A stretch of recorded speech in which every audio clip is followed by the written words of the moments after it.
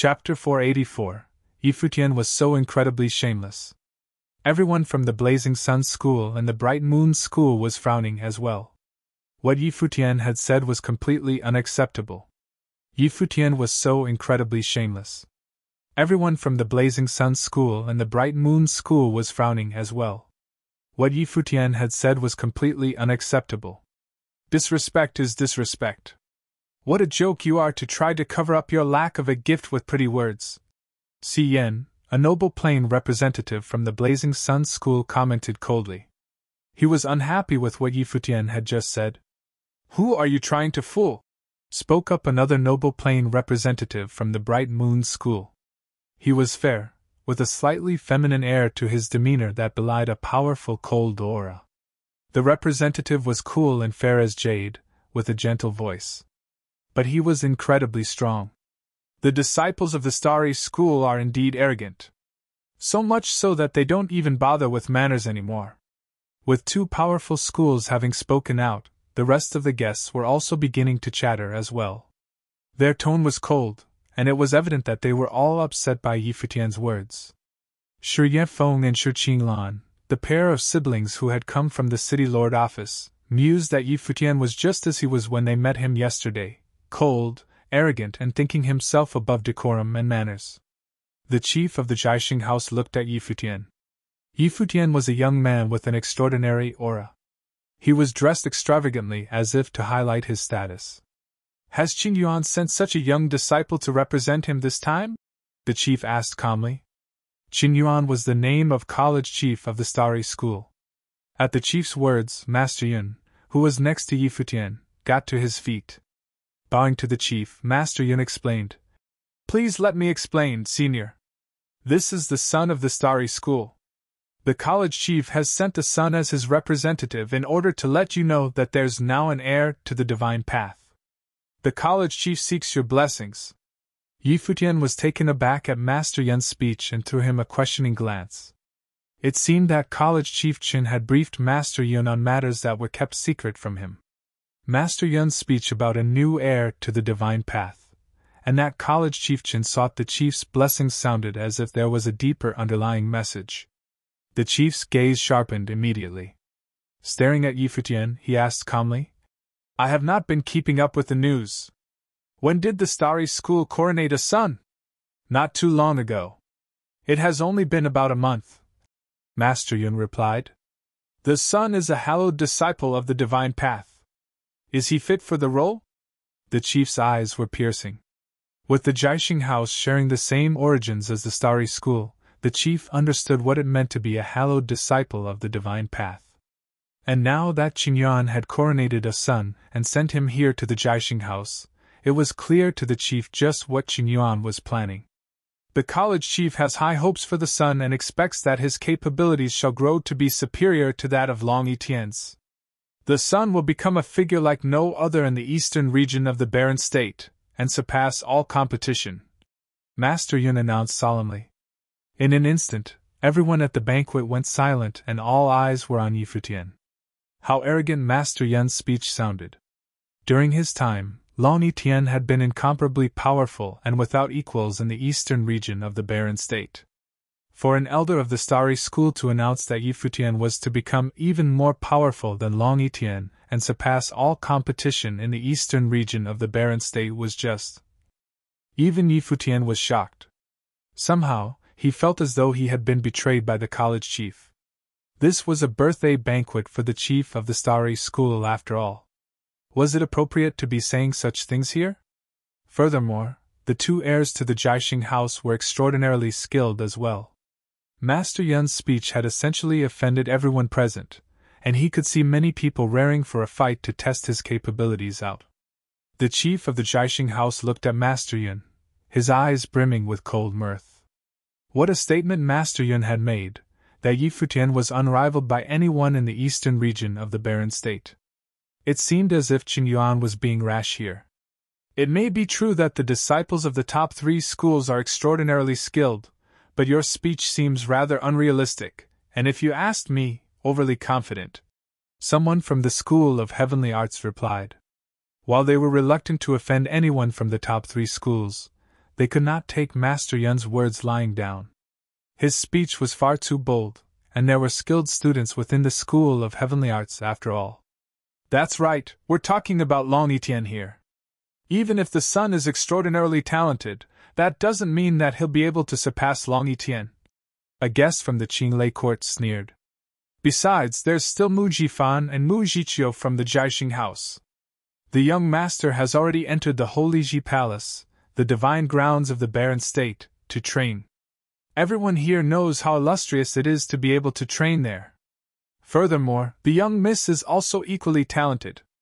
Given their presence, how can anyone dare to say that they'll be unrivaled in the eastern region of the barren state? Mu Jiqiu, who was standing next to the chief, cast her pretty eyes upon Yi Futian. Her expression was incredibly calm, as though nothing could ever disturb it.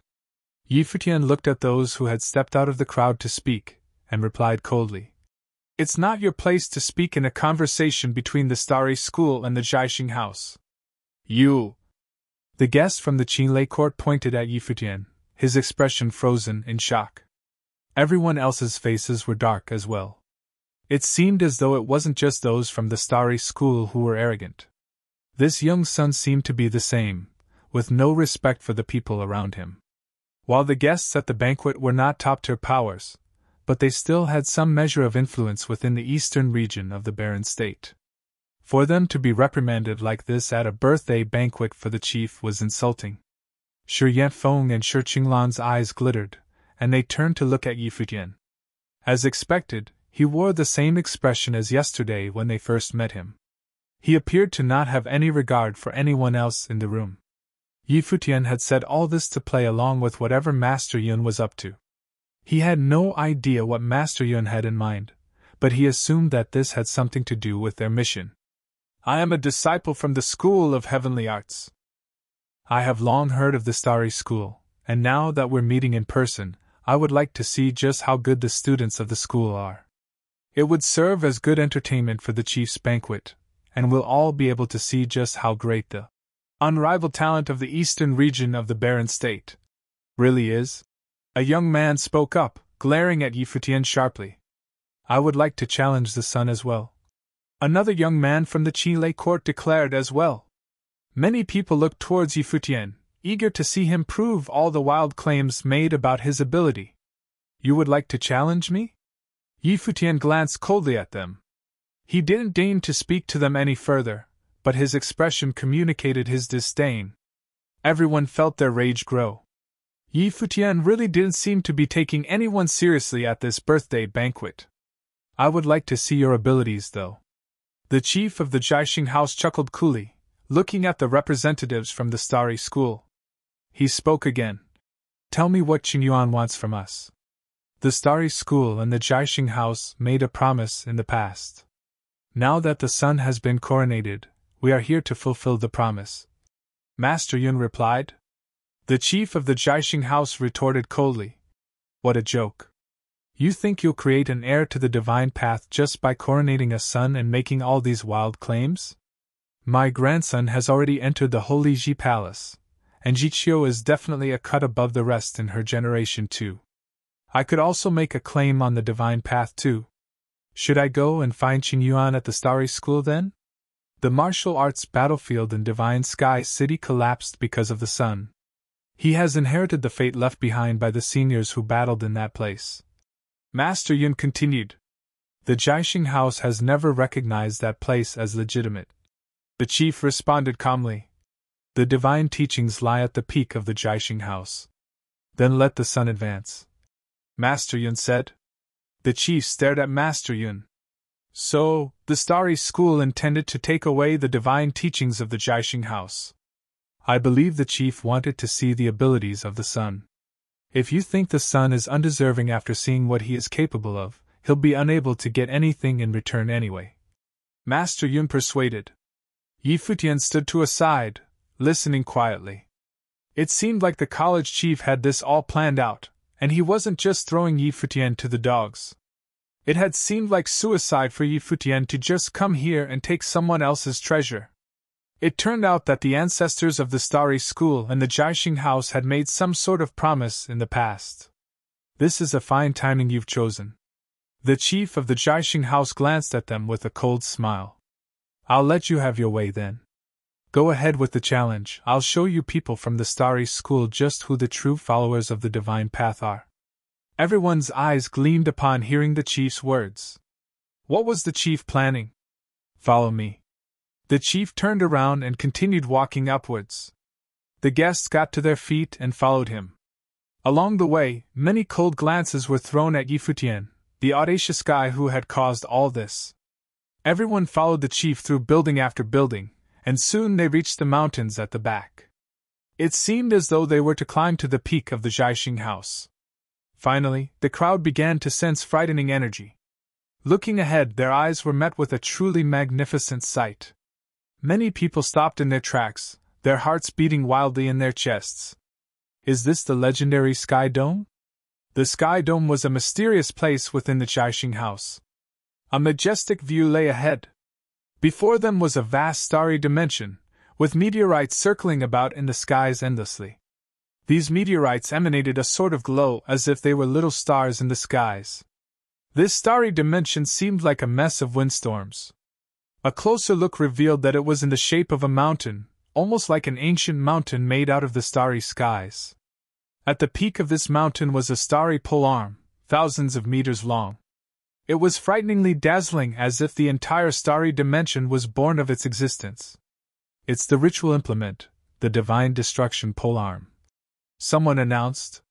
Many were shocked at the information, and Futian stared at the powerful ritual implement.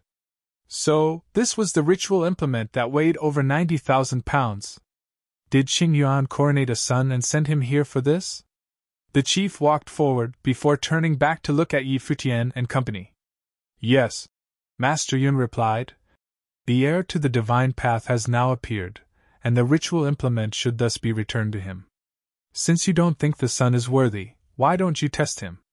Long Etienne tried once back in the day, and now your school has coronated another son to come and try again. Why don't you coronate a son every year from now on then? I'll cancel all my birthday banquets in the future and play along with you. How about that? The chief scolded sternly. Did the chief think we would come here for any other purpose? Master Yun looked at the chief. Since the chief had already brought them here, his intentions were clear to all. Since you all have wildly claimed that he's unmatched within the eastern region of the barren state, I'll give him one chance. The chief announced. I won't send anyone of the noble plane to participate.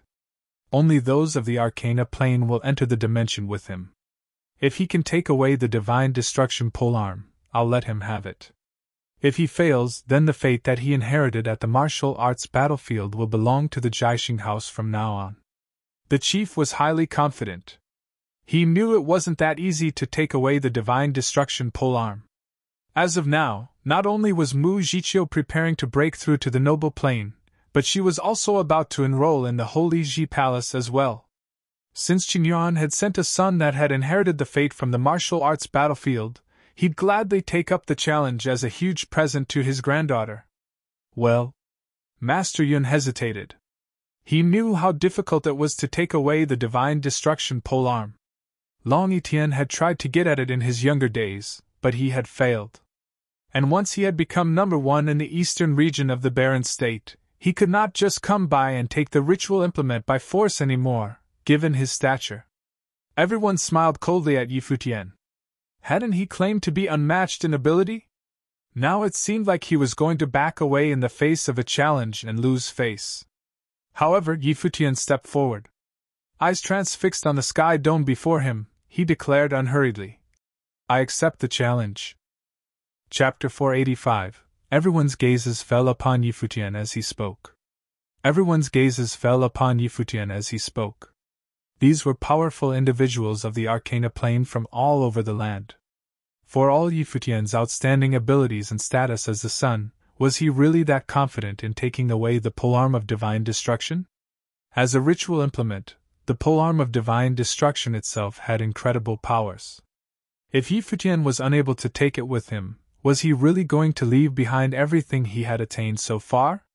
Naturally, no one else was concerned about Futian's situation. After Master Yun and Futian's arrogance, Everyone wanted to see just what someone who claimed to be the unparalleled best in the barren state Eastern domain was made of. Especially since the chief himself had given the word for all of the Arcana Plane to challenge him. Everyone was raring to find out just how good Yi Futian was that he dared to declare himself indomitable. As you've just heard, all those of the Arcana Plane are welcome to enter the Sky Dome and experience the dimension created by the polearm of divine destruction. Since the son of the Starry School has declared himself to be the unparalleled best of the barren state Eastern domain, now's an opportunity to see for yourself if this is true, the chief said lightly. Even without the chief's words, everyone was already raring for a shot at Yi Futian. They knew without question what should be done. Please proceed. The chief's cool gaze swept across Yi Futian and present company. He was absolutely confident that Yi Futian would not be able to take away the polearm of divine destruction. Yi Futian was young and talented, but he was probably overconfident from not having experienced many setbacks. All the best, big brother Futian. Long Linger raised her dainty hand as Yi Futian walked by.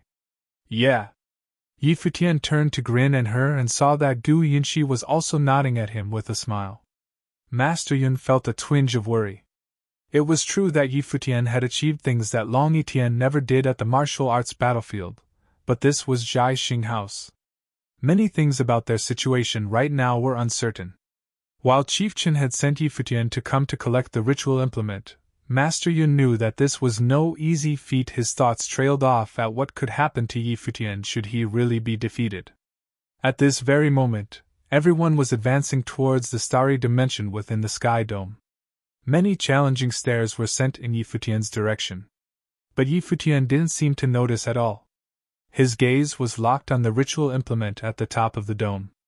As he approached the center, an immense invisible weight pressed down upon him.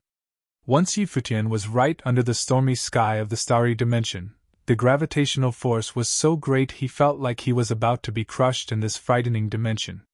Yi Futian took one final step forward into the center of the dome. An invisible storm surrounded him, and the immense gravity made him feel as though he was Atlas holding up the world. It was so heavy. Almost at the same time, the other challengers stepped into this starry dimension as well. For a moment, the challengers floated motionless within the starry dimension. The dimension's pressure weighed equally heavy on them, and the immense discomfort they felt showed in the slightly pained expressions many wore. Shi Yanfeng and Shi Qinglan had stepped into the starry dimension as well. Looking at the ritual implement within the sky, their expressions were solemn. The thought crossed their minds that it would be highly beneficial if they were able to train here every day. Their gazes then turned to Yi Futian, who stood nearby. They were curious as to just how long Yi Futian could stay in this dimension. Yi Futian began to make the journey upwards. It was clear that he really intended to take the ritual implement away. I, Mo Yao from the School of the Heavenly Arts, will challenge you. A figure shrouded in blinding rays of light made his way towards Yi Futian. His intent to battle was apparent. With a quiver, Mo Yao transformed into numerous shadow figures that struck out instantaneously at Yi Futian. The unforgiving energy surrounding Yi Futian grew wilder with the incoming attack. Yi Futian waved a hand, and immediately meteorites rose around him to deflect the attacks. Several explosions saw the attacks and the shadow figures blown apart. Throwing a glance at Mo Yao, Yi Futian struck out at him, the attack whistling through the air. With a loud boom, Yi Futian's attack blew through Mo Yao's defense and landed directly on him. The impact made him cough up blood and he was sent flying. He was then pushed down by the dimension's immense gravity. Nearby, the eyes of Shi Yanfeng and Shi Qinglan sparkled. It was just as they had expected. One who had been declared the sun was indeed outstanding in ability. Even Mo Yao, one of the more powerful figures within the School of Heavenly Arts, had been defeated in no time. I, Mu Qing of Mount Xianyuan, will challenge you. Yet another challenger of the upper arcana plane charged at Yi Futian, his body glowing with green rays of light. He struck at Yi Futian with a gigantic battle axe. The force of the attack split even meteorites apart. The consequences would be disastrous if it landed on Yi Futian. Lightning flashed around Yi Futian, and he lifted his hand to reveal a shield of thunder. Once released, the shield morphed into gold and purple streaks of divine lightning, which rushed towards Mu Qing like an endless thunder raid. Mu Qing's body was instantly covered by the lightning, which even struck all the way into his mind. He trembled violently as the lightning passed through his body. His hair stood on end, and a burnt smell hung in the air. "Don't bother introducing yourselves, I can't remember your names anyway," Yi Futian called out coldly, continuing his ascent. Everyone's faces darkened. He was obviously insinuating that they were but small fry that he couldn't even be bothered to get acquainted with. A challenger from the Red Phoenix clan came rushing at Yi Futian in a flurry of fiery energy, bathed in phoenix flames. A phoenix shadow was created, and it charged straight at Yi Futian. Yi Futian glanced carelessly in her direction. The brilliant radiance of the sun emanated from him, morphing into a powerful flame matrix that flared straight at her. The challenger was halted in her tracks immediately. She struggled in the sky, seemingly about to be turned to ashes by the powerful flames. Ugh! Spitting out a mouthful of blood, she plummeted down as well. All eyes were on Yi Futian. The son of the Starry School did live up to his title after all. The chief watched quietly at the side, completely unfazed. He had already expected that a son chosen by Qingyuan would be this powerful at least. It was apparent that Yi Futian had yet to reveal the full extent of his power, but the chief was not worried. Mu Jiqiu silently observed the starry dimension by his side. Her expression was calm as usual, as though nothing could ever shake her composure. In the dimension, Yi Tianfu was making the journey upwards while enduring the immense gravitational force and warding off attacks from challengers. The challengers had been provoked to anger. Now everyone was encircling Yi Futian, and he was attacked by many different techniques all at once. But it seemed as though Yi Futian was surrounded by a smaller starry dimension of his own, with the meteorites that had been shattered revolving around him still in an impenetrable cloud. A buzzing sound came from above Yi Futian, right before a gigantic battle axe came rushing down towards him like a shooting star plummeting from the heavens. A blinding gold light appeared with the axe as if a new world was being forged within the starry dimension. "He's finally making a move!" The eyes of many challengers sparkled at the mention of Ta Kaishan. Hailing from Mount Xianyuan, he was freakishly powerful. He was also said to have mastered one of the truths of the Xianyuan axe. This axe was powerful beyond measure. Yi Futian glanced at the sky. It seemed to him that this light the axe was emitting belied a mysterious power. Anything that came before the axe would be destroyed. The large meteorites within the meteorite storm that surrounded Yi Futian were split in two by the axe. There were no loud explosions unlike before. The axe cut through the meteorites cleanly and soundlessly. It was stopped only by the meteorites that glowed with a mystical light, right before it reached Yi Tianfu. These dazzling meteorites seemed to form an imaginary starry sky of their own around Yi Tianfu, shielding and protecting him. He was currently using immortal celestial bodies, a defensive technique that was so strong it was indestructible. Yi Tianfu's eyes shone with the radiance of stars in the night sky. Looking at the many who had come after him in the dimension, a flash of coldness shot through his gaze. "Since all of you are so eager for a challenge, I'll make your wish come true." As he stared coldly at the crowd, the stars surrounding him slowly grew sharp and pointed. Yi Futian was now bathed in starlight, an unimaginably brilliant sight to behold. All of a sudden, he charged towards them, like a shooting star streaking through the sky. At the sight of Yi Futian charging towards them, one of the challengers attempted to quickly retreat. Yet Yi Futian was just as fast as a shooting star, and the radiant figure shot across the horizon at breakneck speed towards the challenger. With a loud boom, the challenger was sent plummeting down like a fallen star, leaving behind a streak of blood as they fell. There was not even a moment for the crowd to react before they saw Yi Futian moving through the starry sky. Despite the immense gravity, he was still horrifyingly fast. In the blink of an eye, dozens of people were hit by Yi Futian and felled with a resounding thud. They were completely defenseless in the face of this shooting star. In fact, everything happened so fast that the challengers were taken down one after the other. To the onlooker, it seemed as though it was raining bodies inside the starry dimension. A magnificent sight it truly was. Just then, the shooting star came to a halt. However, endless streams of starlight then began to shoot outwards in all directions, hitting yet more challengers in the starry dimension. Meteorites, the chief observed, conceding that Qingyuan had chosen quite well this time. Yi Futian was commendably proficient in these techniques. Jiqiu, the chief called out. Yes, grandfather? Mu Jiqiu, who had been by his side, answered quietly. The startling beauty remained facing forward still, while strands of hair fluttered against her forehead with the wind. Go ahead into the dimension, the chief ordered.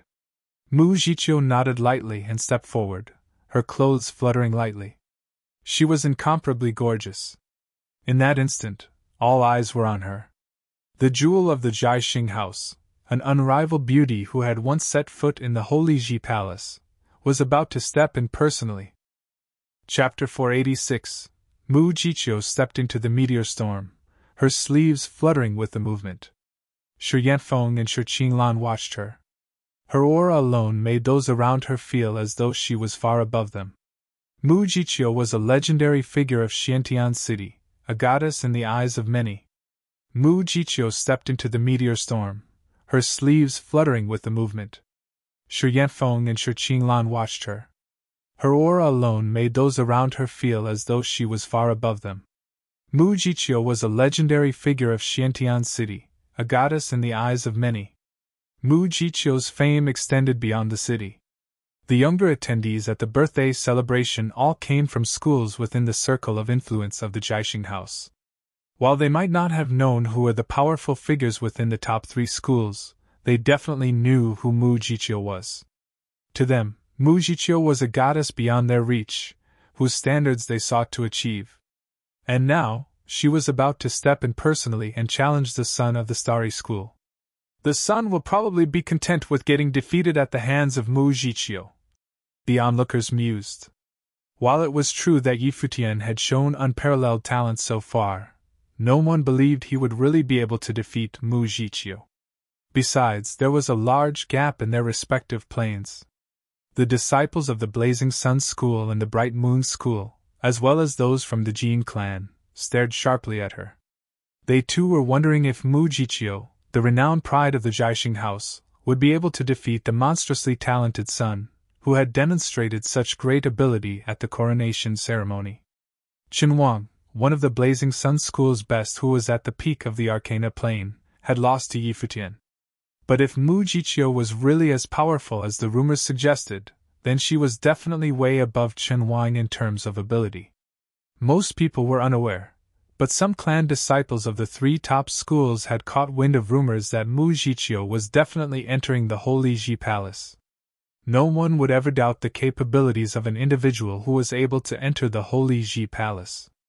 All eyes were on Mu Jiqiu, yet she did not seem to be bothered by the attention, and was peaceful as always. Once she entered the starry storm, she glided upwards effortlessly with the whirling winds, light as air. It was as if the heavy gravitational forces had no effect on her. In fact, she was riding on the currents of the storm as if they were nothing. How beautiful!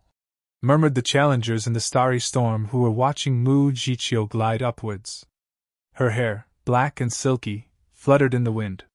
She was as gloriously beautiful as an angel. Looking at the figure gliding up towards him, Yi Futian had to admit that Mu Jiqiu was indeed unparalleled in her beauty. She was second to none whether in looks or demeanor. However, he ignored her and continued his way up. His attention was on the divine destruction polearm that hung suspended in the sky. Yi Futian was here for the ritual implement, and no one would get in his way, not even Mu Jiqiu. As Yi Futian moved upwards, the gravitational pull grew stronger. He was left straining against gravity, unable to advance. Below, Mu Jiqiu was still spiraling upwards along with the currents of the storm. It seemed as though she were a fairy dancing through the air. In no time, she caught up with Yi Futian and cast her eyes upon him.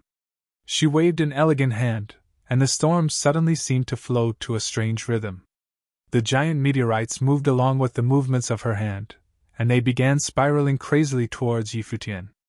Everyone watched as the humongous meteorites changed their initial trajectory and sped towards Yi Futian. Furthermore, these eye-catching, radiant meteorites were not traveling in a straight line.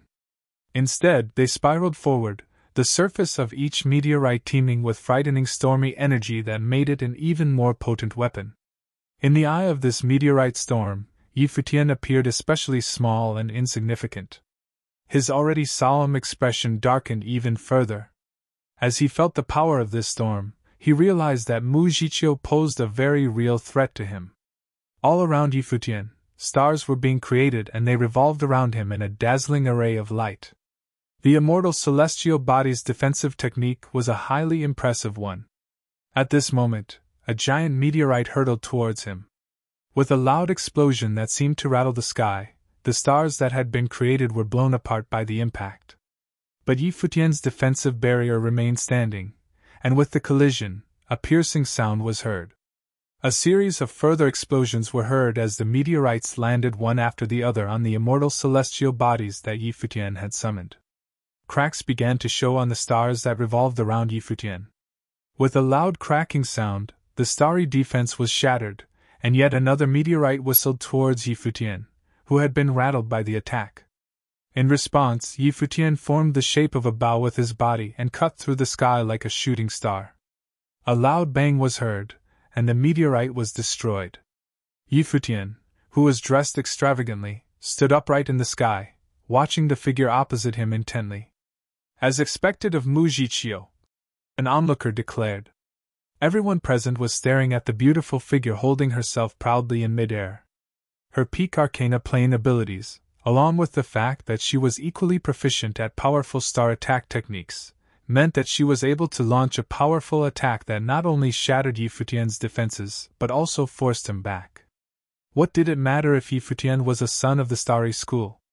His reputation reached only the ends of the school. He was but fodder to boost Mu Jiqiu's own illustrious name. Mu Jiqiu's gaze remained peaceful. She waved her hands and activated a wind technique, twisting the air into whirlwinds that spun towards Futian.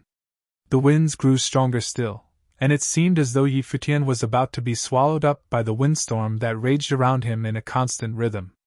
Futian watched as the windstorm tore apart meteorites, and created countless sharp edges that reminded one of knives. Even worse, the windstorm merged with the starry storm that he had created, releasing an even mightier power that forced him to remain in the middle of the storm. Meteorites buzzed around Futian, emitting dazzling starlight as they formed a storm that had him caught in the middle. With the storm continuously growing stronger and merging with the whirlwinds Mu Jiqiu had created, the entire starry dimension was instantly transformed into a nightmarish dark landscape of wind storms. A sharp piercing sound could be heard coming from the wind. Mu Jiqiu stepped forward, her long hair fluttering in the wind. As she moved, a smaller starry dimension seemed to form behind her. The smaller dimension seemed to resonate with the one they were in. The meteorites hummed and vibrated, and the formless whirling energy seemed to vibrate along with them as well. Her realization of Dharma is the miniature starry sky. Futian's eyes sparkled. He realized that Mu Jiqiu's life spirit obviously had something to do with the starry skies. The Jiaxing house now seemed a more legitimate heir to the starry divine path than the starry school.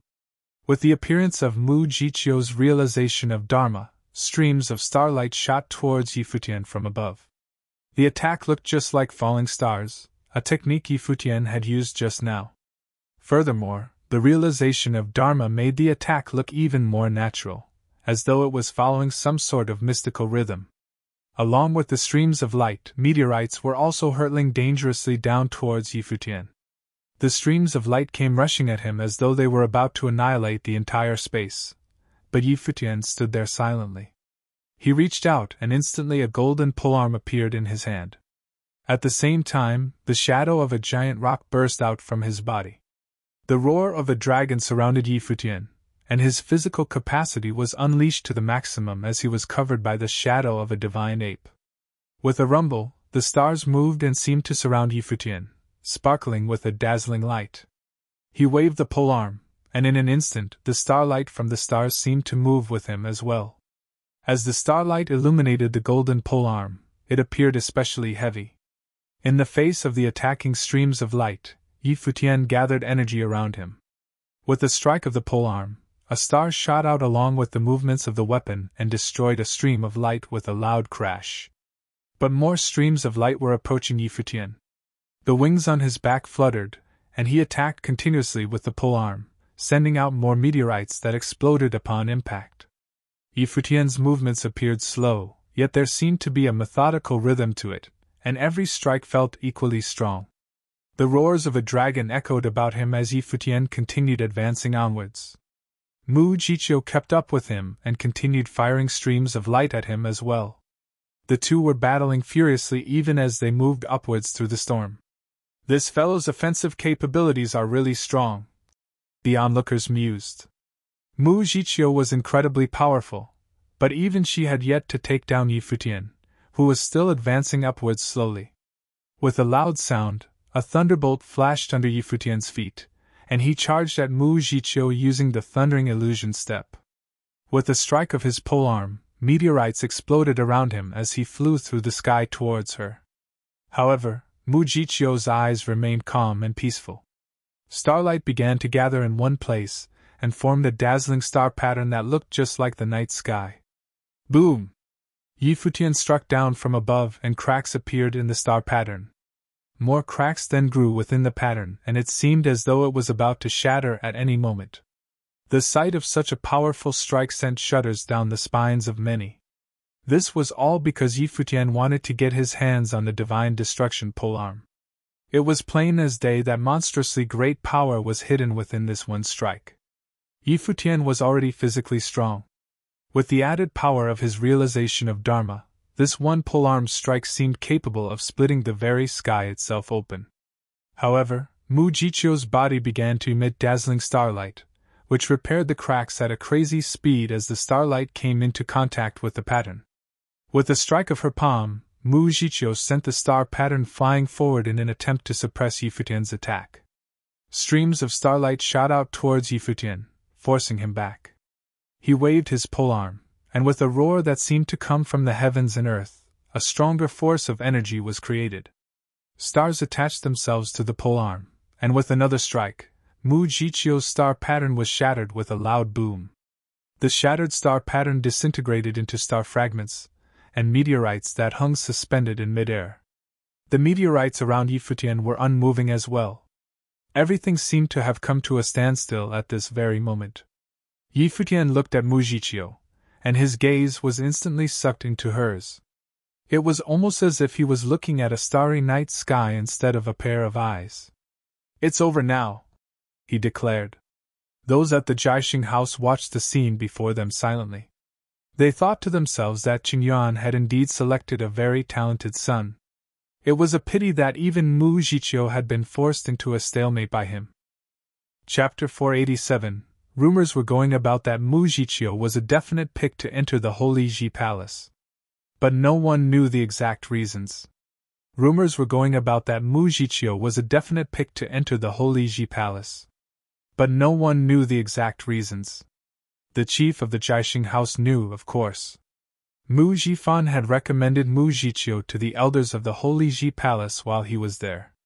Afterward, an influential figure from the palace had personally come to the Jiaxing house to meet Mu Jiqiu.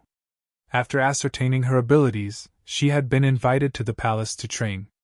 As such, Mu Jiqiu was granted direct admission to the palace without having to go through any tests, an unimaginable honor. The chief also knew that this granddaughter of his was incredibly competitive. Despite being admitted directly to the palace, she continued to prepare in order to enter the palace through her own merit. From this, her talent and ability were clear to see. Not many people in the vast eastern region of the Barren State had the opportunity to train in the legendary Holy Ji Palace. Even students of the top 3 schools did not find it easy to gain admission. Only the monstrously powerful, and those of the highest abilities would be able to go. Yu Tianfu's plane was far lower than Mu Jiqiu's, yet he had been able to hold up against her in battle. This was no easy feat, and the chief's opinion of him shifted for the better. Indeed, the chief thought to himself, that old man Qingyuan certainly had picked well this time. The Starry School had finally produced a character that was truly heads and shoulders above the rest, arguably even more powerful than Long Etienne, But that didn't mean that the conclusion to this battle would be any different. In the instant Yi Futian looked at Mujichio, he felt himself sink into her gaze, in which saw a dazzling night sky. It seemed to be a world created by sorcery. Mujichio was actually a powerful spirit elemental mandate cultivator. Furthermore, she was talented in navigating multiple elements as well. The stars revolved about that dazzling night sky. An endless stream of starlight shone upon Yi Futian, bringing about a force that pressed down unforgivingly upon Yi Futian. Both his spiritual energy and his physical body felt incredibly heavy, and the pressure was almost unbearable. The starry storm around Yi Futian reflected the sight he saw within his spiritual will. Meteorites began to revolve in a more orderly manner around Yi Futian, with each rock emitting a blindingly dazzling light. The starry sky was revolving and shifting in an orderly fashion. Countless people looked on in shock. They knew that this was far beyond the abilities of an individual of the Arcana plane. Mujichio must have mastered a tenet of sage intent and combined it with her own power in order to move the stars. With such great power, no one would be able to defeat her, save for a person of the noble plane. Everyone stared at the beauty who held herself upright in the starry sky, speechless for a moment. Who would be good enough to deserve a talented beauty like her? To even look at her was already an undeserved privilege. Yi Futian's heart was beating out his chest, while his blood boiled in his veins. His physical body was barely enduring a frighteningly heavy pressure, and the amount of pressure placed on his spiritual will was enough to bring a person to the brink of breakdown. Still not admitting defeat? A cool, detached voice rang out to him. This was the first time Mujichio had spoken since entering battle. She knew just how powerful the energy she was releasing could be. If she were to keep up her attack, she would not be able to maintain control over what happened next. If Yi Tianfu was unable to hold up against her, then he might be destroyed right where he was. Yi Tianfu ignored her.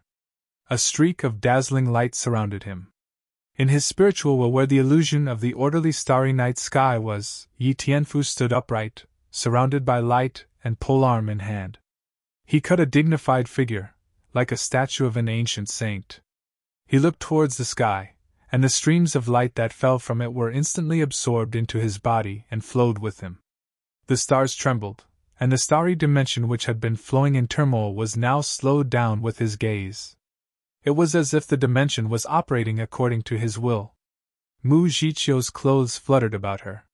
Her eyes were still as dazzling as the stars, and starlight glowed within, making them even more striking. She stared at Yi Futian, who stared back. Time seemed to come to a standstill. This strange sight had many baffled. Just what was going on? The two figures, one the long-haired pride and glory of the Jiaxing house, the other the son of the starry school with his holy robes resplendent on him, seemed to be staring at each other. Some onlookers guessed that they were battling through spiritual energy. Within the sky dome, menacing meteorites floated about to a strange order before gradually forming an incredible storm. Yi Futian looked as though he was about to sink downwards. Suddenly, endless streams of starlight shot out and rained down on Yi Futian like a meteor shower. Yi Futian's body, flowing with dazzling eye-catching starlight, no longer seemed like flesh and blood. Instead, it felt as though he possessed a body crafted from the stars themselves. He glowed with the starlight in his body, and the polearm he wielded also emanated a dazzling light. Yi Futian then began to wave the polearm about. Every move seemed to belie a sort of mystical rhythm. It seemed as though his power was limitless, and with the might of the stars, he would assert his authority over all. When a meteorite plummeted down towards him, Yi Futian struck out with the polearm, the seemingly sluggish movement belying incomparable power. A deafening boom resonated across the sky, and the starry dimension seemed to tremble at the impact. Even so, more meteors rained down upon him menacingly in a fury of sound. It seemed as though he was going to be buried alive. With a twist of his body, Yi Futian sent another strike singing towards the meteorites. The winds roared, and the light of the meteorites was scattered in all directions by the impact. The hearts of the onlookers were beating fast at the battle. They felt the immensity of Yi Futian's power. Mujichio was like a fairy, creating the rules of the stars and releasing meteorites. On the other hand, it was as if Yi Futian had truly mastered the teachings of the divine path. Starlight glowed from his being and his features were almost completely obscured by the light. It was as if he had transformed into light. At the fourth strike that destroyed yet more of the meteorites that littered the sky, the starlight that emanated from Yi Futian's body and the polearm had filled the vast dimension. An endless meteor shower then began to fall from the sky. It was impossible to destroy all of them. Yi Tianfu took flight, and the dazzling polearm swung endlessly in the sky, destroying meteorite after meteorite to the point where the shadows of the moving polearm merged into one. At the fifth strike of the 9 heavenly attacks, everything before the polearm was destroyed. The meteorites exploded violently and fizzled off in the sky. To the onlookers, Yi Tianfu had bulldozed through the starry sky with his incomparably dazzling polearm. With a resounding boom, the starry dimension that Mu Jiqiu had created collapsed, sending tremors all throughout the sky. The meteors had been destroyed, and their light was dimming. Mu Jiqiu's delicate figure trembled with a soft cough before she spat out blood, which stained her clothes. It was as if the starry storm no longer existed in this very moment. Everyone was stunned speechless at the sight of the beautiful figure with blood on her clothes and the young man who stood proudly in the sky with a polearm in hand. Many of the onlookers began to recall what Master Yun had previously said, that the abilities of the Sunway surpassed that of Long Yitian. Second to none in the eastern region of the barren state, the sun was powerful enough to rise above all. Before this, many had felt that for how skilled the son of the starry school was, it was boastful to make such an exaggerated claim. But at this very moment, things had changed. Mu Jiqiu was a jewel of a talent who had been able to enter the Holy Ji Palace. But even with her peak arcana plane abilities, she had been defeated by Yi Futian. If that were the case, was it really an exaggeration to claim that Yi Futian was powerful enough to rise above all? Shi Yanfeng and Shi Qinglan's eyes widened as they observed the happenings in the sky. Their long-held beliefs were crumbling before them, and it felt as though their hearts were breaking. So there really was someone who was able to defeat Mu Jiqiu with just the abilities of a middle arcana plane. Mu Jiqiu was peerless in her talent. She was strong. No one dared to deny that. And yet she had still failed. The blood on her clothes was a shocking sight to see. The chief's gaze froze on her as well. However, he remained calm, though not to the extent of numbness unlike some onlookers in the crowd. He then looked at Yi Futian, his gaze sharp and glittering. No doubt Qingyuan had sent Yi Tianfu to the Jiaxing house in pursuit of the divine destruction polearm. Just where had he found such a monstrously powerful son? With Yi Tianfu's abilities, entering the Holy Ji Palace would be absolutely no problem. Yi Tianfu glanced at Mu Jiqiu. The polearm in his hand disappeared, then he continued moving towards where the divine destruction polearm was at the top of the sky dome. The immense pressure within the sky dome grew stronger still. With every step he took, he was forced to slow down even more. But he was surrounded with starlight, and as he continuously ascended, he began to make progress. Below him, Mu Jiqiu lifted her head to look at Yi Tianfu ascending through the sky.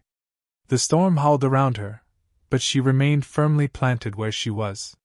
The journey of training was long and never-ending, and there always was someone out there who was more powerful. Being peerless in one's talent also depended on who it was one competed against. The chance to battle could only strengthen her will. At long last, Yi Tianfu finally reached where the divine destruction polearm was. The 1,000-meter-long polearm was too big for Yi Futian to hold even with both hands. He touched the ritual implement, and then attempted to lift it up by carrying it on his shoulders. The sky dome seemed to tremble, and an incomparable pressure weighed him down. He was in the middle arcana plane, which meant he was strong enough to split mountains and break the earth, enough to lift 90,000 pounds. However, the weight he was enduring now was not just that of the divine destruction polearm, but also of the monstrously heavy pressure that lay within. Everyone was watching Yi Futian, including the chief of Jiaxing House. What did it matter if Yi Futian was powerful? He still couldn't manage to take the ritual implement away. Yi Tianfu's expression was solemn. The roar of an ape pierced the air and reverberated before a gigantic divine ape seemed to materialize behind Yi Futian and attach itself to him. The divine ape was incredibly strong. Reaching out with a pair of thick, strong arms, the divine ape grabbed onto the ritual implement and attempted to lift it up with a resounding roar. The ritual implement trembled before a frightening burst of starlight plummeted downwards. With a loud sound, the huge divine ape had been forced down. It was unable to endure the pressure of that energy. The ritual implement possesses a spirit of its own, Futian thought as the divine ape disappeared. With his current plane, he might not be able to take this ritual implement away. The chief probably knew this, which was why he let Futian have a shot at it. However, College Chief Chen definitely had his reasons for sending him here. Don't bother trying anymore, you won't be able to take away the divine destruction polearm. The chief spoke to Futian, who was at the top of the sky dome. Really? Futian looked down from where he was at the chief. Futian touched the divine destruction polearm, moving upwards along the length of the pole. A streak of dazzling sunlight emanated from his hand, surrounding the ritual instrument. Futian came to the top of the divine destruction polearm, his hand remaining on the ritual implement still. The ritual implement trembled slightly at this moment, as if it sensed the hidden significance of the streak of light. The endless glow of the stars wrapped itself around the 1,000-meter polearm. Yi Tianfu closed his eyes in an attempt to resonate with the ritual implement. He sensed a strong resistance, as though the ritual implement was intent on remaining where it was, refusing to go anywhere else. I'll only ask you this, are you leaving or not? Chapter 488. As Futian spoke, many onlookers were shocked. How arrogant did this guy have to be to only ask the divine destruction polearm, are you leaving or not? As Futian spoke, many onlookers were shocked. How arrogant did this guy have to be to only ask the divine destruction polearm, are you leaving or not? Who did he think he was? The divine destruction polearm was an instrument of the saints that was passed down through the generations. It was with the possession of the polearm that the chief of Jiaxing House could claim that they, and not the Starry School, were the true inheritors of the divine path. For generations, the top 3 schools, especially the Starry School, have always had their eye on the divine destruction polearm. But they had never succeeded in their attempts to claim the ritual implement. That was before Futian came. The chief stared at Futian, his expression luminous as the stars. The young man had thrown a question at the ritual implement. Was it going to leave with him, or not? The divine destruction polearm belongs to the Jiaxing House. Do you think you'll be able to take it away so easily? The chief spoke coldly. What did it matter if Futian was incredibly talented? Futian seemed to not hear him. Streaks of divine light rushed into the ritual implement and resonated within. The moment he lifted the ritual implement, he realized that he had fallen into the chief's trap. With his current abilities and plane, he wasn't able to take the ritual implement away even if it was just sitting there before it. The ritual implement had a will of its own, and if it didn't choose to leave with him, he would never be able to take it away. As such, he attempted to communicate through the divine light. If this ritual implement was really passed down from the saints, then it should be able to sense the will of the saints. Should the ritual implement still refuse to go with Futian after that, then he would accept that it was just not meant to be and stop forcing things. Suddenly, the divine destruction polearm began rumbling violently, causing the starry storm to intensify as well. What's going on? Everyone was spooked as they sensed the rumblings from the starry dimension. Dazzling light shot out in all directions from the top of the divine destruction polearm as it began to shake violently. The chief's expression changed, and he stared sharply at the sky. All the starlight in the sky seemed to be sucked into the divine destruction polearm, even as streams of dazzling light were being released. In no time the starry sky had disappeared. The ritual implement shook, then with a loud bang, a tremor spread. The 1,000-meter divine destruction polearm shrunk into a 2-meter-long polearm that fit into Futian's hand. Why is this happening? An onlooker demanded. The divine destruction polearm has submitted to him. The expressions of all those at the Jiaxing House changed. The disciples of the top 3 schools were shocked beyond measure, as well. Everyone was staring intently at the figure in the sky. At this very moment, the handsome young man stood proudly at the top of the sky dome.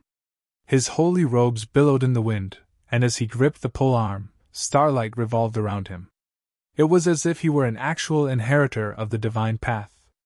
Mu Jiqiu's gaze was also on Yi Futian, a surge of emotion finally appearing in her cool eyes. The polearm had actually chosen to follow an outsider, and this made her a little disappointed. "Good job!" exclaimed Longlinger excitedly. She marveled at how incredible Big Brother Futian was, and smugly thought that the old man was probably drowning in regret right now for allowing him to proceed. Master Yun and everyone from the Starry School inhaled deeply. So, this was the son of their Starry School. He was incomparably brilliant and luminous even here at the Jiaxing House. "I thank you for the gift, Senior. I am a little ashamed to be accepting such a huge gift, but since the Divine Destruction polearm has agreed to follow me, I will not insult it by refusing. Even as the illustrious name of the polearm rings out across the barren state, people will always remember that it originally came from the Jiaxing House," Yi Futian said. Many were taken aback by his words, and they looked to the chief to see his reaction. Yi Futian was making it sound as though the chief had gifted the polearm to him with his speech and words of praise when he was the one who had taken someone else's treasure. It was obvious that the bastard was making it impossible for the chief to go back on his word. Just how shameless could one be? The chief of the Jiaxing House probably wanted to kill him at this very moment. How could he bear to let go of the Jiaxing House's precious possession? He had agreed to let Yi Futian try and take the Divine Destruction polearm because he had wanted Yi Futian's learnings from the martial arts battlefield. Who would have thought Yi Futian would really have been able to take the polearm away? Gu Yinshi blinked, and she giggled to herself. What a guy Yi Futian is, she thought to herself. The corners of the chief's eyes twitched, and his heart hurt. He regretted allowing Yi Futian an opportunity to take away the Divine Destruction polearm. He wouldn't have done so if he had known that Yi Futian really had the ability to do so. But he was the chief of the Jiaxing House, and he couldn't go back on his word for fear of disgrace. However, at the thought of Yi Futian taking away the polearm, he felt a surge of reluctance. "Put that down!" a cold voice called out. From afar, a few figures sped towards them. At the fore of those figures was an incredibly handsome man. Yet his handsome features were cold, and invisible energy flowed in the space around him. In an instant, they reached where everyone was and stared coldly at Yi Futian. "Jifan!" the chief called out, sending chills down everyone's spine. It was Mu Jifan, the illustrious son of the Jiaxing House who had already trained at the Holy Ji Palace. He was a monstrously talented prodigy. He had returned to the Jiaxing House. "Grandfather, I've come to wish you a happy birthday," Mu Jifan greeted the chief. He then cast a cold gaze towards Yi Futian. The latter was holding the Divine Destruction polearm in his hand. Mu Jifan had no idea what had just happened, nor was he interested to know why. The polearm was an heirloom from the saints that sat at the sky dome of the Jiaxing House. This ritual implement would be his primary weapon one day, and he already had his sights set on it. With the Divine Destruction polearm, he would restore the Jiaxing House to its rightful place and surpass the top 3 schools. But today, the Divine Destruction polearm had fallen into the hands of another. The ritual implement was a gift from the chief. Master Yun spoke mildly. Mu Jifan's eyebrows creased and he looked to the chief with a confused expression. Someone then informed him of everything that had just happened. Mu Jifan turned his gaze towards Yi Futian again and spoke. "Put down the Divine Destruction polearm. Feel free to ask for something else. The Jiaxing House will gladly give it to you. I'll pass. Since the ritual implement has already agreed to follow me, I will not refuse it," Yi Futian responded, looking at Mu Jifan. The chief of the Jiaxing House had already made a promise in front of everyone. Was Mu Jifan trying to have the chief's promise retracted now? This was a bet, Yi Futian thought to himself.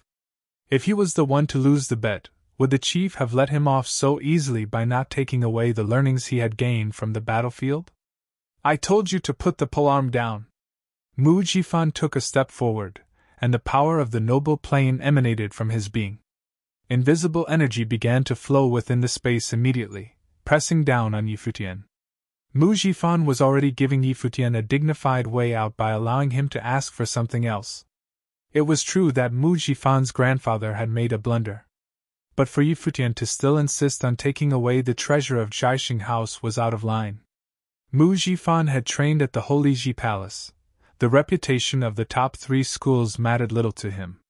The top 3 schools may be the holy grail of training grounds in the eastern region of the barren state. But the illustrious name of the Holy Ji Palace rang out all across the barren state. "Who do you think you are?" Yi Futian answered coldly, staring at Mu Jifan. He was annoyed that Mu Jifan expected him to put down the ritual implement with just a word. Since college chief Qin had sent him to collect the divine destruction polearm, Yi Futian supposed it wasn't really his problem whether or not he could hold on to it once he had claimed it. The ritual implement was an heirloom of the saints. That old guy couldn't possibly believe for real that Yi Futian, who was only of the Arcana plane, would really be able to take the polearm away from the Jiaxing House. Mu Jifan's expression was cold. He stepped forward again, and the invisible pressure grew stronger still. Mu Jifan grabbed at the space before him, and a star-plucking handprint appeared in the sky. The gigantic handprint covered most of the sky and came rushing down at Yi Futian. Before it had even reached Yi Futian, an immense pressure pressed down upon him, making his limbs feel incredibly heavy. His golden holy robes rustling in the wind, Yi Futian grabbed on to the divine destruction polearm and a starry sky seemed to appear around him, starlight dazzling around him. Waving the polearm, Yi Futian stepped forward. The polearm grew to the length of several hundred meters, and with the power of the stars in the sky, Yi Futian slashed at the handprint with the polearm. It was as if stars were falling out of the sky towards it. With a loud boom, the handprint was destroyed. Everyone stared fixedly at the sight, and Mu Jifan's expression was incredibly cold. His eyes were fixed on the divine destruction polearm. Everyone in the world of cultivation understood that while a great ritual implement would improve a cultivator's abilities to a certain extent, it would be unrealistic to expect a massive increase in capability. Even with a powerful ritual implement, a lower-level cultivator would be limited by their own abilities and be unable to use the ritual implement to its greatest effect. However, Yi Futian had broken apart one of Mu Jifan's handprints with the divine destruction polearm in hand. The polearm had a will of its own and was able to resonate with Yi Futian to a certain extent. This allowed him to trigger the innate power that was present within the weapon. If that was the case, Mu Jifan definitely could not let Yi Futian take the divine destruction polearm away. Of course, Yi Futian had also felt that the divine light he possessed allowed him to resonate with the divine destruction polearm. That was the reason why he had managed to get the polearm to submit to him. The divine destruction polearm really was the ritual implement that was best suited for him so far. This clash with Mu Jifan had also made Yi Futian realize that with the power of the polearm, he was now able to battle an individual of the noble plane. Under this sort of circumstances, why would Yi Futian give up a treasure he had finally taken for himself? With a thud, Mu Jifan took another step still, and noble will emanated from his being. One of the noble plane had a distinct advantage over those in the arcana plane. They could crush everything with just the strength of their will. As expected, once Mu Jifan's noble will had been released, Yi Futian was unable to move. He was immobilized by Mu Jifan's power. In the past, Mu Jifan had faced traces of noble will. But those were but traces of the real thing left behind by individuals of the noble plane. Now, he faced an individual of the noble plane in person. The resulting experience would naturally be different. After all, they were still of different planes.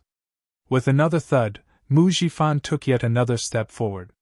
Yi Futian felt his spiritual will tremble. It was as if he were facing a real king at this very moment. Mu Jifan charged at Yi Futian, reaching out to grab at the divine destruction polearm. Yi Futian felt as though he were in an illusion, where he was facing an irresistible power. A streak of light surrounded Yi Futian, and his eyes shone with a dazzling light. With a roar from the divine ape, Yi Futian held on to the polearm and the space around him danced in response to him. With a step forward, Yi Futian attacked. A roar from the divine ape heralded a strike with the divine destruction polearm from above. It was as if the stars were falling from the sky. Another loud bang and the handprint was shattered again. But the shadow of the divine ape trembled, and it seemed unable to hold on tight to the ritual implement. Mu Jifan reached out with a hand and gripped. Instantly, it seemed as though the divine destruction polearm was being gripped by an invisible large hand. Yi Futian's eyes flashed coldly. Divine light filtered into the ritual implement, and it dazzled with starlight, shattering everything around it, and escaping the grip of that invisible large hand. However, Mu Jifan struck out at the same time. Yi Futian was caught off guard, and he was forced back with a grunt.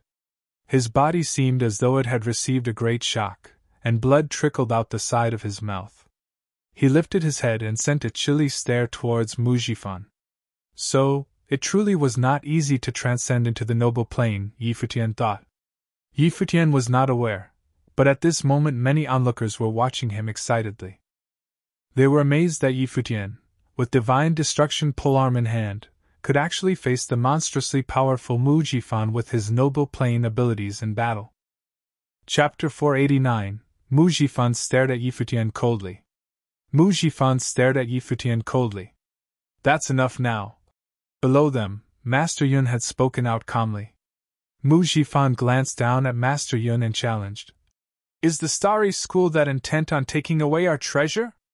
Is this what a promise from the chief of the Jiaxing House amounts to? Master Yun sent a frosty glance in the direction of the chief. This has nothing to do with my grandfather. He may have made a promise, but I have never promised you anything. Mu Jifan retorted coldly. He then moved towards Yi Futian again. You're being unreasonable, Master Yun replied, his expression dark. He began to move upwards into the sky as well. However, strong winds began to howl in the sky, and it seemed as though a surge of endless energy was pressing down from the heavens. Everyone looked up towards the sky in surprise, wondering just what was going on. There was a sharp gleam in the chief's gaze. A handprint came rushing down from the skies in a flurry of starlight, heading straight for Mu Jifan. The chief's expression changed sharply at the sight. Jifan, be careful! The chief shouted. But it was too late. As Mu Jifan advanced towards Yi Futian in a bid to snatch back the divine destruction polearm, an immense energy pressed down upon him from above. Mu Jifan was instantly immobilized, and he felt as though he was about to stop breathing. Lifting his head, his expression changed greatly as he saw a large handprint headed straight for him. The handprint slammed into him without any hesitation, and he was sent flying to the ground with a loud thud. The ground shook and cracks appeared on the surface. The powerful Mu Jifan was now pressed down to the floor by the handprint, spitting out large amounts of blood. The sudden turn of events had everyone looking to the sky in shock, wondering just who had the guts to attack Mu Jifan like this. Mu Jifan was the future chief of the Jiaxing House. Furthermore, he was a disciple of the Holy Ji Palace. It was baffling to everyone that someone would be crazy enough to attack him. Does it matter whether or not you promise? A cool voice rang out from the sky. The voice belonged to a figure standing proudly in the sky. It was an elder with his hands clasped behind his back. Starlight revolved around him, making him look like a god of the stars. Qin Yuan, the chief of the Jiaxing House said, his expression dark. He had looked at the figure in the sky, only to realize to his shock that it was Qin Yuan, the college chief of the Starry School. College chief, you've arrived! Master Yun and everyone else from the school greeted the elder. Yi Futian wasn't too surprised by the appearance of the elder.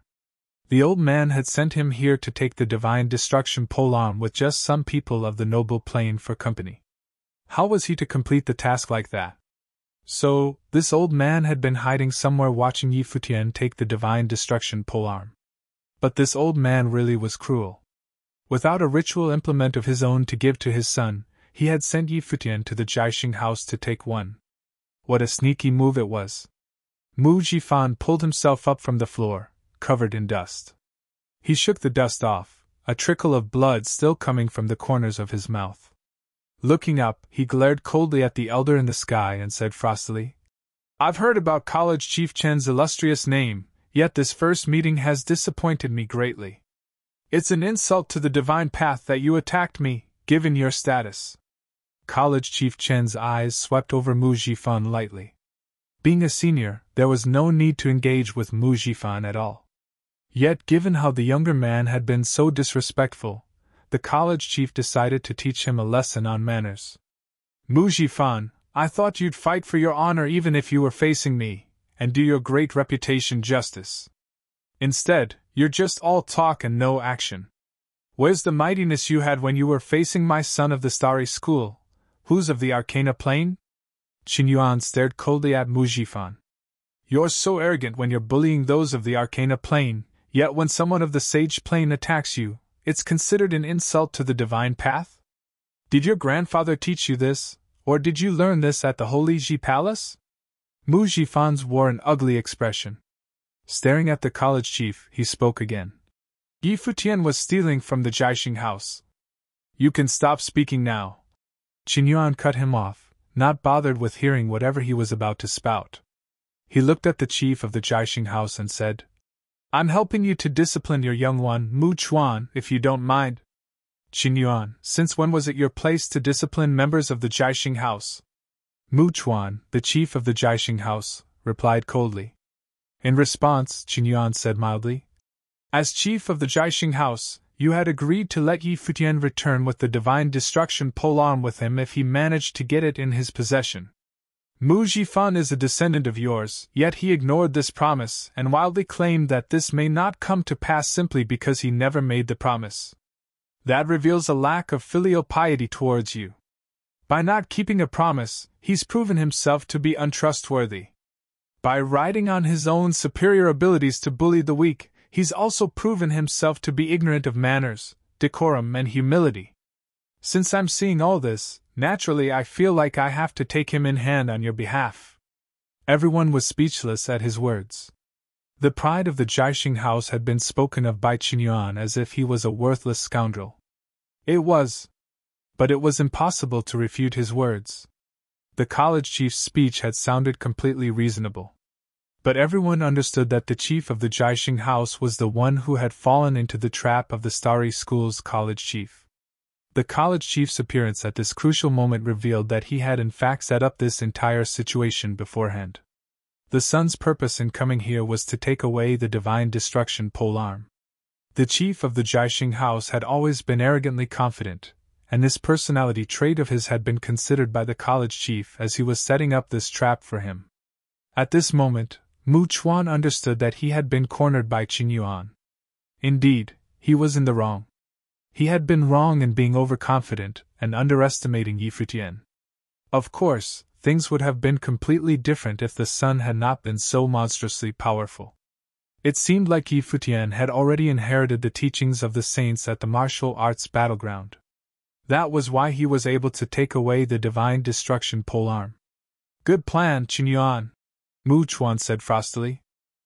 Qin Yuan glanced coolly at him, and continued. The Starry School and the Jiaxing house come from the same tradition.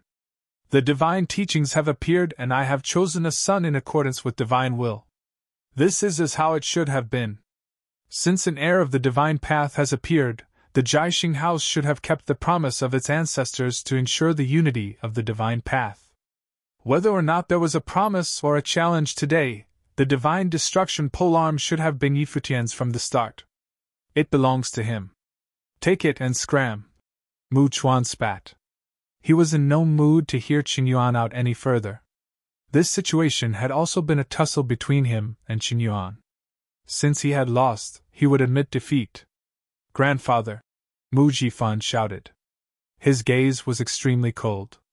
He couldn't believe they were going to just let Yi Futian take away the treasure of Jiaxing house. Mu Chuan waved a hand and didn't say anything more. But Qin Yuan looked at him and spoke again. The heir to the divine path has appeared, and the divine path should be unified again. Would the Jiaxing house like to consider assisting the heir in order to restore the past glory of our ancestors? We don't have time for that, was the cold reply from Mu Chuan. He couldn't believe that Qin Yuan was still trying to get Jiaxing house to become vassals of Yi Futian, the audacity of it. Qin Yuan was only sugarcoating his words. If that's your answer, then I shan't persuade you any further. I'll take my leave now, Qin Yuan said, before turning and walking up to Yi Futian. You did pretty well, let's go back now.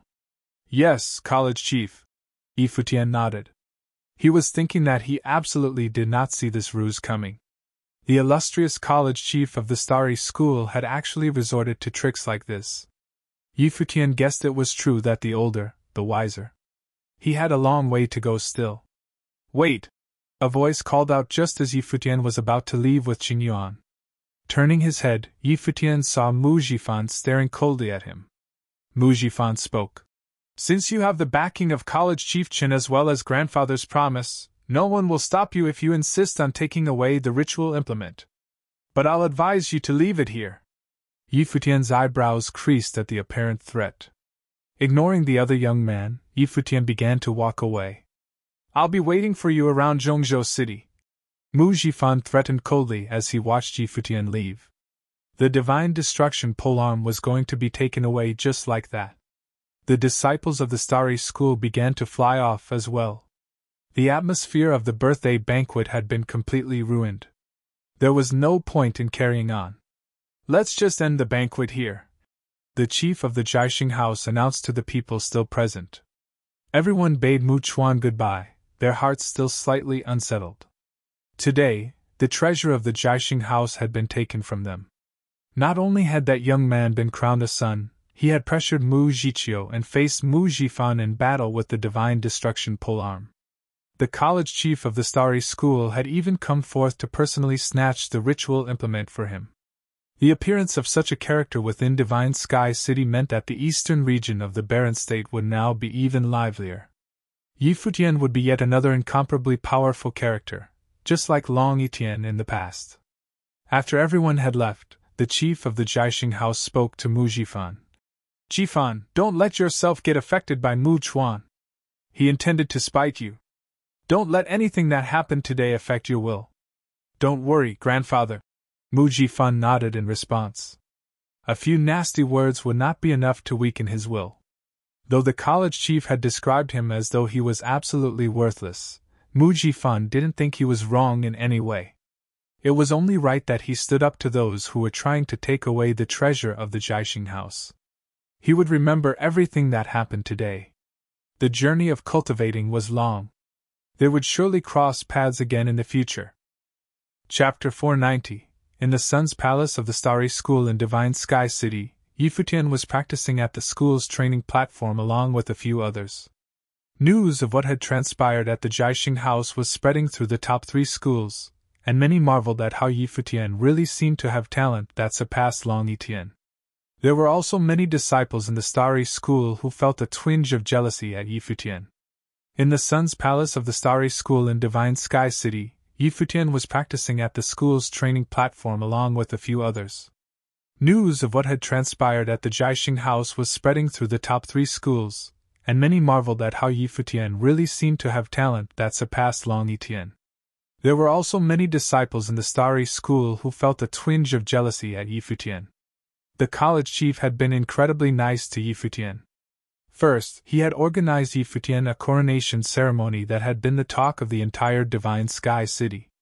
And now, he had personally visited the Jiaxing house to help Futian obtain the divine destruction polearm. It was rumored that Futian had obtained divine teachings from the martial arts battleground. That, in addition to the divine destruction polearm and the starry divine path that Futian had inherited, meant that he was even more powerful than before. The other disciples who had yet to transcend to the noble plane felt despair at this. It seemed as though they would never get the chance to challenge Futian. Even the outstanding disciples, like Long Mu and Jin Yunshao, would be unable to catch up to Futian's level and eventually be left behind. Perhaps Futian's coronation had marked the beginning of a new generation where he would rise above the rest, just like Long Etienne had back in the day. Futian didn't share these sentiments. Things did not seem to be going so well for him on the training platform, where he was swinging the divine destruction polearm around with some difficulty. Created from the very stars up in the heavens, the divine destruction polearm weighed 90,000 pounds. Even after shrinking down from 1,000 meters to just 2, its weight remained the same. It went without saying that it was incredibly difficult to swing around a ritual implement that weighed that much.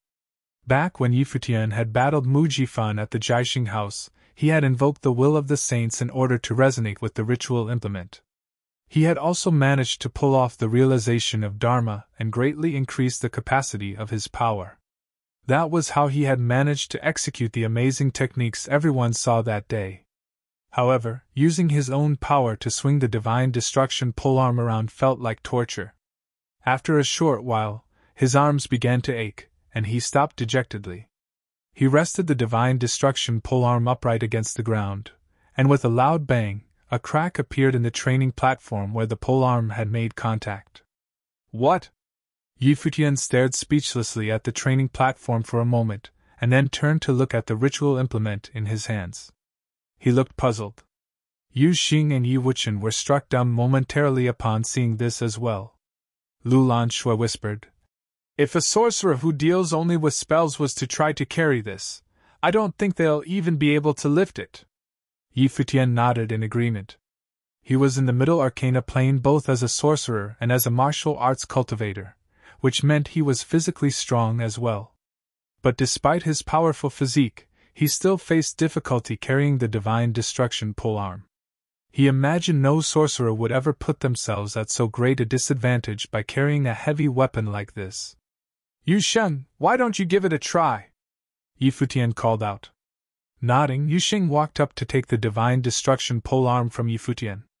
He swung the ritual implement, and even without any special techniques, the wind howled around them and an immense pressure descended upon the space. "Stop, stop!"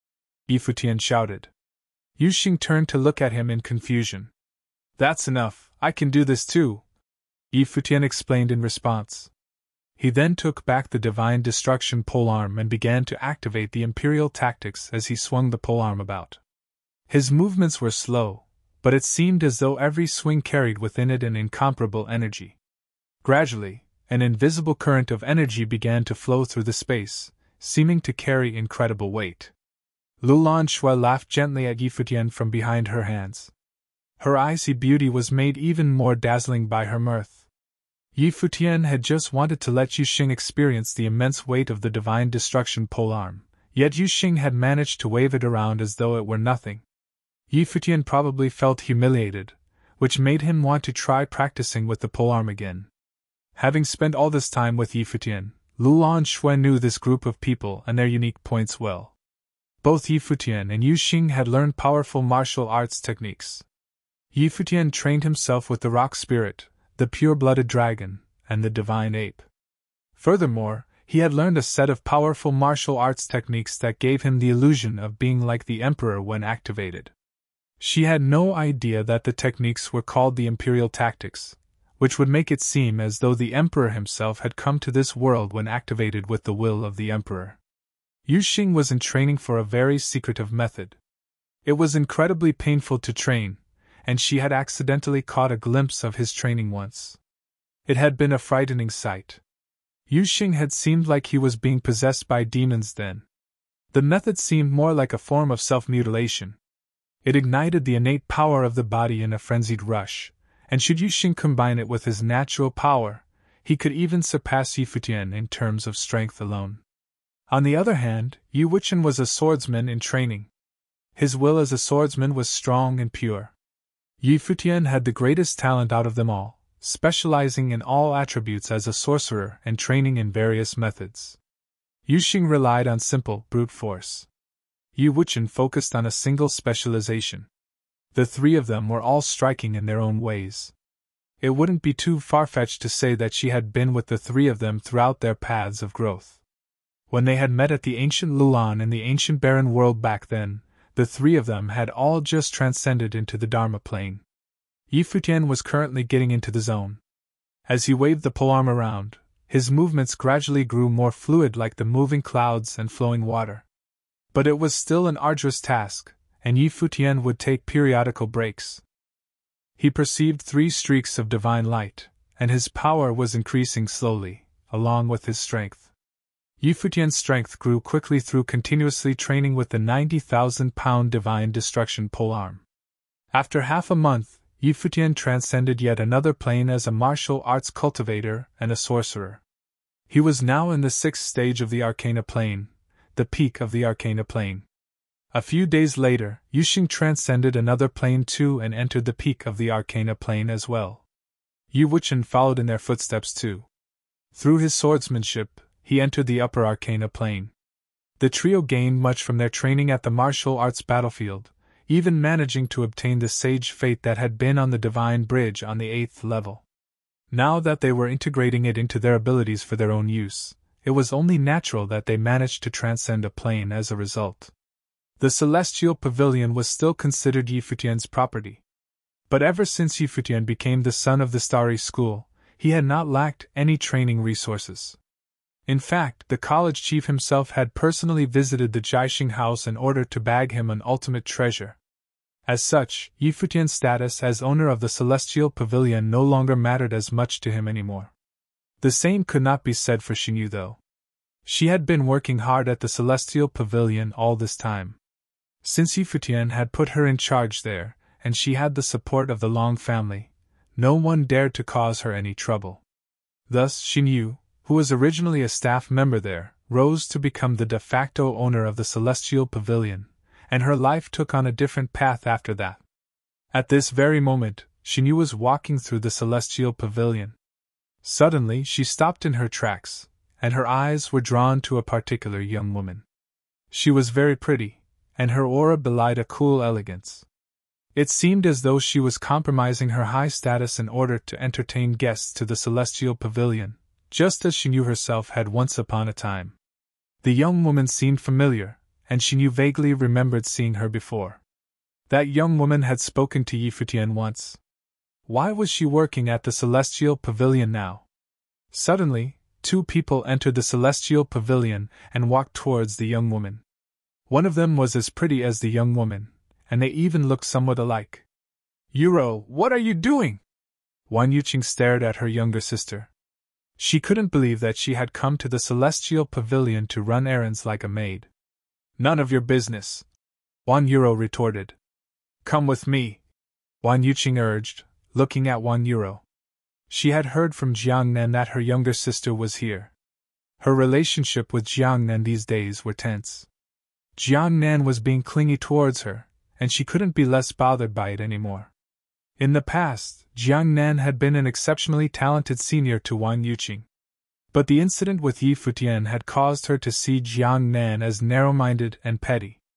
Of course, she had some issues of her own that led her to not want to stay by Jiang Nan's side as well.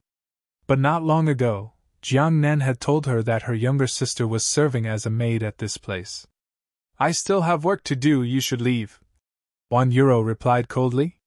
"What can the Celestial Pavilion give you?" Jiang Nan challenged her calmly. Wan Yuro shot him a cool glance. She did not like him at all. When he had received her as a guest at the Celestial Pavilion, he had repeatedly insulted Yi Futian. Wan Yuro suspected that he was mostly to blame for how strained her older sister's relationship with Yi Futian had become. "That has nothing to do with you," Wan Yuro shot back frostily. "Why don't you be my maid instead and serve me? I could pay you double," Jiang Nan suggested, staring at Wan Yuro. The incident with Yi Futian had affected him greatly. Yi Futian was now living a life of glory and glamour as the sun. As for Jiang Nan, he had lost all dignity because of the insults he threw at Yi Futian on the day of the test. Even now, people mocked him, and his peers at the Starry School kept their distance from him as well. Even Wan Yuqing, a young woman he had almost managed to woo, was avoiding him now. Truly, he had suffered many losses because of Yi Futian, and his reputation was in tatters. Now, Jiang Nan was especially enraged by Wan Yuro's decision to work as a maid at Yi Futian's Celestial Pavilion. "Leave!" Wan Yuro ordered, shooting Jiang Nan another chilly glance. Upon hearing her words, Jiang Nan's expression darkened considerably before he chuckled coldly. "Wan Yuqing, your younger sister would rather be a maid at this place than to leave with you. Looks like she's hoping to serve another person here." "Sir, ma'am." Xinyu had walked over, and she was looking at Jiang Nan and Wan Yuqing as she spoke again. "If there isn't anything else, I would like for you to stop bothering my staff and take your leave." Jiang Nan looked at Xinyu. Her youthful, pretty looks and attractive figure revealed an innocent beauty. Yet there was an air of sophistication about her. "If I remember correctly, you were a staff member here back then as well. Who are you to speak to me this way?" Jiang Nan challenged Xinyu. I am the manager of the Celestial Pavilion now. You are not welcome here, please leave, Xinyu replied coolly. Leaping through the ranks to become a manager when you were once a maid? Jiang Nan laughed coldly. What did you offer? His words carried a hint of crudeness, and his gaze traveled down Xinyu's attractive figure. The implications of his question were clear as day. Xinyu's expression changed immediately. However, Jiang Nan looked to Wang Yuro and continued. No wonder you want to be a maid here too, seems like you're aiming for the same thing. Throw him out, Xinyu ordered frostily. I'm a disciple of the Starry School, don't you dare lay a hand on me, Jiang Nan threatened. Xinyu. A voice rang out, and Xinyu turned to see a person entering the Celestial Pavilion, to her pleasant surprise. Pavilion owner, Xinyu greeted him. Everyone followed suit and bowed to Yi Futian and his entourage, who had just arrived. Jiang Nan's expression changed. Why had Yi Futian returned to the Celestial Pavilion? You should treat disciples of the Starry School better, Yi Futian chastised. Xinyu was taken aback, while Jiang Nan chuckled coldly to himself. Since he doesn't want to leave, then don't let him leave. Guard the door, Yi Futian continued calmly. Xinyu broke out into a dazzling smile and nodded. Understood. Chapter 491. At Yi Futian's command, some people went to guard the entrance of the Celestial Pavilion. Those who weren't involved in the matter moved to a side as well. Upon seeing Yi Futian staring at him, Jiang Nan grew especially uncomfortable. What are you going to do? He asked, his voice filled with trepidation. At Yi Futian's command, some people went to guard the entrance of the Celestial Pavilion. Those who weren't involved in the matter moved to a side as well. Upon seeing Yi Futian staring at him, Jiang Nan grew especially uncomfortable. What are you going to do? He asked, his voice filled with trepidation. What did he say before I arrived? Yi Futian asked Xinyu. He had only caught the last few lines of their exchange just now. The two of them came here looking for someone. Then they kept insulting her. Xinyu glanced towards Wang Yuro as she spoke. I requested that he leave, but then he began to insinuate that I had risen to this position using underhanded means. Looking at Xinyu's lowered head, Yi Futian was fully aware of what she meant by underhanded means. Yi Futian turned to Jiang Nan once more, disgust apparent on his face. Jiang Nan had made snide remarks at him many times before, but Yi Futian had mostly ignored him, thinking that there was not much point to arguing with such people. He didn't expect that Jiang Nan would continue to stick around him. Perhaps Jiang Nan had grown bolder after being ignored by Yi Futian. I was only saying. I didn't do anything at all, Jiang Nan countered, feeling a little unsettled by Yi Futian's cold expression. After all, Yi Futian had defeated Chen Wang back then. Furthermore, Jiang Nan had also heard about Yi Futian's trip to the Jiaxing house. After taking their ritual implement, he had even managed to last a while in a fight against a noble. Jiang Nan was well aware that he was no match for Yi Futian. How do you want to settle this? Yi Futian questioned Jiang Nan. I'll apologize and leave. From now on I'll never step into the Celestial Pavilion again, Jiang Nan replied. Xinyu chuckled coldly. How pathetic Jiang Nan was right now. Wan Yuqing was equally disgusted. It made her incredibly uncomfortable that she had once been with someone like this, and that she had even believed his words. And that's enough? Yi Futian shot back. Jiang Nan stared insolently at Yi Futian and retorted.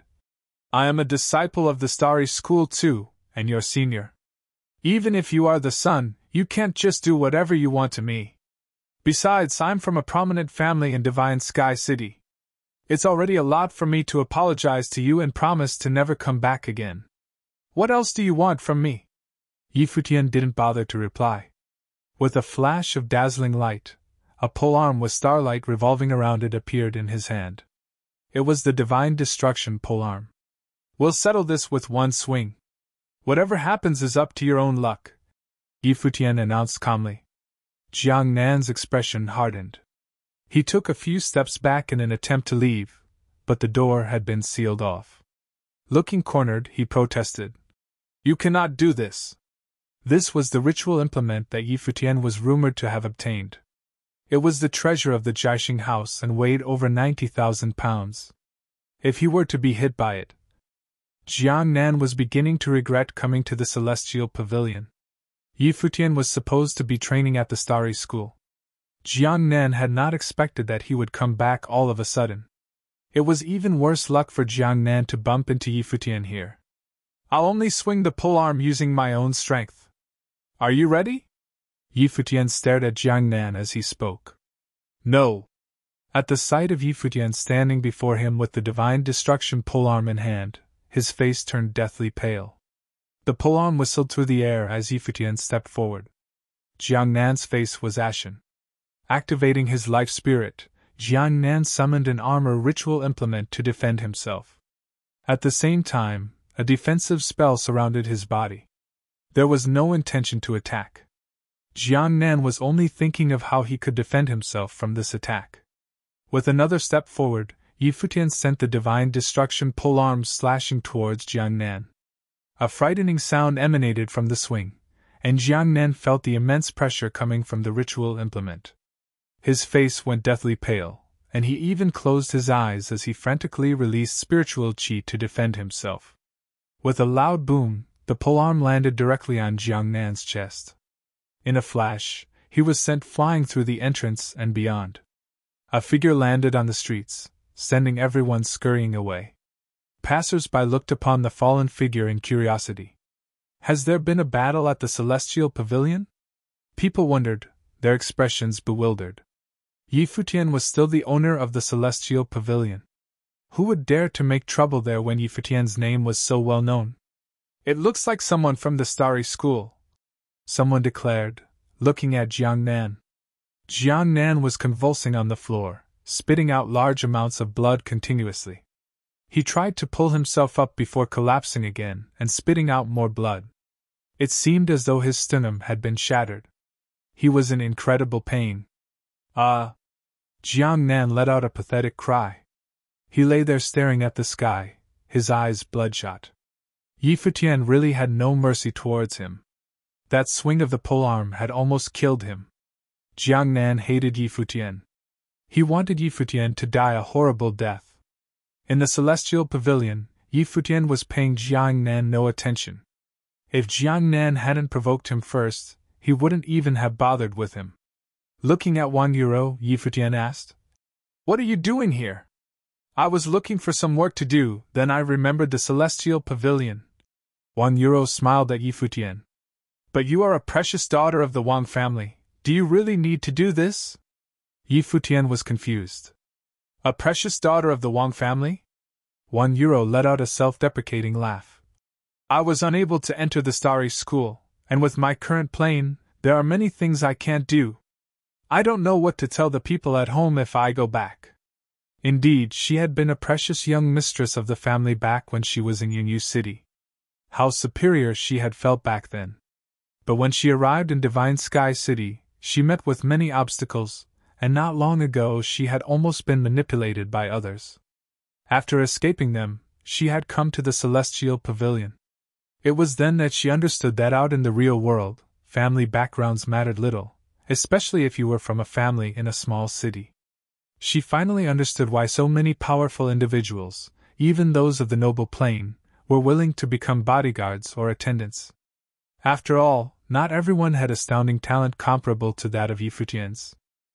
Most people were average. "That sounds rough." Yi Futian chuckled. "How about I treat you to a meal as a friend?" "Sure." €1 laughed heartily. "Let's go," Yi Futian offered, and €1 nodded in response. Looking at Wan Yuqing, she said, "You should go back. I'll take care of myself from now on. You won't have to concern yourself with my affairs." She then walked into the Celestial Pavilion with Yi Futian. Wan Yuqing stood there watching the two figures, struck dumb. Yi Futian had not looked her way a single time ever since he arrived. It was as if she was invisible, or non-existent. She was definitely disappointed. There was a twinge of discomfort too.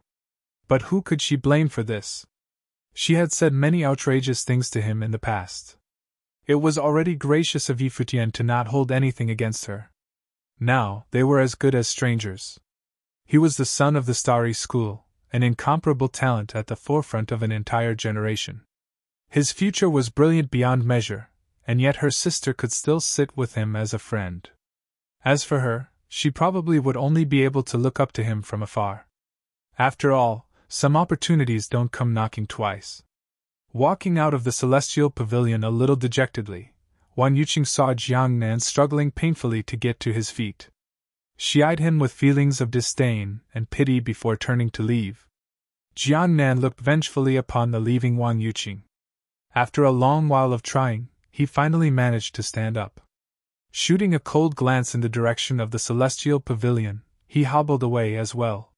Yi Futian and Wan Yuro were having a meal together at the fairy pool of the celestial pavilion. "Can I offer you a drink?" Yi Futian raised a cup at Wan Yuro, grinning. "Sure." Wan Yuro nodded, and the two drank together. After a few cups, her cheeks grew flushed. She turned her pretty eyes towards Yi Futian, and chuckled. "I remember back then when Wang Linfeng first brought you to see me, I was so suspicious of you. But because I trusted Wang Linfeng, I decided to hire you anyway. I still remember how proud you were back then. It pissed me off so much." Yi Futian laughed but said nothing. "Life really is so unpredictable. Who would have thought that you'd be so outstanding? Even though you defeated the 3 other big factions, my grandfather and I still believed that you'd only make it to the top 3 schools. Neither of us could have imagined that you'd be the top disciple in one of the top 3 schools, and even be coronated as a son. And the college chief proclaims you to be the best of a generation." Wan Yuro gushed, seeming especially chatty after a few drinks. Of course, Yi Futian's presence was greatly inspiring to her. She had not thought that she would meet a person like him in her lifetime. She hadn't even dared to think that there could be someone as brilliant as he was. "Is your grandfather well?" Yi Futian asked. "Yes," Wan Yuro replied. "He had great hopes for me. He was awaiting my enrollment in the top 3 schools. Before I came here, he even reminded me to keep relations cordial between you and my older sister after I found her. I never thought things between you would be so bad. I still can't answer to my grandfather now." Wan Yuro said all this with an air of self-deprecation. Her days in Divine Sky City made her feel the most defeated she had ever been. "Your sister and I may be strangers now, but I hope you don't take that to heart. You are still a friend of mine," Yi Futian responded. "If you're willing to help me, why don't you stay at the Celestial Pavilion and help Xinyu manage the place? You know I don't have the time to do it myself, so I'll have to trouble the 2 of you. I didn't come to the Celestial Pavilion to work in order to gain your pity." Wan Yuro laughed. She knew that Yi Futian was only being considerate of her feelings by offering to let her help him. "This isn't pity, we're just 2 friends helping each other," Yi Futian insisted. "Also, didn't you all help me take care of Yang Ting and Yang Yi? When they come to Divine Sky City in the future, they'll be able to lodge here." Wan Yuro was taken aback at his words. Looking at Yi Futian's bright, clear eyes, she asked, "Is there anyone you like?" There was a brief moment of silence where Yi Futian was at a loss for words before he nodded. "Yes, there is," he replied. "She must be really brilliant then."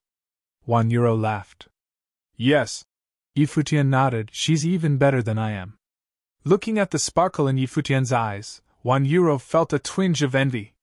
She would love to know just what kind of woman would be a good enough match for the young man before her. Jiangnan did not return to the Starry School. Seriously injured, he hobbled into a private residence in Divine Sky City. An extravagantly dressed young man sat quietly in the courtyard.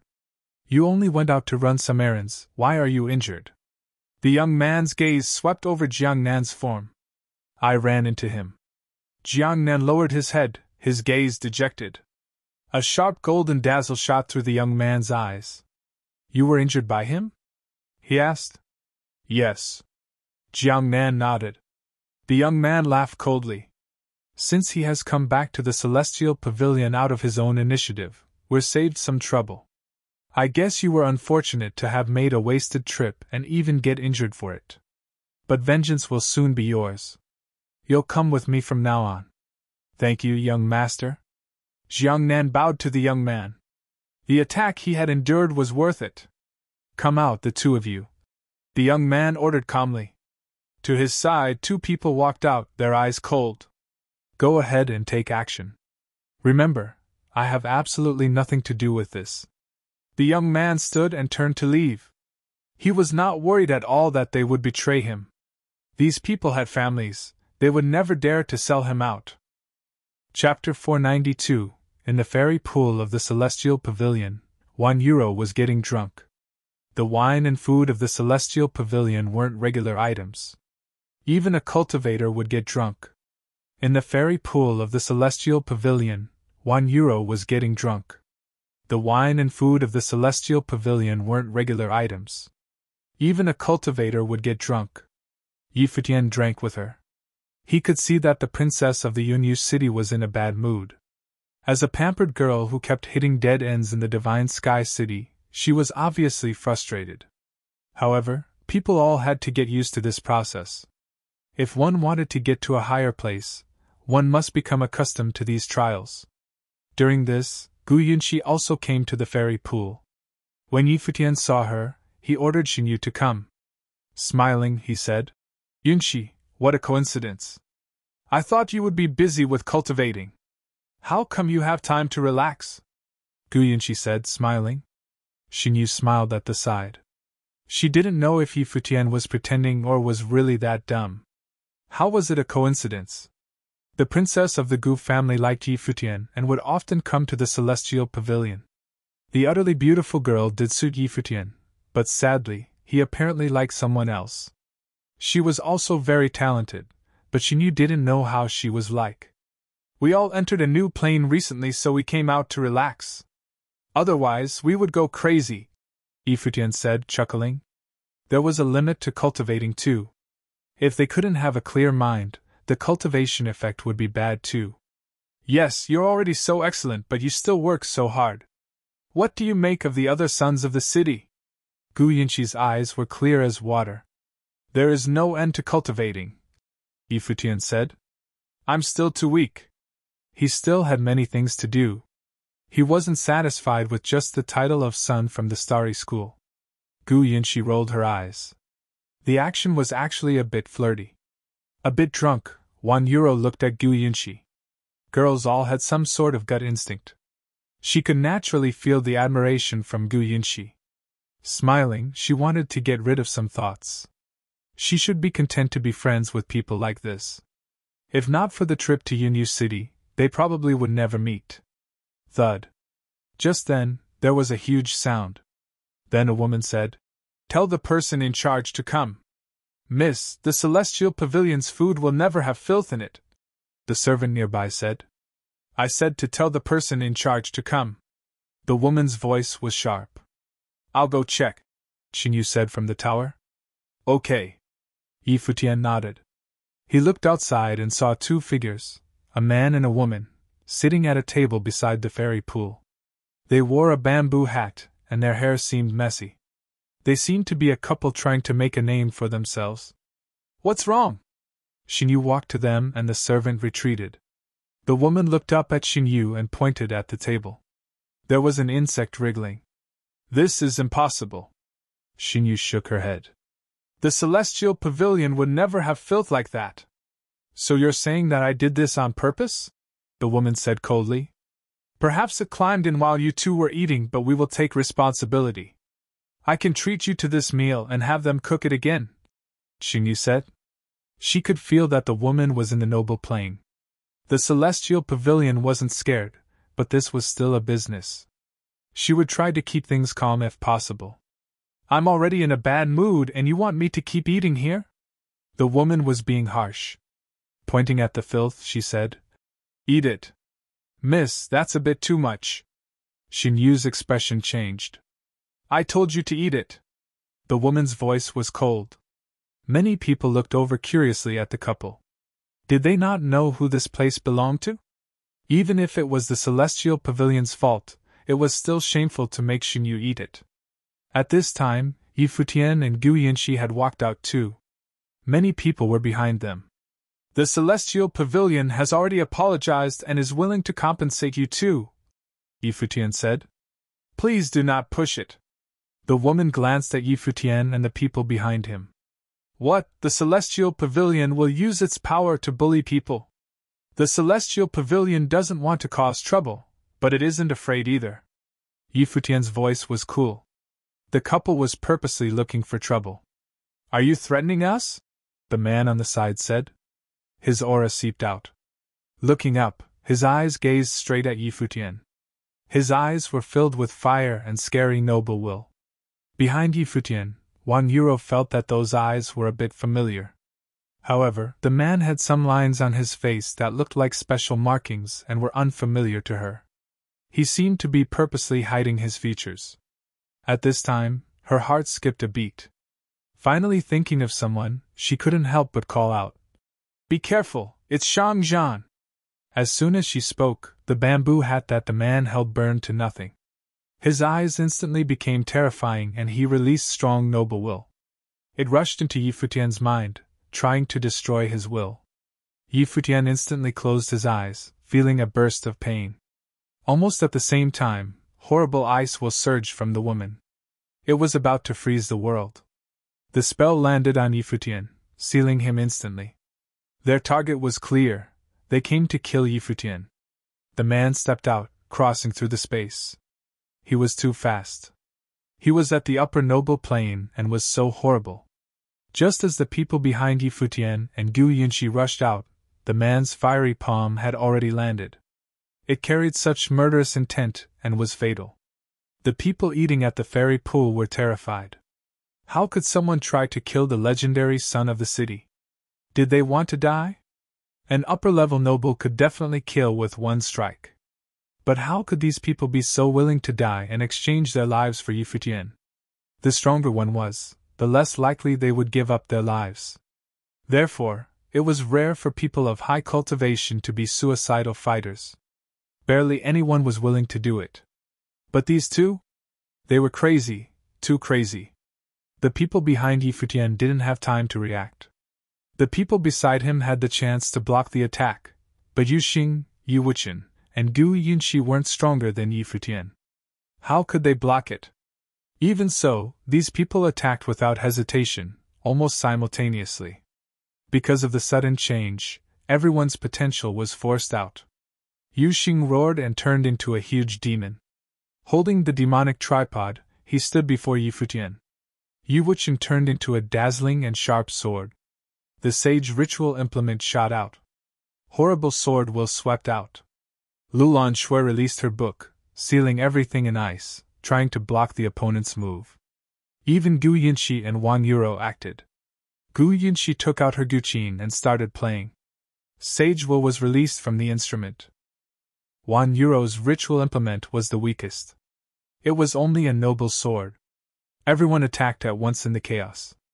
The surrounding people were all shocked. These people had attacked without caring for their own safety. Boom! There was a huge explosion. No matter how powerful these ritual implements were, they were only at the arcana plane in cultivation. None of them were in the noble plane, so they couldn't block the noble at all.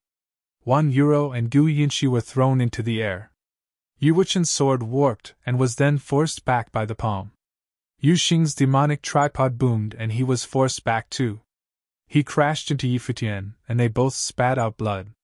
Even the ice around Futian was shattered. The woman's spell landed again. This time, everyone was covered in frost. They were about to be sealed in ice. The man didn't stop at all. He continued forward, slapping down a palm at Yu Xing and Futian. Using the thunder step, Futian stepped out, not letting Yu Xing block him.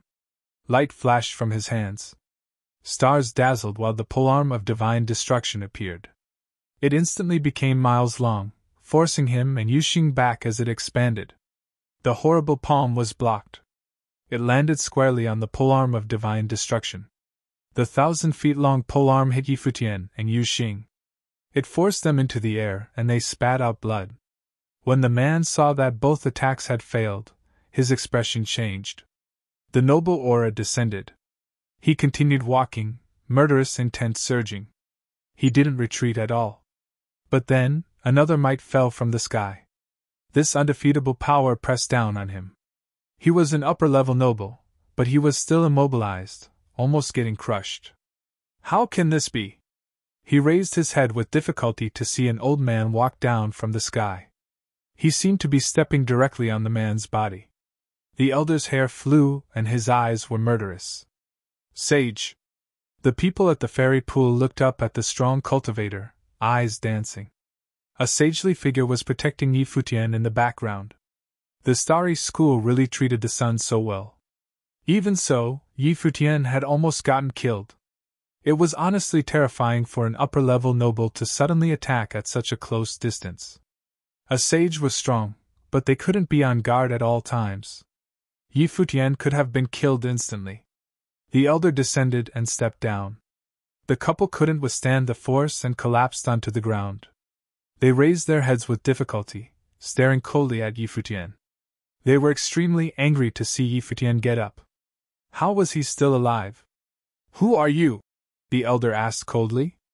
Naturally, he wouldn't kill them directly. The couple raised their heads and stared at the elder with red eyes. They're from the Business Alliance, €1 said weakly. She lay on the ground, dyeing the ground red with blood. Laughable. An Arcana plane has a sage as a guard. It is hateful that I can't take revenge. Shang Jian gritted out. What revenge makes you give up your life? The elder asked coldly. Taking revenge for my son cannot be topped by anything else, the woman said sharply. My poor son was also a pride and cultivated in the top 3 schools. But he died in the wilderness and no one cares. It breaks my heart. No need to speak anymore. The man held the woman's hand and looked up at the elder. We are taking revenge for our son. Since we failed, we will pay with our lives. Will you kill us, or should we commit suicide? Chapter 493. The elder looked at the two coldly and then turned to Yi Futian. Since they were enemies, Yi Futian should know that it would be up to him. The elder looked at the two coldly and then turned to Yi Futian. Since they were enemies, Yi Futian should know that it would be up to him. Right now, Yi Futian was covered in blood. He breathed weakly and his steps were unsteady when he walked. Clearly, he was badly hurt. But when he walked to the two, his expression was extremely cold. He wasn't the only one who was hurt. The people beside him had been hurt while trying to protect him. And yet, he didn't even know the two who'd almost killed them. The Yunyu Business Alliance. Is Shan Yufeng your son? Yi Futian asked coldly. €1 had said that they were from the Business Alliance. That obviously meant the one from the Yunyu city. Yi Futian had only killed 2 people in the Evil Dragon Zone. One was Shanghai, who'd had conflicts with him, the other was Shang Yufeng. He remembered Wan Yuqing had told him that Shang Yufeng cultivated at the Blazing Sun School. He was from the top 3 schools, so these two were clearly talking about him.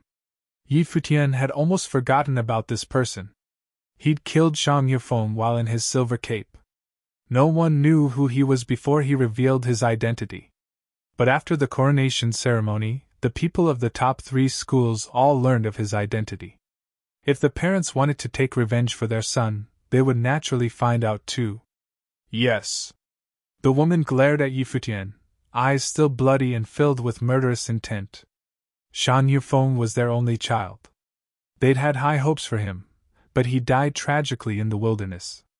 How could they not take revenge? They wanted to kill Yi Futian even if it meant dying themselves. Unfortunately, they failed. Now they could only hope that the one who found them would have other ways to kill Yi Futian. This assassination would end with them. They'd come to take revenge for their son. Since the two admitted it, Yi Futian's expression turned colder. If he'd really died this time, it would be truly tragic. Back then, Shang Yufeng and Shanghai had wanted him dead. He naturally wouldn't go easy on them. There was nothing to say now that his parents had come for revenge. Do it yourself, Yi Futian said coldly. The two struggled, seeming to try to take one last desperate stab. But the elder wouldn't give them the chance. He pressed down on them with his powerful might.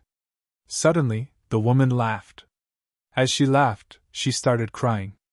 It was easy to talk about death, but one couldn't be so calm when the time really came. The couple met eyes. "Let us go accompany your phone," Shang-Jan said. With that, he slapped his forehead. Blood spurted out immediately, and he fell over. Seeing that her husband was dead, tears rolled down the woman's face. Then she used the same tactic and lied down beside Shang-Jan. Her breathing soon stopped. They came to assassinate Yi Futian after knowing his current identity. This meant they were prepared to die. They knew that even if they killed Yi Futian, the Starry School wouldn't let them escape the city. Looking at the two corpses, the surrounding people couldn't calm their hearts. They didn't expect to witness such a shocking assassination today. The cause had been a seemingly unimportant figure. They might not know him, but the son of the Starry School almost lost his life. This was the rivalry of the cultivation world. The assassination attempt had losses. Gu Yunqi of the Gu clan was badly hurt, and the others weren't well off either. A group of arcana cultivators had gone against an upper noble. They were lucky they didn't die.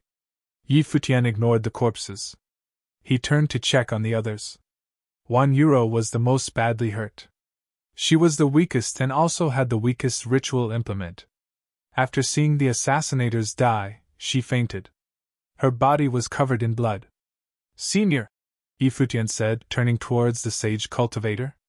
The elder came to Wan Yuro's side. He placed a hand on her, and warm power enshrouded her.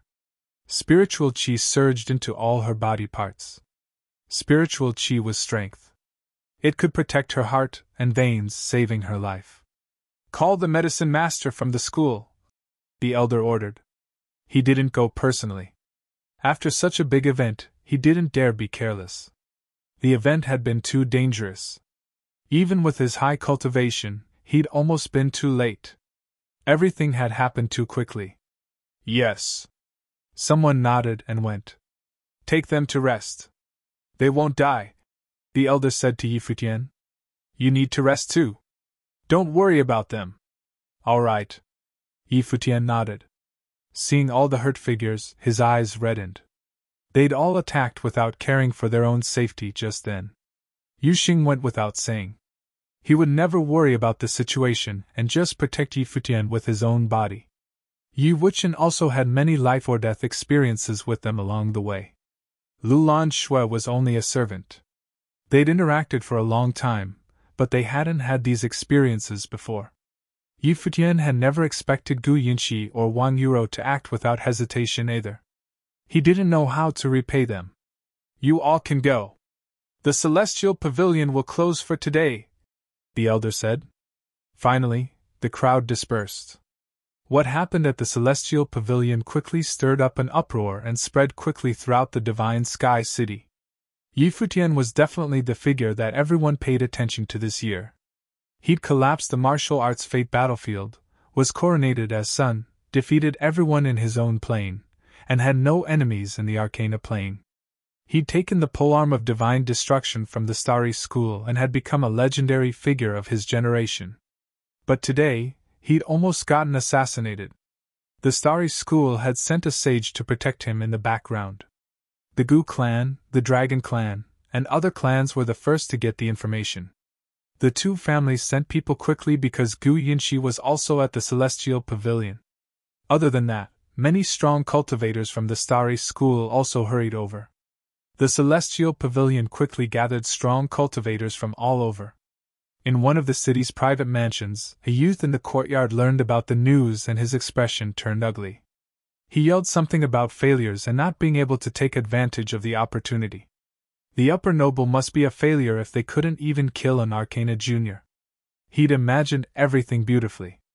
Shang-Zhan would kill Yi Futian to take revenge for his son, and then get killed by the Starry School. It wouldn't affect him at all. It was flawless. Of course, it wouldn't affect him even though it failed. It was clearly a revenge mission. But he was still pissed because Yi Futian wasn't dead. It would be even harder to kill Yi Futian after this failed attempt too. He actually had a sage to protect him. He would be more guarded now too. They might even send more people to protect Yi Futian. Plus, there were no better candidates.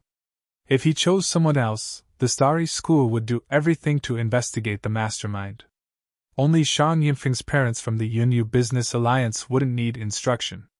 Many strong cultivators came to the Celestial Pavilion.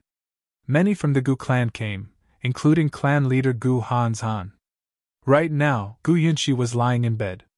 Her pallor was much better. A skilled medicine master was treating her. Clan leader, Miss is all right now, the medicine master said to Gu Hanzhan, but the man stared coldly at Gu Yunxi. He clearly looked angry. Father, Gu Yunxi called softly, seeing her father's expression. Yunxi, do you know what you did?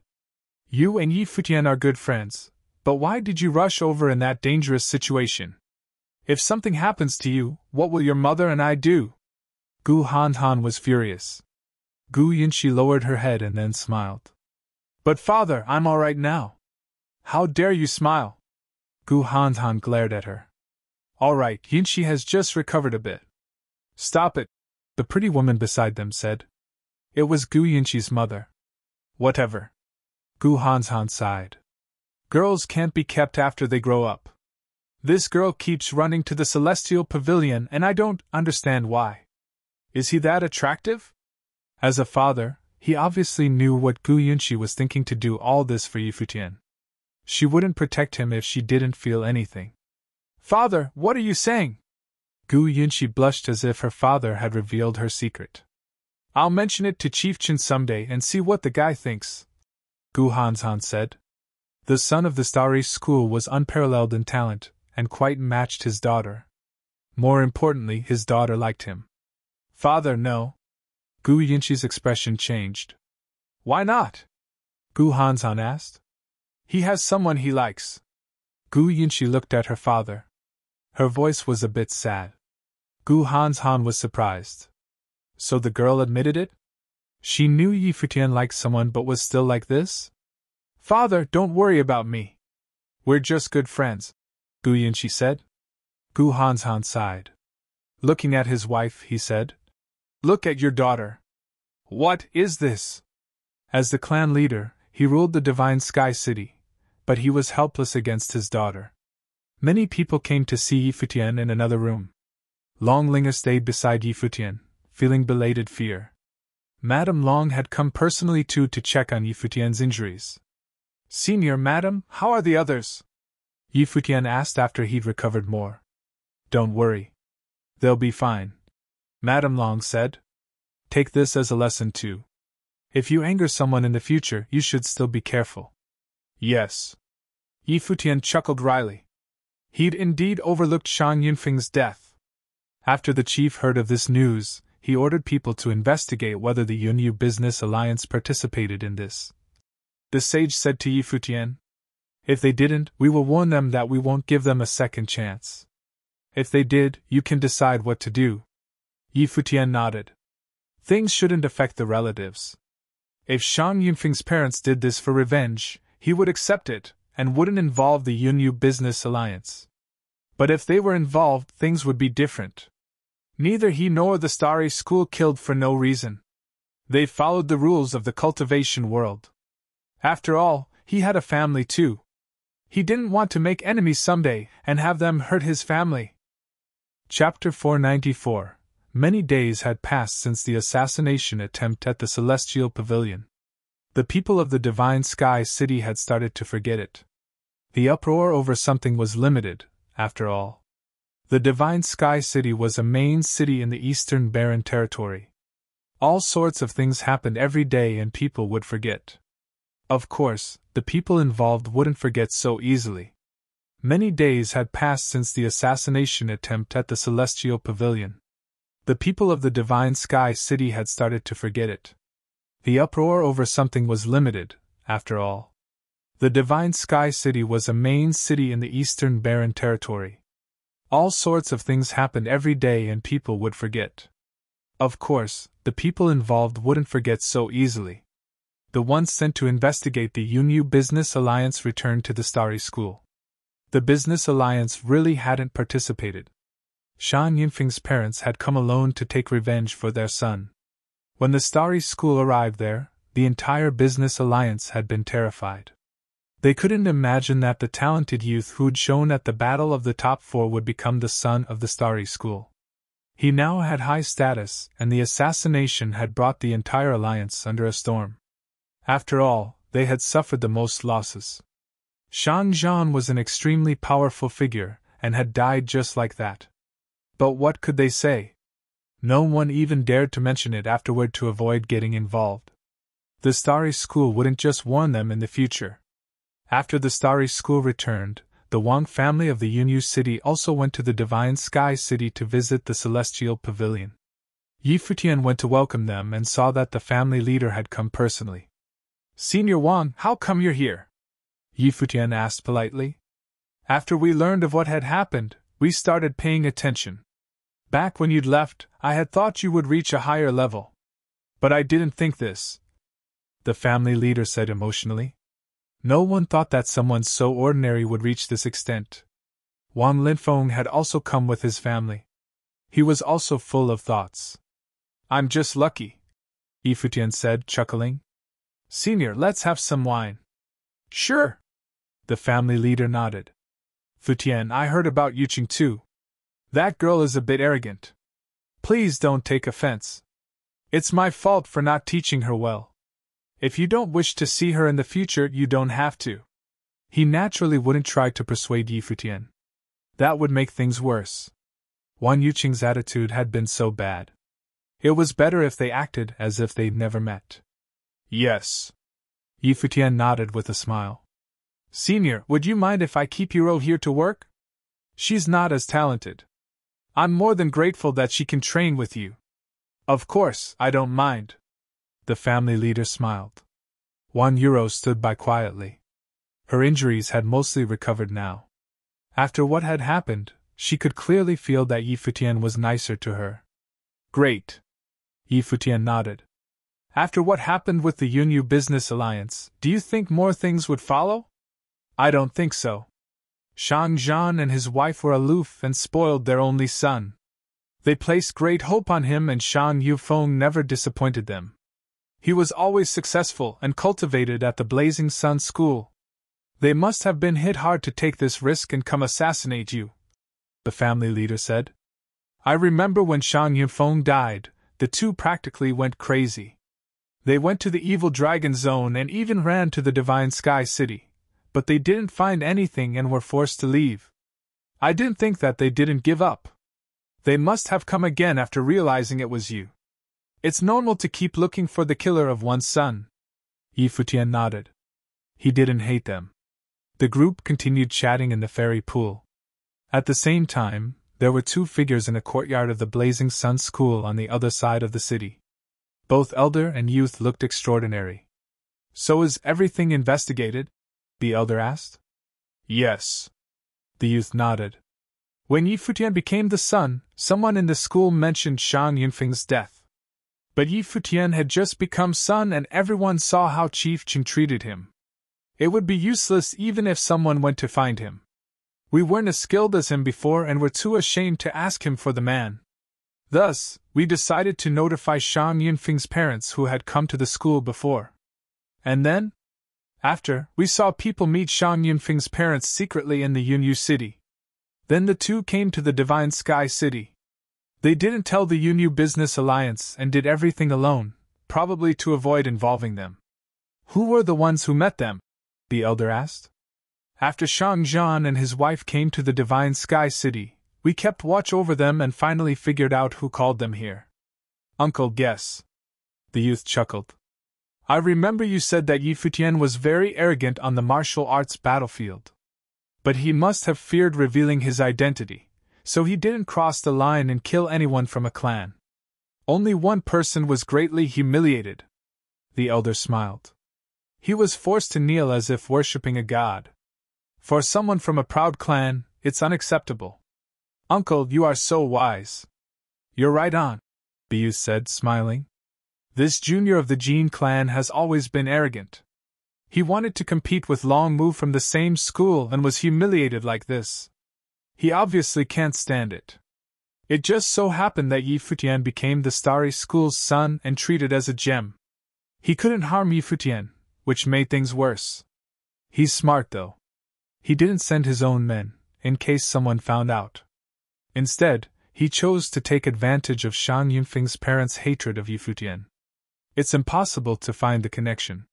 No matter what, it has nothing to do with him.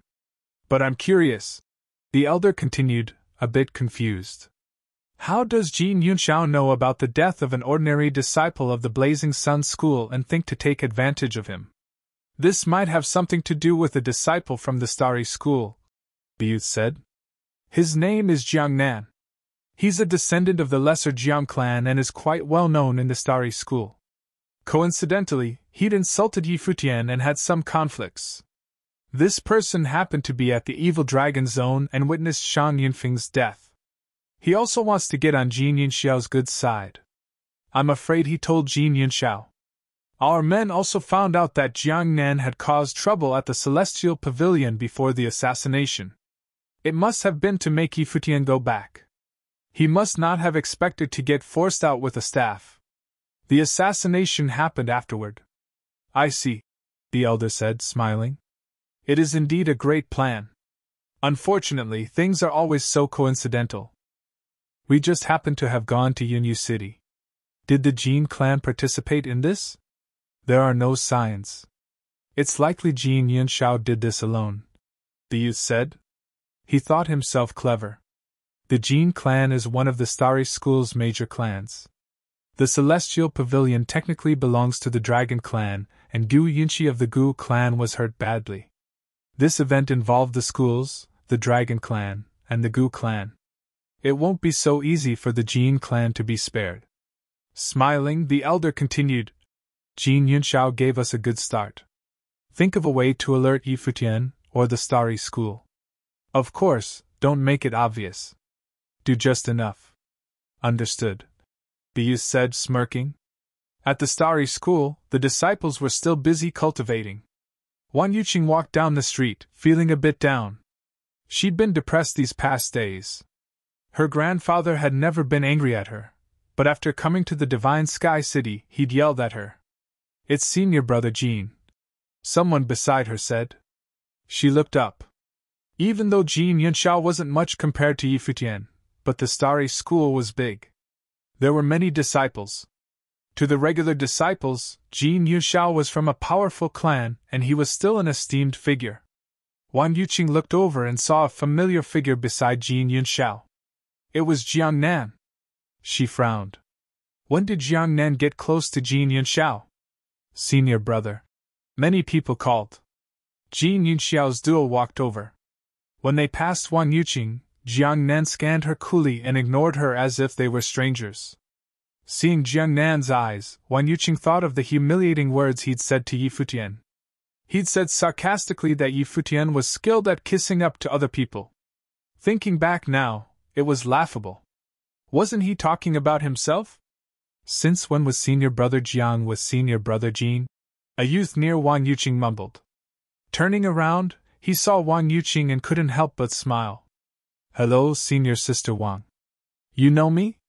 Wan Yuqing looked at him. She wasn't famous, and she didn't know the other either.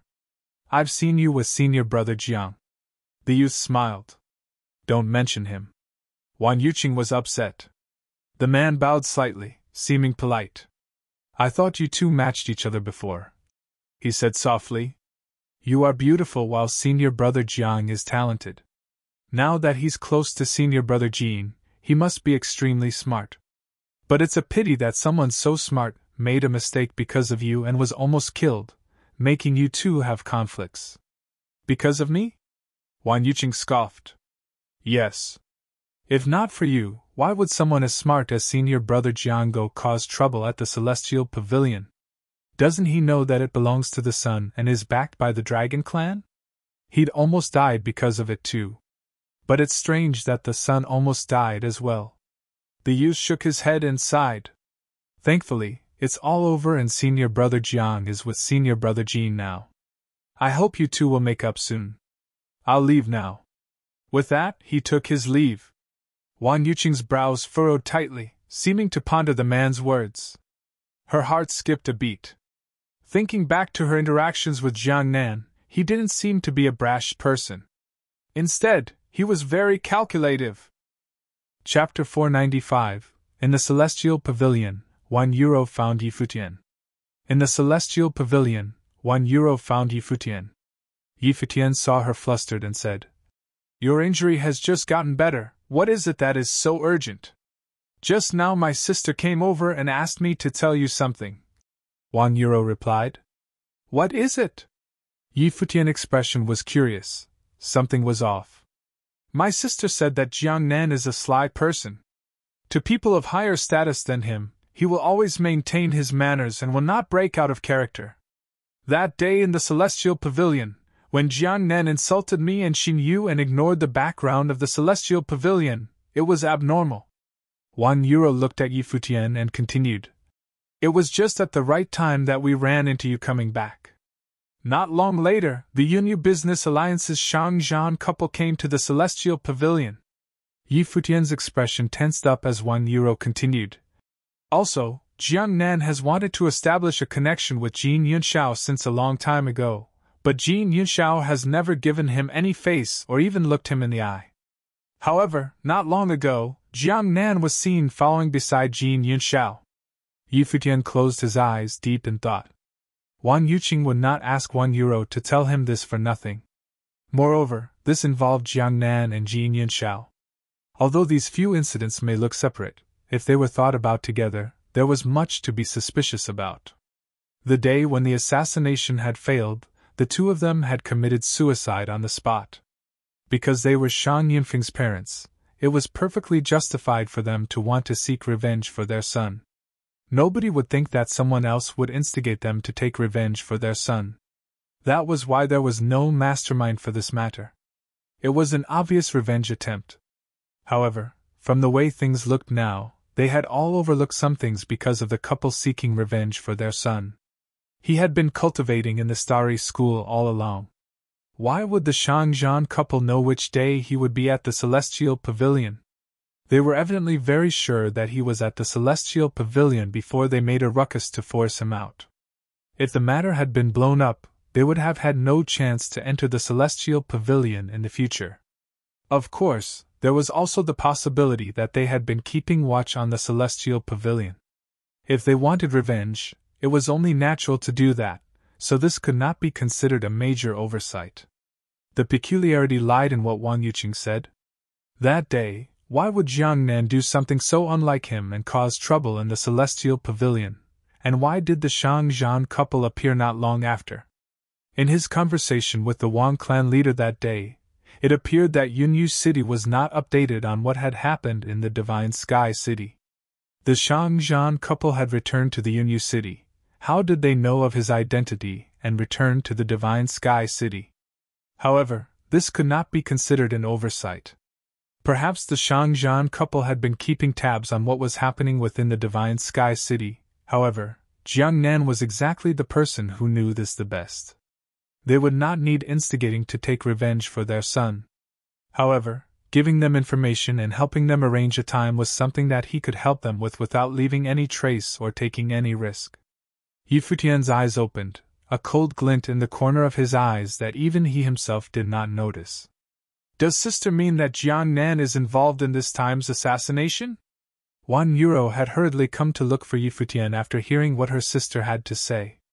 Evidently, she had understood the meaning behind those words.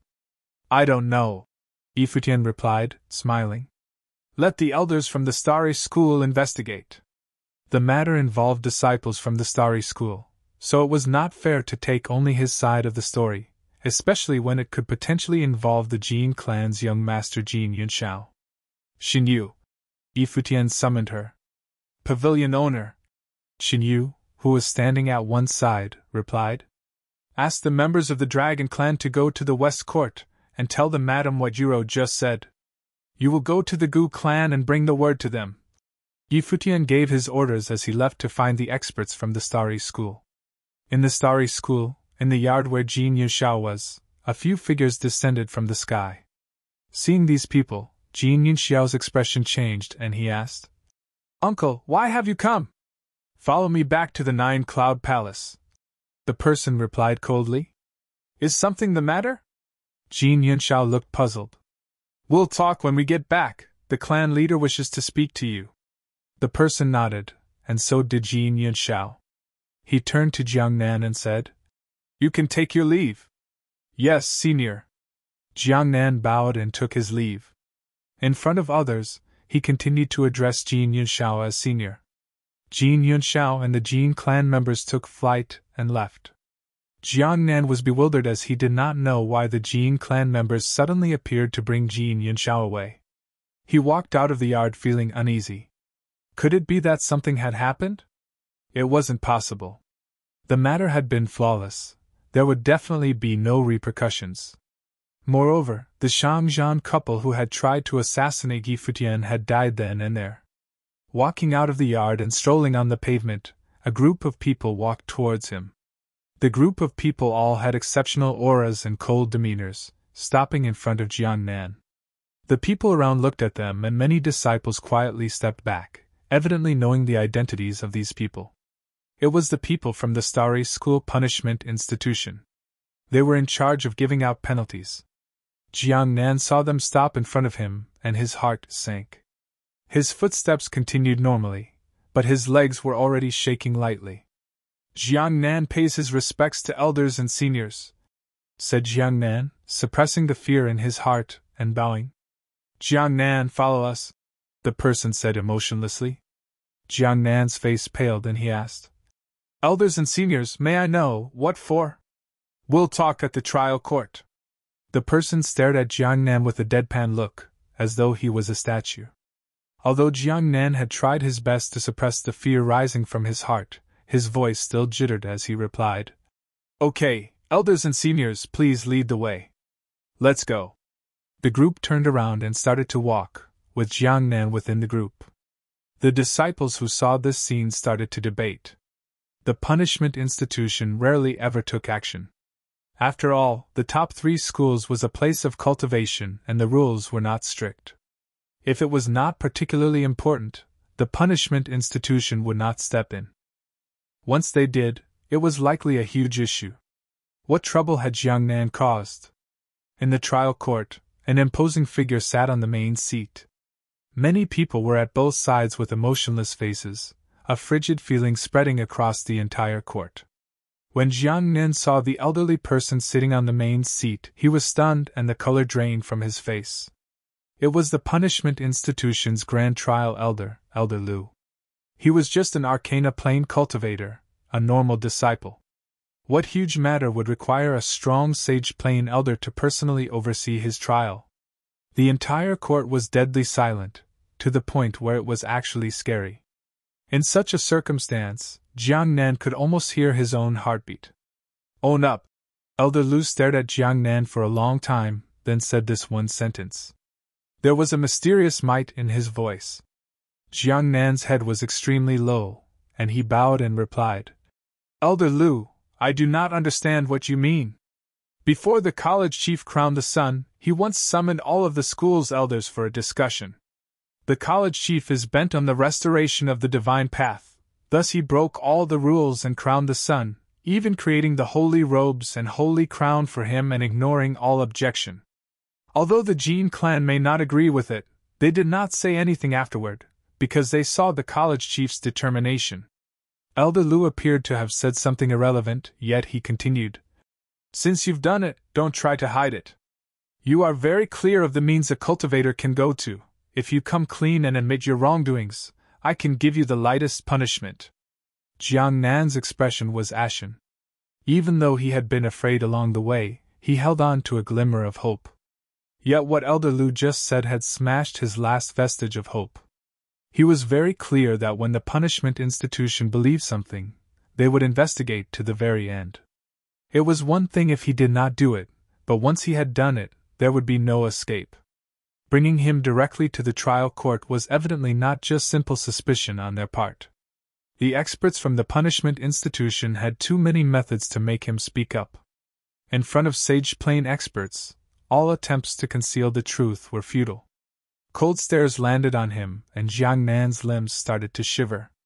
Cultivation was not easy, and he was born in a small clan in the Divine Sky City. His achievements, Being able to cultivate in the Starry School and a soon-to-be noble plane expert all did not come easy. What Elder Lu had said about the college chief's determination, he had seen it too. That was why he was all the more certain that the crime of attempting to harm the sun was not something that he could bear. With a thud, Jiang Nan kneeled on the ground, his head planted to the floor, and said, "Elder Lu, I was just jealous of the sun's potential and the kindness he received from the college chief. That was why I told Senior Jin Yunshao about the death of the Yunyu Business Alliance's Yunfeng. Everything after that was all planned by Jin Yunshao. I was only following his orders."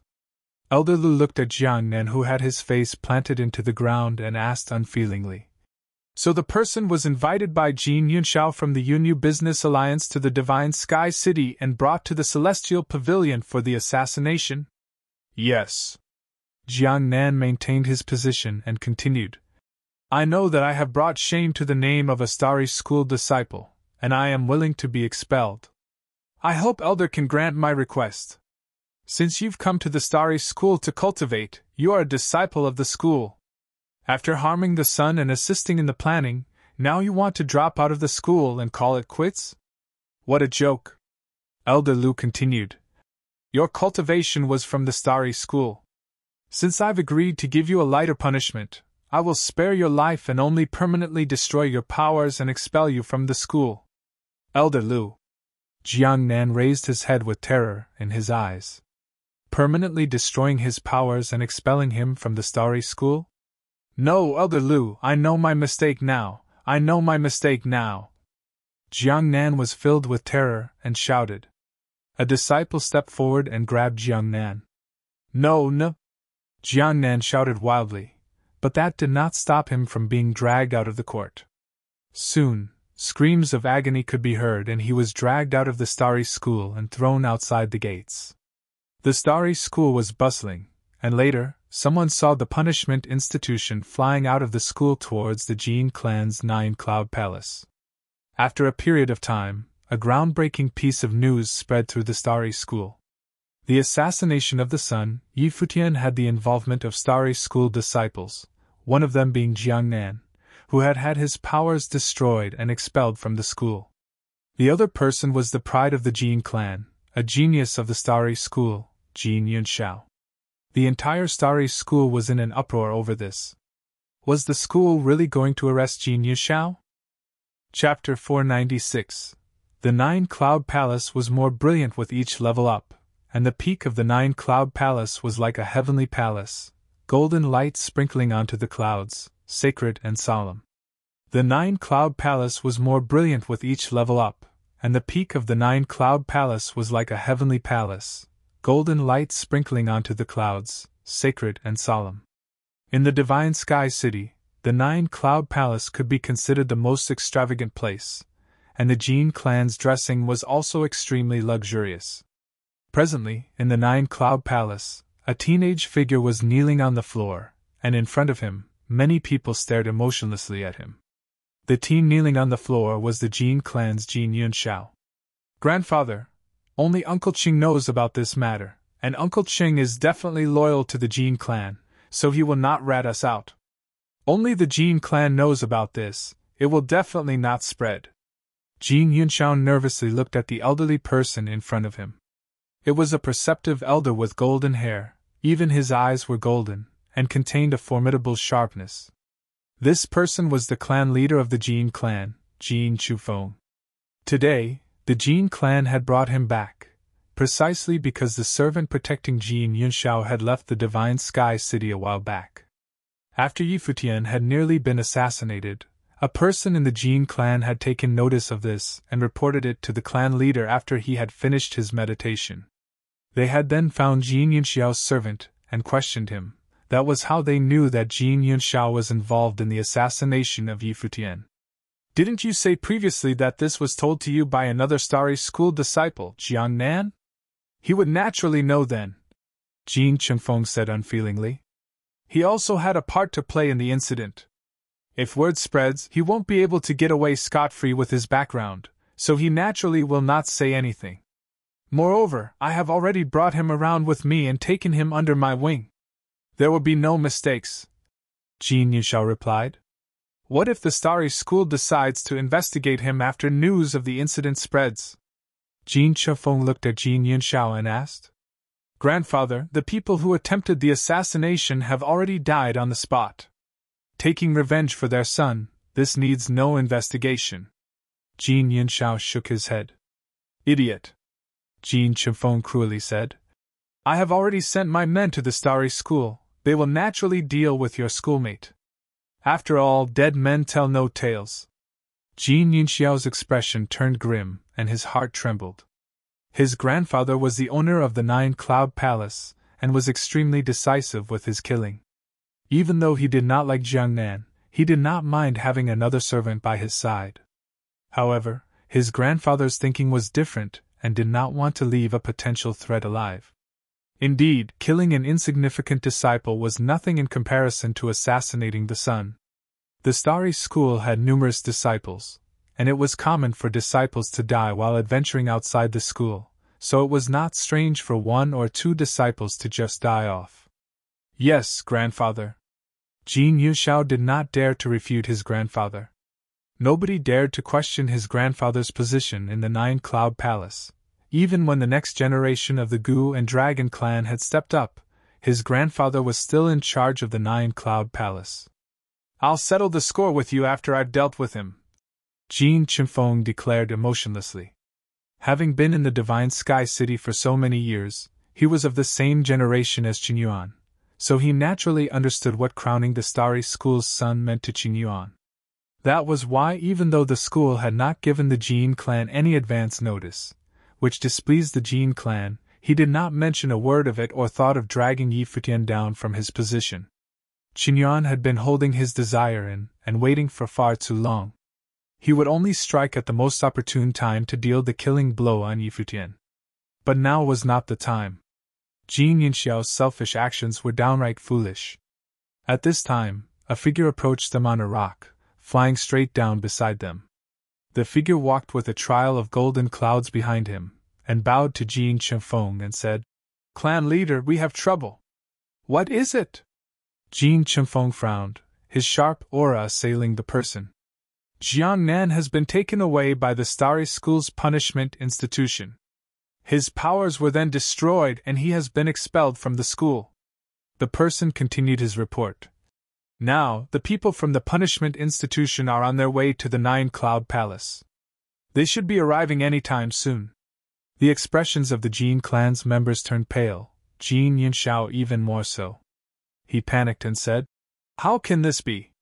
The school cannot have possibly found out about the incident. Jin Chefeng coldly swept Jin Yunxiao with his gaze and said, Bring him away. Understood. Someone looked towards Jin Yunxiao and acknowledged. Grandfather, this can't be happening. Jin Yunxiao shook his head repeatedly, then followed the person and left. What do you all think? Jin Chefeng looked at the rest of the people and asked. Although he had heard the news, he remained calm. At his cultivation level, the world could have crumbled and he would still maintain his composure. The members of the Jin clan had knowing looks. They naturally knew what Jin Chefeng was asking. If the Starry School came and asked them to hand over Jin Yunxiao, would they? The Starry School dares to directly confront our Nine-Cloud Palace. Do they not care about our Jin clan's position within the school? Why do they not attempt to suppress the issue? One of the members said, evidently vexed. Before Qingyuan crowned the sun, he had been hiding it from the Jin clan and had the support of the Dragon and Gu clans. Now they want to arrest our clan member. Is the Starry School trying to force the Jin clan out? Another member complained. The crowning of the sun had been a thorn in the Jin clan's flesh. Although it was rash of Jin Yunxiao to orchestrate the incident, they all secretly agreed with his actions. We will definitely not hand over Yunxiao. What reputation will we have left within the school if we do so? If we do that, the disciples that enter the school will no longer want to enter the Jin clan or become a member of the Nine-Cloud Palace. An elderly member analyzed calmly. The top 3 schools had a long heritage. Generations of disciples had entered the schools to cultivate and come out as powerful leaders. The schools would provide guidance to aid in their disciples' cultivation, many of the school's disciples were under his command and could be considered members of the Nine-Cloud Palace. After they had left the schools, they maintained connections with the Jin clan, and some of them even served the Jin clan. After generations of disciples, the major clans had successfully infiltrated the top 3 schools. Wait for them to arrive. Jin Chifeng did not say much and calmly announced. Not long after, the Starry School's punishment institution arrived and was brought to meet Jin Chifeng and the rest of the clan. From the Jin clan's lineup, the Starry School knew that the Jin clan had already gotten wind beforehand. Senior! The people from the punishment institution bowed towards Jin Chifeng. The Jin clan leader was in the same generation as the college chief, so it was only natural for them to salute him. Can I know what you all are here for? Jin Chifeng asked. Senior, Jin Yunxiao is suspected to be involved in the assassination of the sun. Elder Lu has ordered us to bring Jin Yunxiao back to the school. The person in charge bowed and answered in a straightforward fashion. I've heard of the incident as well. I heard it was by someone who had their son killed by him, and the parents came for revenge. Why would Jin Yunxiao be involved with it? Did you make a mistake? Jin Chengfeng questioned. The assailants were indeed the couple from the Yunyu Business Alliance, but we have found out that the 2 were brought into the Celestial Pavilion by Jin Yunxiao and another disciple from the Starry School, Jiang Nan. The 2 of them provided the conditions for the assassination to be carried out, and Jiang Nan has already admitted his crime. I hope that Senior will not make my job difficult. The person from the punishment institution continued explaining.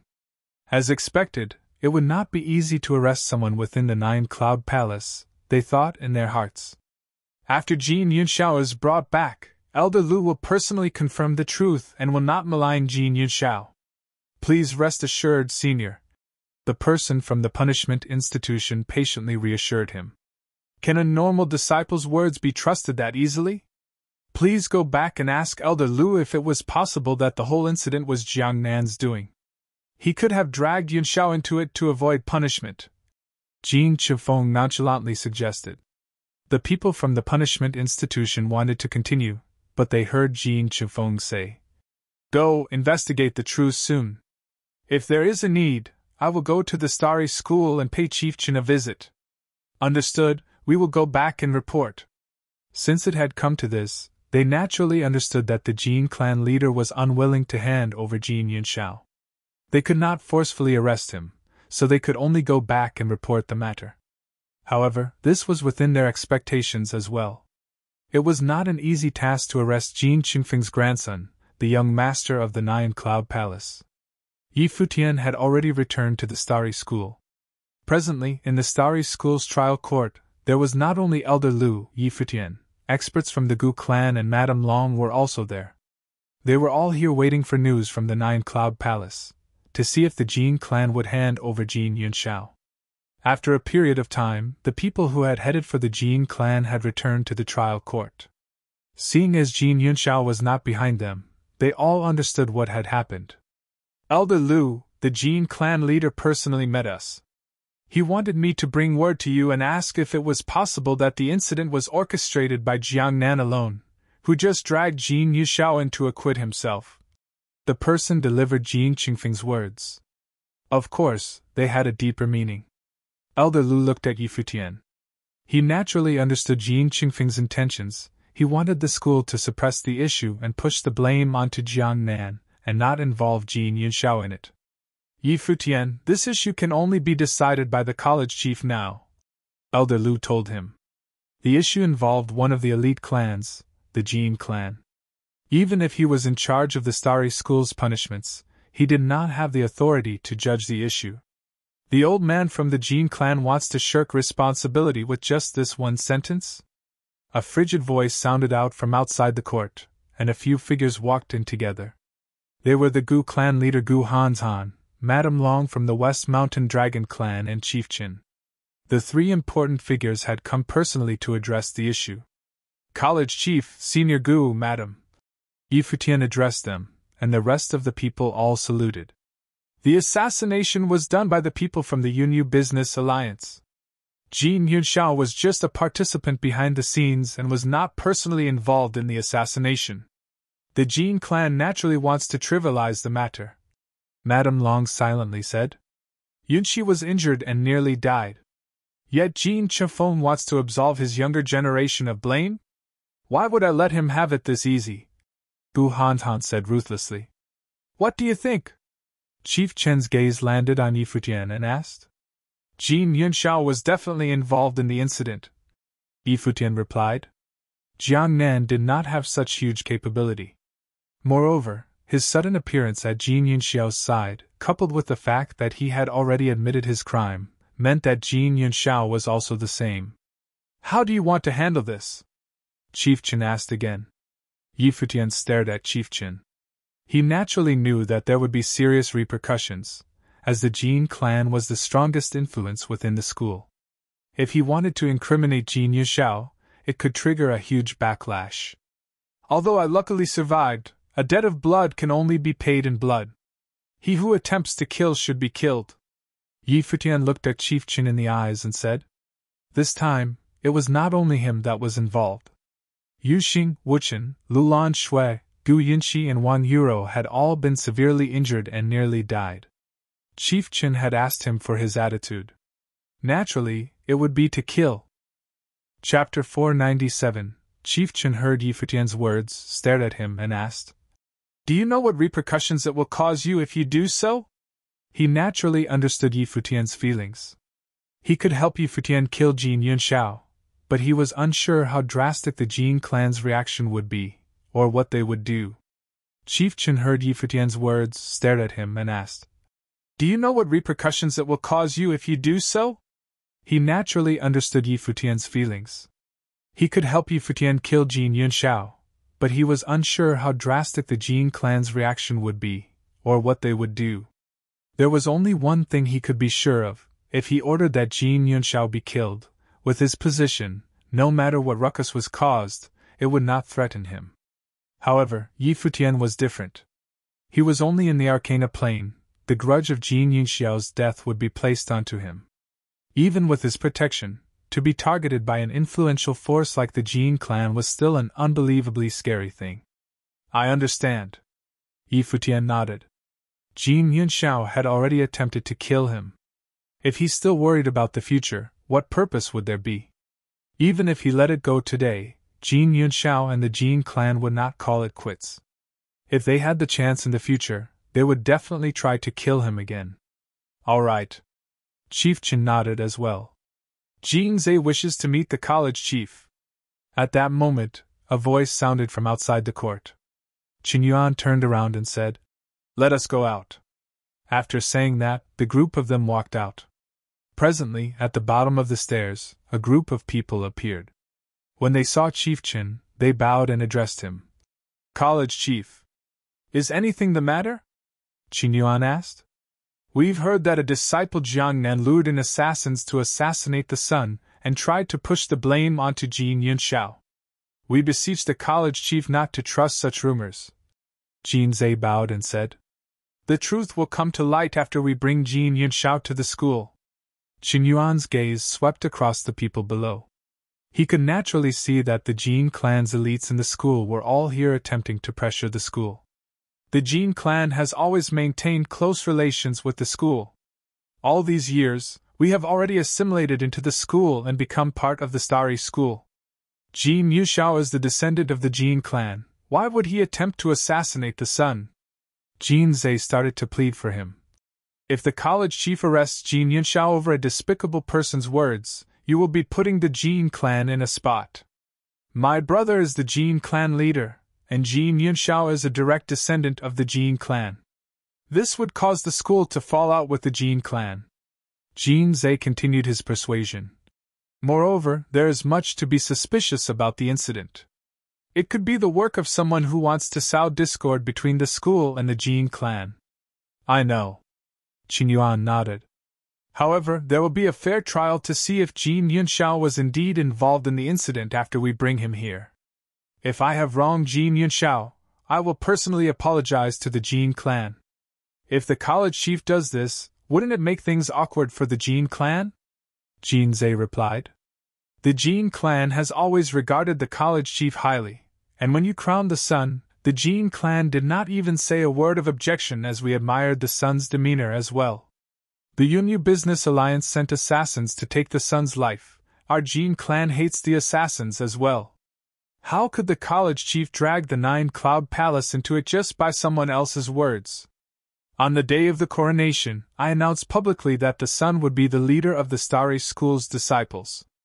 To see him would be akin to seeing me. Now that someone has claimed that Jin Yunxiao is the mastermind, how could I not bring him forth for an investigation? Jin Zhe, you've tried numerous times to stop me. What is your intention? Chief Chen's tone became chilly. Jin Zhe wanted to continue persuading him but heard Chief Chen shout. My decision is final. Jin Zhe, why not you go to the Nine-Cloud Palace and bring Jin Yunxiao to the Starry School? Jin Zhe raised his head and looked Chief Chen in the eye, then said, College Chief, have you really made your decision? If you won't go, I will naturally ask Lu Wang to. Qin Yuan replied. Jin Zhe bowed slightly and said, Farewell. After saying so, he turned around and left. Among those following him were many experts from the Jin clan. Not long after they had left, many figures flew through the air. About 1/5 of the elders in the Starry School were leaving, instantly causing a huge commotion.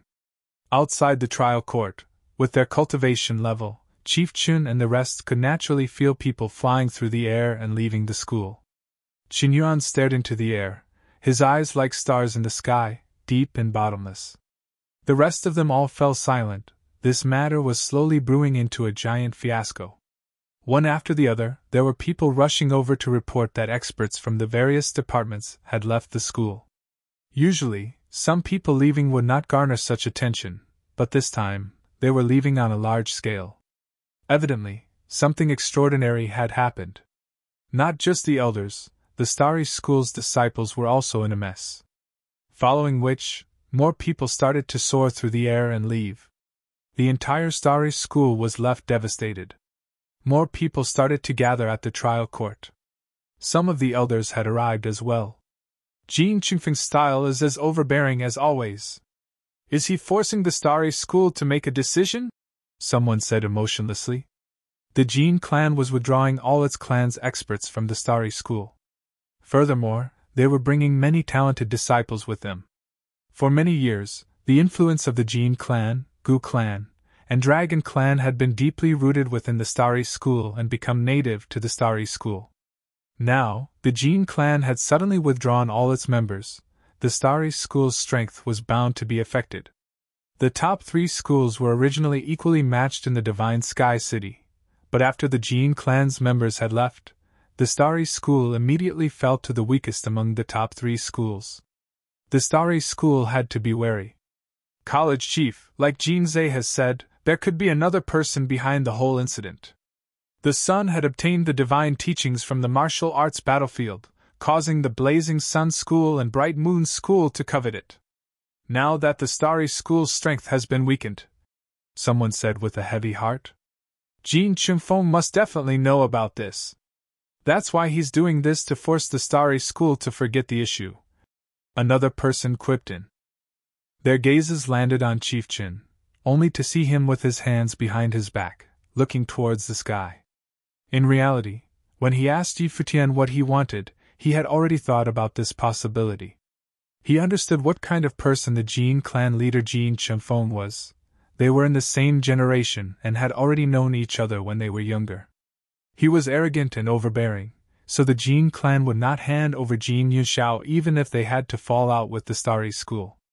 It was not just because Jin Yunxiao was Jin Qingfeng's grandson, but also because Jin Qingfeng would not allow the Jin clan to accept humiliation from an Arcana Plane Junior, especially if it would cause the whole city to know about it. With Jin Qingfeng's arrogance, forcing him to make a decision with such means was also within his consideration. When I crowned him as the sun and organized the coronation for him to wear the holy crown and don the holy robes, I had already thought about it. Since I wanted to restore the glory of the saints and let him walk the divine path, the road ahead would definitely be tumultuous. Chief Chen looked into the air and said slowly, Before the coronation, I had asked Futian If he was to be crowned the sun, he would have to dominate his generation. I asked him if he could do it, and he replied yes. Since he can do it, everything else should be left to us to settle. Although the Jin clan did not voice their opinion, they evidently object to my decision. Today's incident is also an opportunity for us. From now on, the Starry School is united. Chief Chen lowered his head, his gaze sweeping across the crowd, and said in a solemn voice. Jin Yunxiao had participated in the assassination of the sun. If he is not punished, there will definitely be other clans who will do the same. I have decided to arrest Jin Yunxiao and incarcerate him. The crowd looked at Chief Chen. They could all feel his determination. However, it would not be easy to clear the divine path. Long ago, Chief Chen had great expectations for Long Etienne, yet Long Etienne had died away from his protection. Futian was now the new hope that Chief Chen saw. Convey my orders to the Starry School. Jin Yunxiao from the Jin clan schemed to assassinate the sun and has escaped to the Jin clan after his failure. The Jin clan has withdrawn all their members cultivating in the school to protect him. Chief Chen's voice was stern, and he continued his announcement to the crowd. The Starry School is a place of cultivation, yet the Jin clan has violated the school's rules to protect their clan member. This has caused the school to be in an uproar. Thus, from today onwards, nobody from the Jin clan is allowed to step into the Starry School to cultivate. The crowd heard Chief Chen's words and were astounded. The school was breaking off all relations with the Jin clan which could not be reconciled. The Jin clan had withdrawn their experts to force Chief Chen to make a decision between the Jin clan and Futian. Chief Chen had chosen Futian, who was still in the Arcana plane. Furthermore, his methods had been unyielding and decisive. Everyone understood that once the word had been spread, the Starry School would be at conflict with the Nine Cloud Palace. Lu Wang, bring your men to the Jin clan and bring him here. Tell Jin Chunfeng that if he is unwilling to hand Jin Yunxiao over, I will personally bring my men to the Nine Cloud Palace. Chief Chen continued to give orders. Understood. Lu Wang stared at the elderly man in front of him, a surge of emotions coming over him. Chief Chen was willing to go to any extent to protect the divine path. Lu Wang took his men and flew through the sky. Chief Chen's words spread quickly throughout the Starry School, striking them out of the blue. This caused many people to be completely overwhelmed. The Starry School was breaking off relations with the Jin clan. From now on, members of the Jin clan would forever not be allowed into the Starry School to cultivate. The Jin clan's experts leaving had left a huge mess for the school. It seemed like the college chief had been angered. The news traveled equally quickly to the Nine Cloud Palace, causing the Jin clan to be equally stunned. Many people were dumbfounded by the news. The Jin clan's experts' withdrawing was a show of their attitude to force the school to accede to their request. However, they did not actually want to break off relations. Chief Chen had done so nonetheless, breaking off all relations with the Nine Cloud Palace and cutting off the Jin clan's way out. When Jin Chunfeng heard the news, he flew into a frenzy. How dare Qingyuan be so decisive, he thought. When Jin Yunxiao heard the news, he was scared out of his wits. He naturally understood how grave the matter was, but he had absolutely not expected that his actions would have such serious repercussions. The entire Divine Sky City was in a huge uproar over Qingyuan's orders. Chapter 498. Lu Wang led his people to the Nine Cloud Place, with the ones at Starry School speculating if Nine Cloud Palace would hand over their people. Lu Wang led his people to the Nine Cloud Place, with the ones at Starry School speculating if Nine Cloud Palace would hand over their people. Outside the trial court, Qingyuan said, "Assemble all mighty ones who are available, and stand by outside Starry Temple." "Yes, sir." Everyone nodded, knowing well that big trouble had made it to their doorstep. Seems like the chief thought that even if Lu Wang was to head there himself, Nine Cloud Palace would still refuse to hand over the people.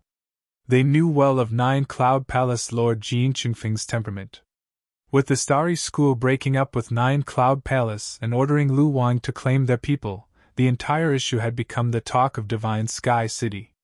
The possibility of Jin Chunfeng simply handing over who they demanded was close to nil. The Nine-Cloud Palace would have lost all face otherwise.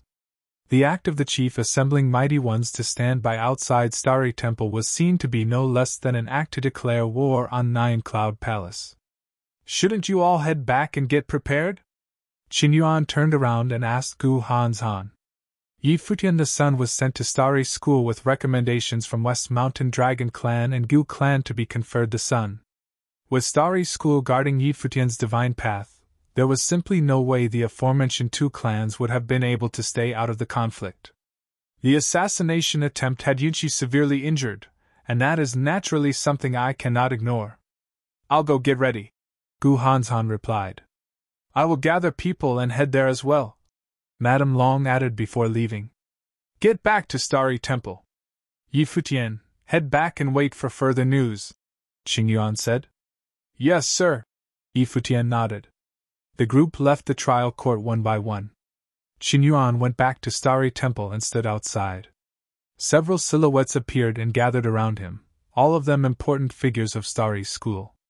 Elder Nye walked to Qingyuan's side and asked, "Why are you here, sir?" He knew well of the implications of what took place today. The Blazing Sun School and the Bright Moon School had been up to no good. With the power of Starry School diminished, further developments of things from here on out would turn unpredictable, should Starry School choose to wage a war against Nine-Cloud Palace. Qingyuan lifted his head and looked afar, and spoke slowly with misty eyes. "Since the days of the saints, the divine school split into 3 schools. 7 clans immersed themselves within. For countless years, all 3 schools never achieved anything glorious. The eastern regions of the barren state might have conferred sacred land status, but one look at the entire vast lands of barren state, one couldn't help but realize the 3 schools were nothing in comparison. My student, Long Etienne, was a glorious figure himself once, and yet he too perished on the divine path. There have been many proud ones since ancient times. Every headmaster, including my own mentor himself, yearned for the divine path, and all failed to attain it. I'm aware that my talents are limited, and the divine path is something I couldn't even dream of. Just how many holy roads will there be in a place like the barren state?" Qingyuan's tone turned solemn and he continued, "Now, the heavens have bestowed a sacred one right before my eyes, one who carried the heritage of the sacred path. This is an opportunity, one that had not been here for years. How could I possibly give it up?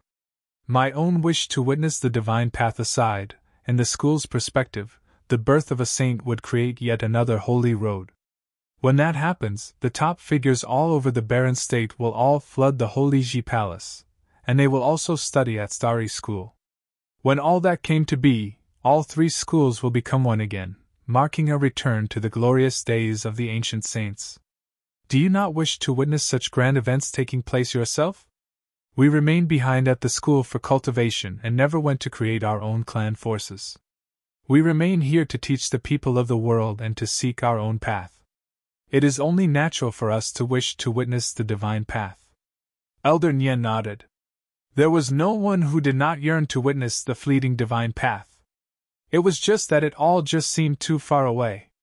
If one were to witness the path in the morning, one will have passed on contented in the evening. Qingyuan smiled. If I was able to bear witness to the birth of the divine path in this very Starry School, I will have had no regrets in this life.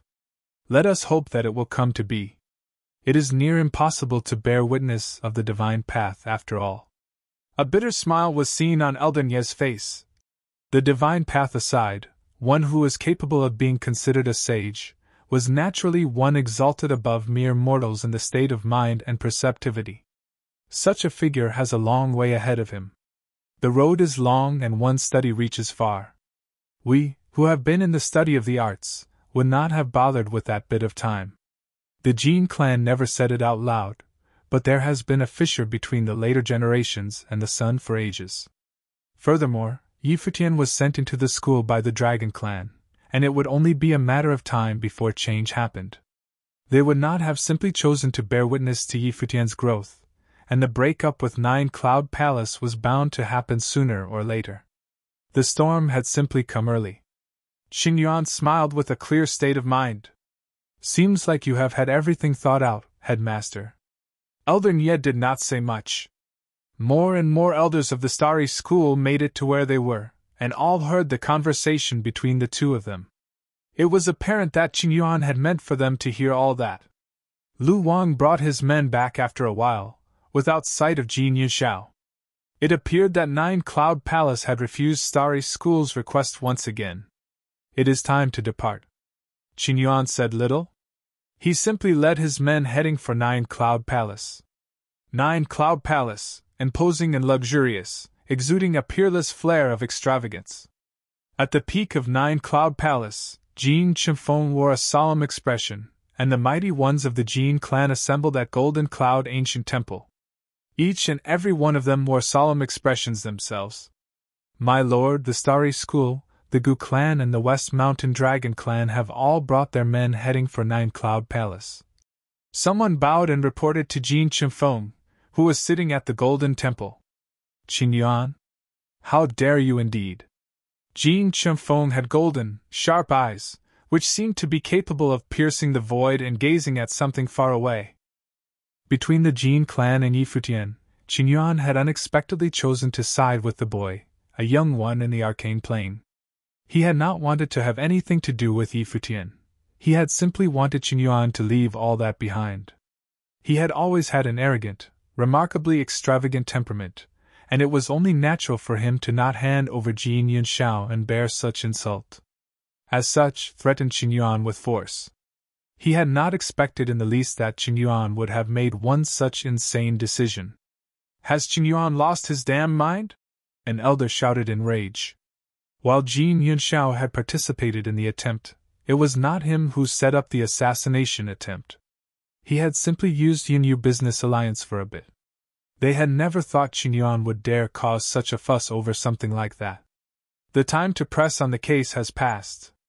It is now time to think about what to do with the situation at hand. Someone among them added calmly. With the Starry School allied with the Gu clan and the Dragon clan and coming for them, their position as the Great Nine Cloud Palace would have been able to do little to avoid the conflict. The fight that was about to happen seemed inevitable. Many turned silent. It was apparent that Nine Cloud Palace as a whole had not prepared for war. Even if they were to fight, there was no doubt that they would end up being on the losing side. They had forced Qin Yuan's hand before, and now, it was Qin Yuan who was threatening them. Whose mind would prove more adamant? Winds howled and clouds stirred from afar. A row of mighty ones appeared, all of whom eyeing the extravagant, golden Nine Cloud Palace. The men of the Starry School had arrived. The earth-shaking howl of dragons was heard soon after, marking the entrance of the mighty ones from West Mountain Dragon clan. Mighty ones of the Gu clan appeared soon on the other side. An imposing force consisted of men from three sides, loomed over Nine Cloud Palace. It was akin to troops gathering outside the gates of an enemy fort. Jin Chifeng stood up and headed out on a golden cloud. Jin Zhe, a former student of Starry School, who had led students to leave the school, stood by his side. Are you all here asking for a fight? Jin Chifeng said as he swept his gaze at the opposing forces. Jin Chifeng, Jin Yunxiao was a student of Starry School as well. He had participated in the assassination attempt of the sun, and yet you hid him and refused to hand him over. My daughter Gun Yunxi almost lost her life in that attempt. Do you still refuse to hand him over? Gu Hanhan stood at one side, emanating a condescending air. He was, after all, the head of the Gu clan. Qin Yuan, what do you propose to do with Jin Yunxiao? Jin Chifeng asked. For his crime of attempting murder of the sun, death. Qin Yuan replied. Death, huh? The Jin clan of the Nine Cloud Palace has done countless things for the sake of Starry School for all these years. Yet you disregarded the Jin clan with just one line all the same. Qin Yuan, you are something indeed. Jin Chungfeng's words seemed to have been laced with razors. If something like that hadn't happened, or rather, Jin Zhe had led people of the Jin clan to simply leave after what had happened. Worse still, they take many who are not bearing the surname Jin. What would you make of that? Are they students of Starry School, or are they disciples of Nine Cloud Palace? Is the Jean clan doing things for the sake of Starry School, or for the sake of the Jean clan? Qingyuan looked at Jean Chifeng and replied, We are here today for two reasons. We are here first for Jean Yunxiao, and then those who are not of the surname Jean. I would not pursue the matter of members of the Jean clan returning to Nine Cloud Palace. But those who do not bear the surname Jean, they have enjoyed using the resources of the school, yet followed members of the Jean clan to serve Nine Cloud Palace. What do they think the school is? How is this any different from betraying the school? As such, as for any student who does not bear the surname Jean and left the school for Nine Cloud Palace, I shall bring them back to the school to be dealt with at a later date. The Starry School students who had left the school to follow the Jean clan felt shivers go down their spines as soon as Qingyuan finished speaking, trembling where they stood. Qingyuan, the headmaster of Starry School, had never bothered himself with the affairs of the school. As the school was a place for cultivation, the school did not get involved with the future undertakings of their students, and had never forced any student to stay. That was the very reason they followed the Jean clan to Nine Cloud Palace. They had not expected the headmaster to be so forceful with the matter at hand. Qingyuan! Jean Chingfeng's tone was as cold as ice. The disciples that you have sent to be nurtured by Starry School are now being used to fight against Starry School. Do you think I will simply let that slide? Qingyuan spoke in a calm tone. Hand over the one responsible, or we shall resort to violence. Starlight shone above Nine Cloud Palace as soon as Qingyuan finished, having seemingly thrown them into a starry world. Nine Cloud Palace, which bathed in the light of the sun, seemed to be encased in the night for a split second. Such was the power of the sages. One thought was all that it took to change the skies, summoning abnormal phenomenon of the cosmos. The entire Nine Cloud Palace felt a strong pressure heaving on their shoulders at the very split second the starry sky appeared. There was an incredibly terrifying gravity in the air, bearing down on their bodies, making it difficult for anyone to move. Those who were of weaker cultivation felt it impossible to even make one step forward. Jean Chifeng leaped into the sky. An overwhelmingly huge shadow of the divine bird appeared, which materialized into the rock shortly after, cutting down the night and spraying golden brilliance all over the place, covering the entire Nine Cloud Palace. Infinite golden brilliance emanated through the body of the divine bird. The flowing light seemed to be deceivingly sharp, cutting the gravitational space to shreds. Two godlike figures seemed to be going at each other's throats between heaven and earth. Jean Chifeng, are you trying to destroy Nine Cloud Palace? Gu Hanshan asked as he took a step forward. Men of Nine Cloud Palace all had a dreaded look on their face. The Starry School alone proved adequate to shake Nine Cloud Palace. With mighty ones from renowned clans, the Gu clan and the Dragon clan, thrown into the fray, the most lavish place in the entire Divine Sky City would have been razed if they were to actually fight. People far away all had their eyes locked onto the abnormal astronomical phenomenon taking place, and all were terrified to the very core of their being. Are the Starry School and Nine Cloud Palace really going to fight each other? Of course, there were also people of other clans who were students of the school among the crowd, and they were smirking at the development. They wished to see both sides actually going at each other's throats, as they would have left both sides suffering heavy losses. Chapter 499 Immense pressure encased the vast space right before the Nine Cloud Palace. Jean Chifeng glared at the silhouette before him with cold eyes. It was more than his personal temperament that had led to the event taking place at the moment. He was, after all, the head of his clan, and it was a given that such a figure would have never relied solely on his personal preferences when making decisions. Immense pressure encased the vast space right before the Nine Cloud Palace. Jean Chifeng glared at the silhouette before him with cold eyes. It was more than his personal temperament that had led to the event taking place at the moment. He was, after all, the head of his clan, and it was a given that such a figure would have never relied solely on his personal preferences when making decisions. If it hadn't had been for other situations, sacrificing one of his grandchildren was not a decision he would have been incapable of making. However, what was taking place before them all was not something that could be resolved with just the sacrifice of one person. Jin Chungfeng knew well of Qin Yuan as a person. The school and the clan shared a close relationship for ages, and the influence of the clan had long seeped into the school.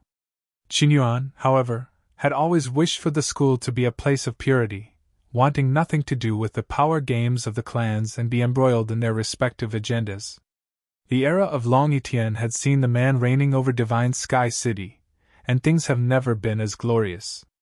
In Qin Yuan's perspective, however, it was a great regret that Long Etienne was of the surname Long, a member of the Dragon clan, instead of a figure of a pure lineage of the school. Yi Futian was different.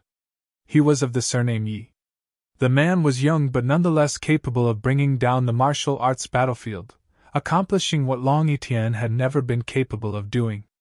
He was also the son conferred through a ceremony of the highest honor in the Starry School. Qin Yuan had wanted to make a saint, and Yi Futian had not let him down, thus resulting in Qin Yuan having even higher expectations of the young man. Under such a majestic background, should Yi Futian come to be a force to be reckoned with someday, the influence of the clans with the school would definitely be diminished by the ones siding with the school. Given that both the Dragon clan and the Gu clan supported Yi Futian, events resulting from such a turn of events on them would have been minimal. There was no doubt, however, that the school would be rid of the Jin clan. While Jin Yuxiao never informed his clan of what he did, if the clan had actually intended to find out about what happened, they would definitely have not been kept in the dark. A warning would have been more than enough to prevent all that from happening.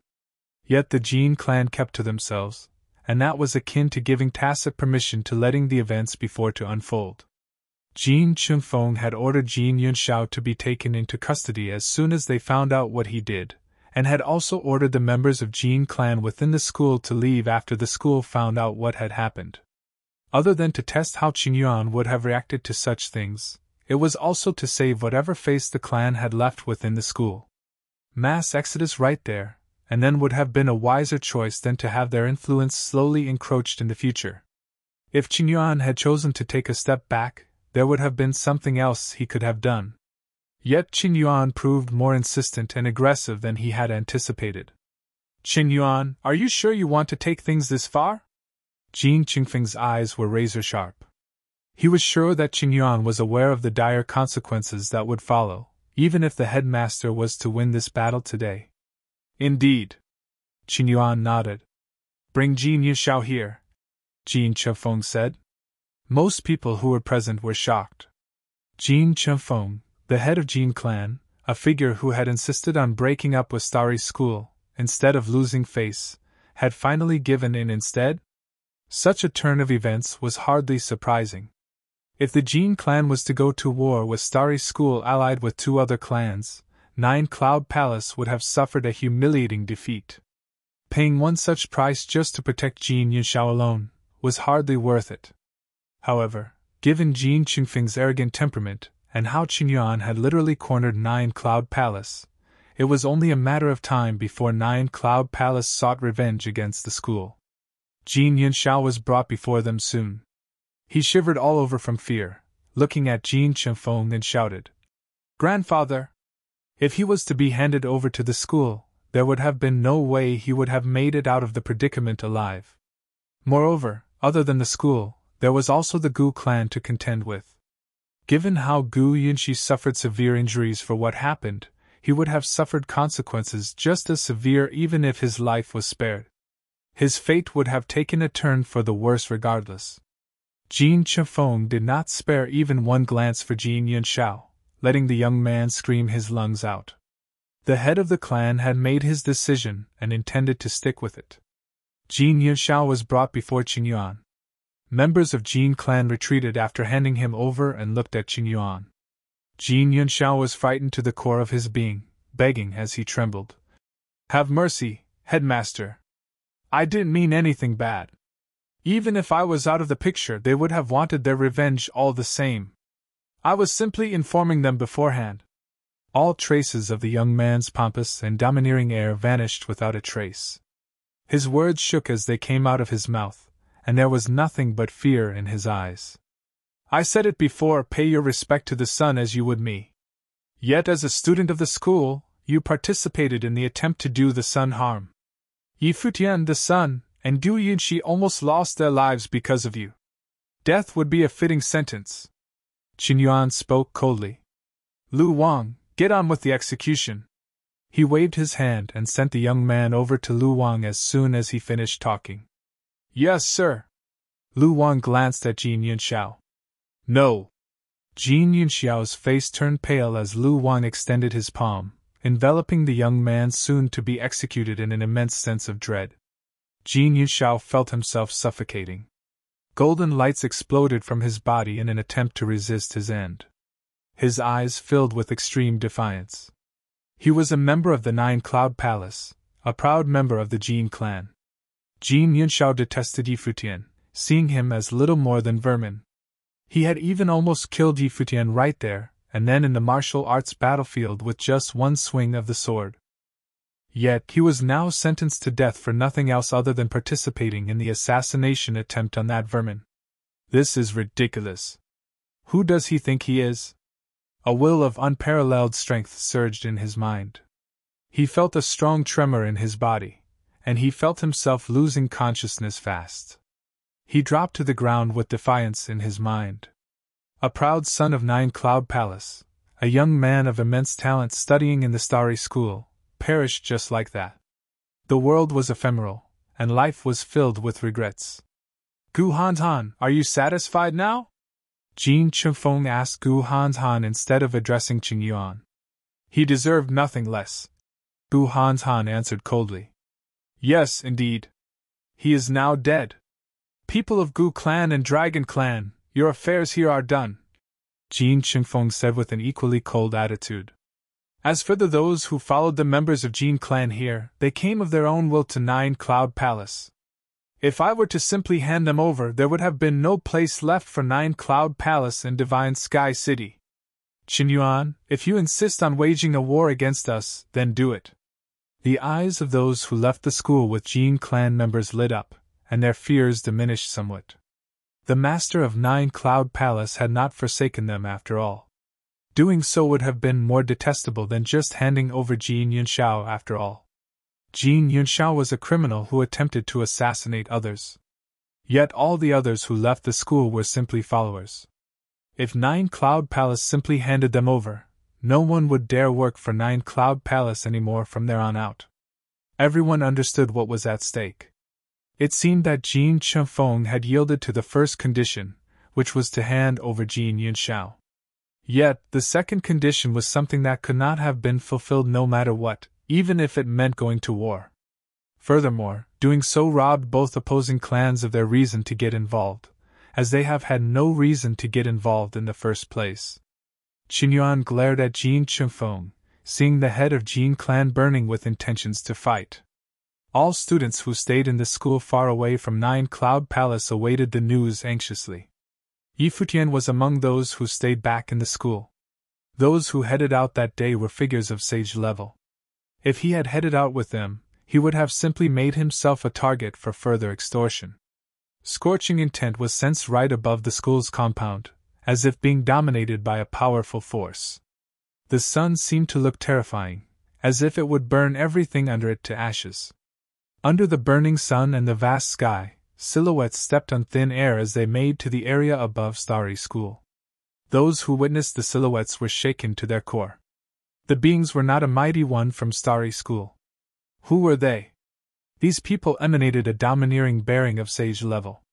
They stood where they were, and seemed to have melded with their environment, encasing Starry School with the might of the sun. Many realized that something big was about to happen. A few leaped from within the school. One among them asked, "May I know what is your business here with the school?" "Men from Blazing Sun School." Some recognized these uninvited figures. Having mighty ones from Blazing Sun School appearing at Starry School during such a time meant something good. They really knew when to show up. The spiritual energies emanated from the few sage-level figures encompassed heaven and earth, sweeping the compound of the school. They said nothing, but everyone beneath felt themselves being swept up by some sort of spiritual energy. They soon found out where it was coming from, and made their way in that direction. Their eyes peered in the same direction. Within the Starry School's Temple of the Sun, Yi Futian felt the wave of spiritual energy washing over him. He lifted his head, having a bad feeling inside after sensing what the mighty ones from afar were up to. Yi Futian. A voice from the void beckoned him at the moment. Everyone felt their hearts about to pop out of their chests, knowing who these people came for. Seeing their eyes locked onto him, Yi Futian knew that there was no way he would have been able to simply back out of this. He leaped into the air swiftly, gazed at the guests and smiled. Greetings to you all, seniors. I wonder what business you have with a junior such as myself? We are from the Blazing Sun School. When the students of all three schools headed to the Evil Dragon Zone years ago, Shan Yufeng, a student of our school, was killed. We now realize that it was your doing. We need to hear what you have to say for yourself, so come with us, one of the Blazing Sun School guests said. Shan Yufeng intended to kill me back then. I merely acted out of self-defense, Yi Futian answered. If you need to hear me out, shall we discuss the matter further when the headmaster return? He felt a chill in his mind. The Blazing Sun School had never bothered speaking about the death of Shang Yufeng before. Furthermore, it was entirely normal for a student of a school to die while out on their pilgrimage. It was obvious that these people were up to no good, judging by how they brought up such a matter at this time. It was apparent that Blazing Sun School had simply taken the advantage of Starry School's mighty ones going out to settle scores with the Jin clan to take whom they deemed responsible. There was no escape for Yi Futian. Dire expressions appeared on both Yu Xing's and Gu Yinxi's faces hearing the words of the mighty ones from Blazing Sun School. They were just taking advantage of the school's predicament, nothing else. Since we have made it here all the way, please just come with us. When Headmaster Chen returns, he can go to Blazing Sun School, one of the guests said coldly. Several figures came to stand with Yi Futian, and said to the void, Coming here at such a time to take him away, you Blazing Sun School assholes are something indeed. Intense heat from the sun washed onto the ground below. The mighty ones from Blazing Sun School fanned out and made it onto the ground. One of them was immensely powerful, and they seemed like someone important from Blazing Sun School. They simply looked at Yi Futian and said, Come with us. Yi Futian had been conferred the title of the Son of Starry School, and Qingyuan intended to guard him on his divine path. If Qingyuan had been there, asking to take someone of theirs away would have been seen as an act to declare war. Blazing Sun School had no intention of going to war with Starry School. With Qingyuan leading the mighty ones heading for Nine Cloud Palace, the timing proved convenient for them to spirit Yi Futian away. The young man needed to explain himself over what had happened at the martial arts battlefield. It was simply impossible for them to sit by and do nothing while Starry School went on to nurture a saint. Chapter 500. The people of Starry School all had their eyes fixed on the figures emerging from the void. Two sages that stood guard by Yi Futian's side quipped. So it seems like Yang Ding of the Blazing Sun School has resorted to such methods? The people of Starry School all had their eyes fixed on the figures emerging from the void. Two sages that stood guard by Yi Futian's side quipped. So it seems like Yang Ding of the Blazing Sun School has resorted to such methods? Yang Ding was the headmaster of the Blazing Sun School. Although they were still figures of sage level staying behind the school to hold down the fort, while mighty ones of Starry School went bargaining with Nine Cloud Palace, the intruders from Blazing Sun School made it clear that they would leave with what they came for, and they came prepared. Yi Futian of Starry School killed a student of Blazing Sun School. There should be no problem of us taking him into custody. If all of you have no intention to cooperate, we will be forced to make a statement, one of the intruders said. I will leave with you, Yi Futian said, looking calm as he did so. If Blazing Sun School wanted to take him away, there was simply no way that they would leave empty-handed. He had to leave with them even if he did not want to. There was no use fighting in right there, and then as there was no stopping these intruders. No. Yu Xing clenched his fists, looking at the figure in the void with angry eyes. Just wait for me here. Yi Futian lowered his voice and said. He leaped into the void as soon as he was done. The intruders from Blazing Sun School left with him without causing any further ruckus, seeing as how he was willing to cooperate. Many within Starry School looked up at the void, seeing the intruders from Blazing Sun School as a bunch of bullies. Blazing Sun School, like Starry School, was one of the 3 great schools in the Divine Sky City. It was built on the east side of the city close to the mountains. The entire school seemed to emanate a scorching intent. Blazing Sun School was most abundant in fire elemental spiritual chi. It was like the place had actually inherited the fires of the sun. Futian was brought straight to a tall temple within Blazing Sun School. The rays of the sun shone on the old temple, making it seem like the entire place was surrounded by fire.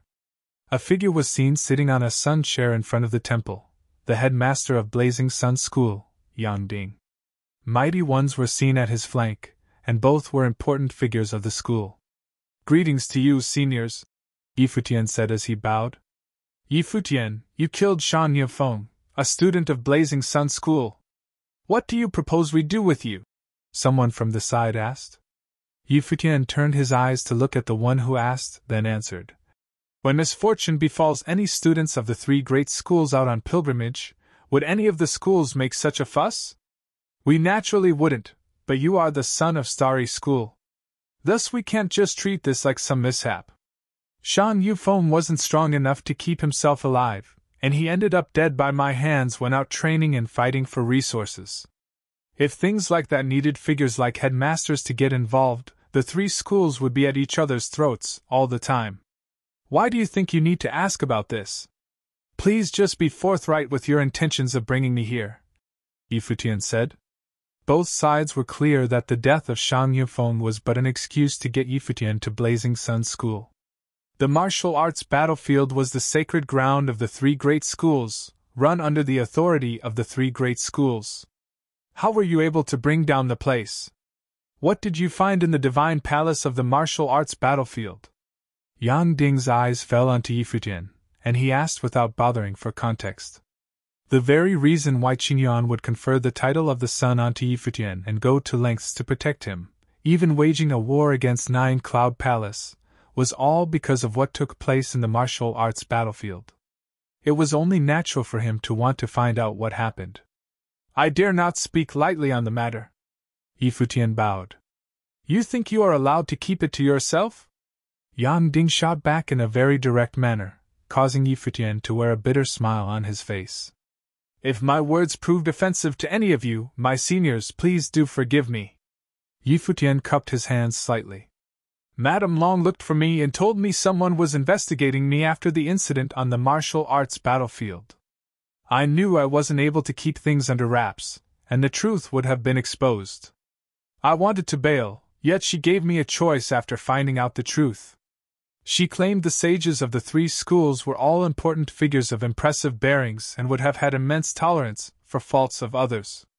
As her clan, the West Mountain Dragon Clan, shares a very good working relationship with Starry School, she recommended me to Headmaster Chin." Those who were present heard his words seriously, and thought his cunning to be something to be reckoned with.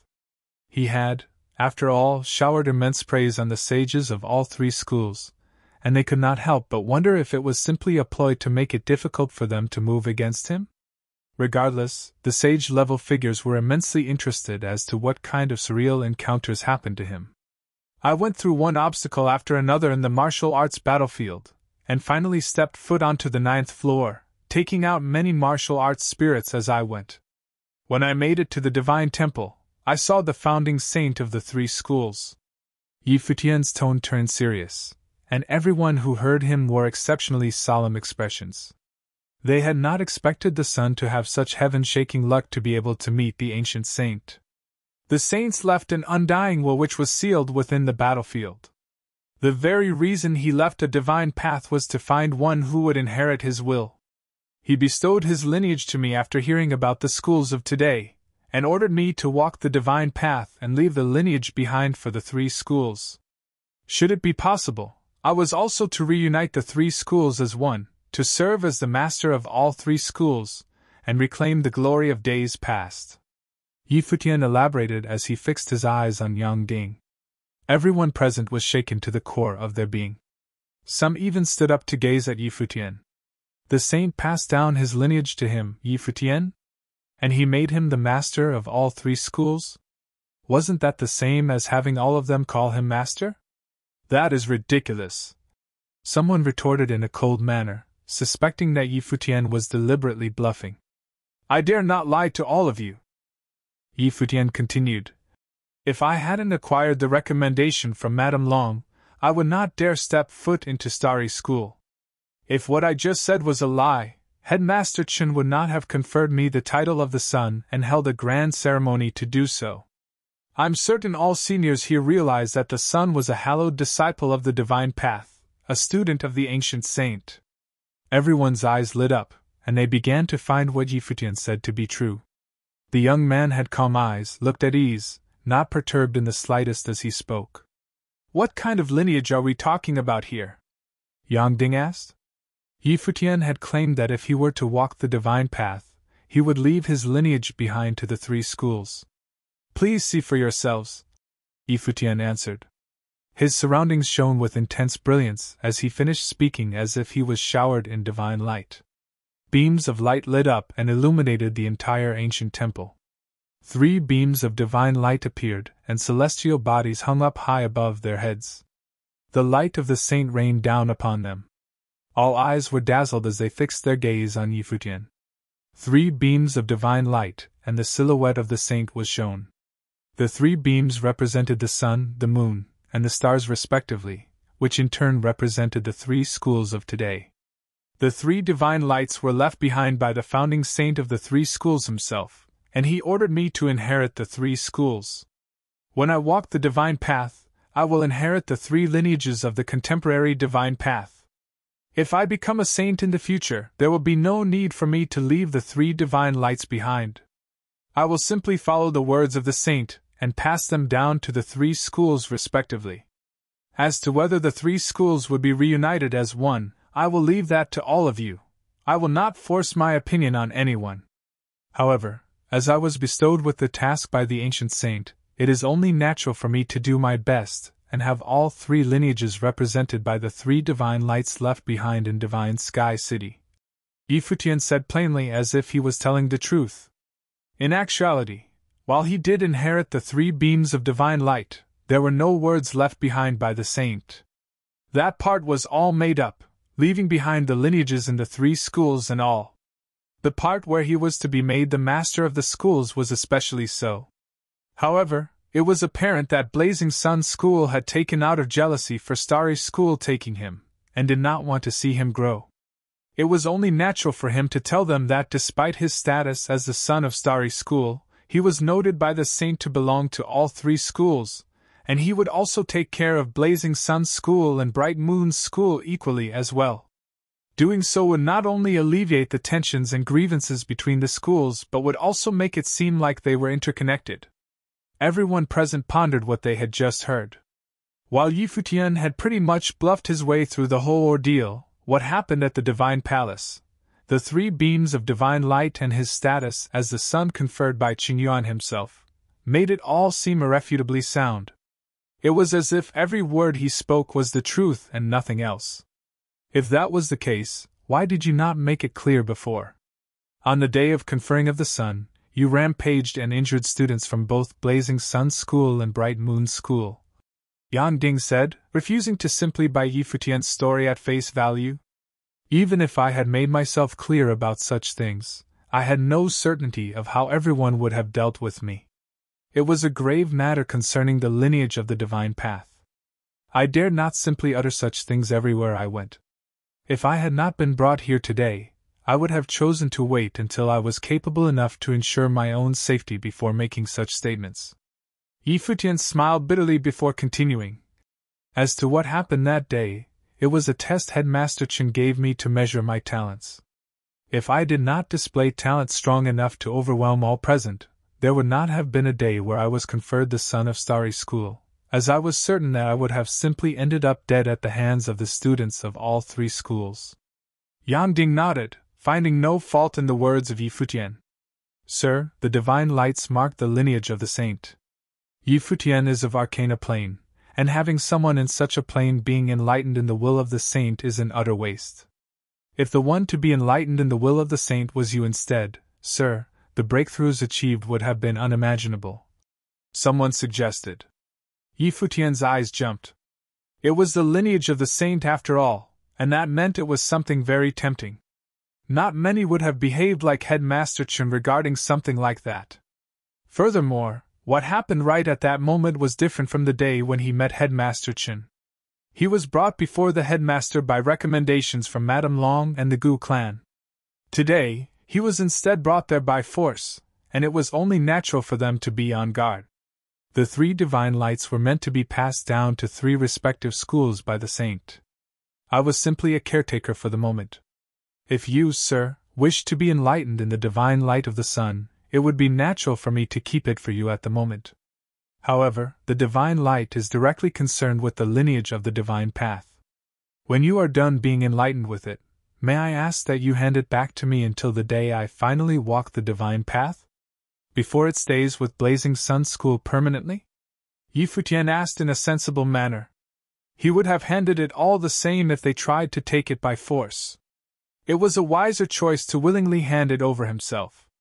He was careful with his words, proposing that both parties getting enlightened together, and mentioning the divine light of the sun only, deflecting any suspicion they might have had of him.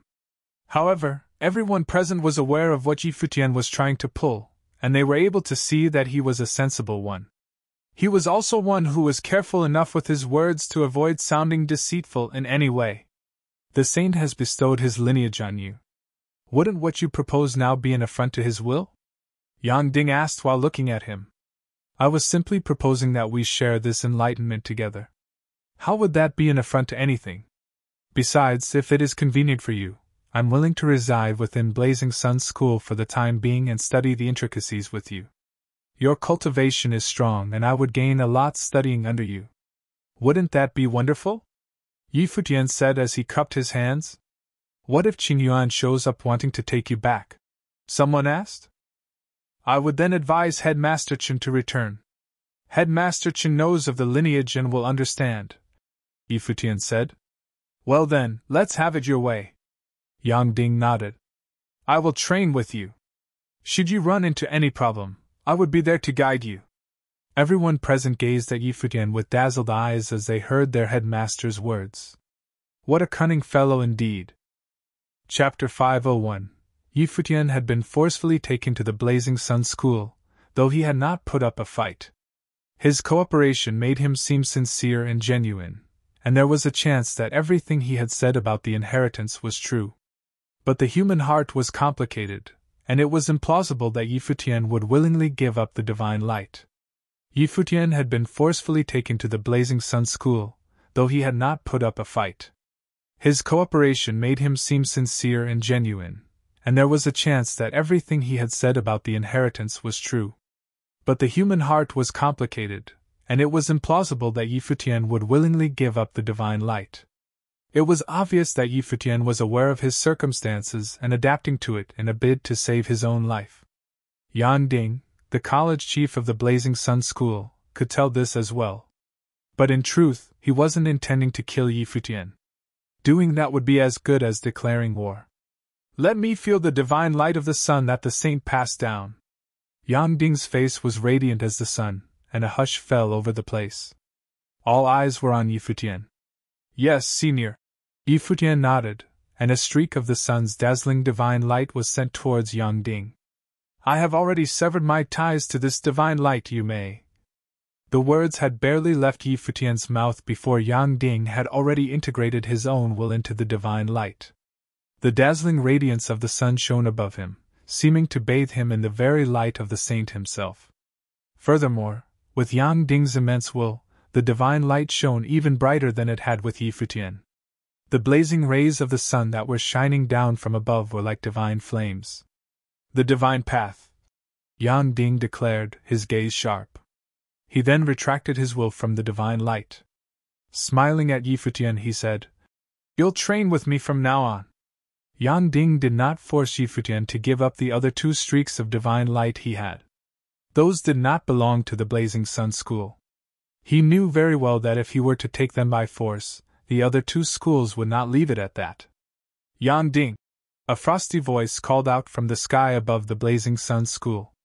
Following after, A line of figures descended from the misty sky. At the front of the party was Qin Yuan. They had been confronting those from the Nine-Cloud Palace when they had gotten the news. Upon hearing that Yi Futian had been taken away by the Blazing Sun School, they had abandoned the confrontation and rushed over immediately. Yang Ding looked towards the sky. The flames of the chair behind him shone brighter than ever. He said calmly, "Qin Yuan, what brings you to the Blazing Sun School?" "Yang Ding, you're the college chief of the Blazing Sun School. Don't you feel that it's beneath someone of your status to be taking advantage of this situation and bringing Yi Futian to your school?"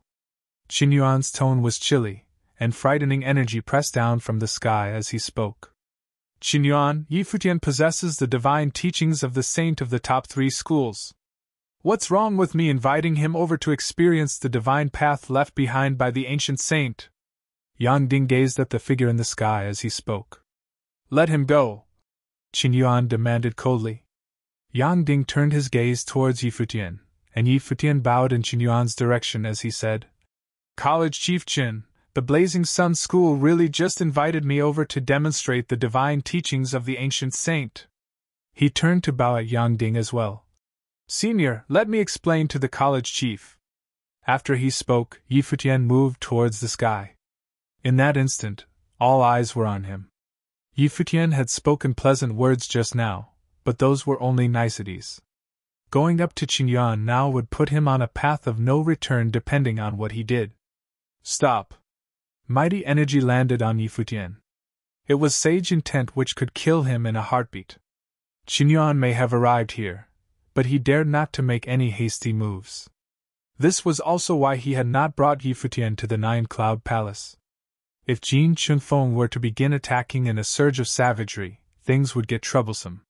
Yi Futian stopped mid-air and chuckled. "What do you ask of me, senior?" Many gazes turned towards Yang Ding, as though waiting for him to indicate something.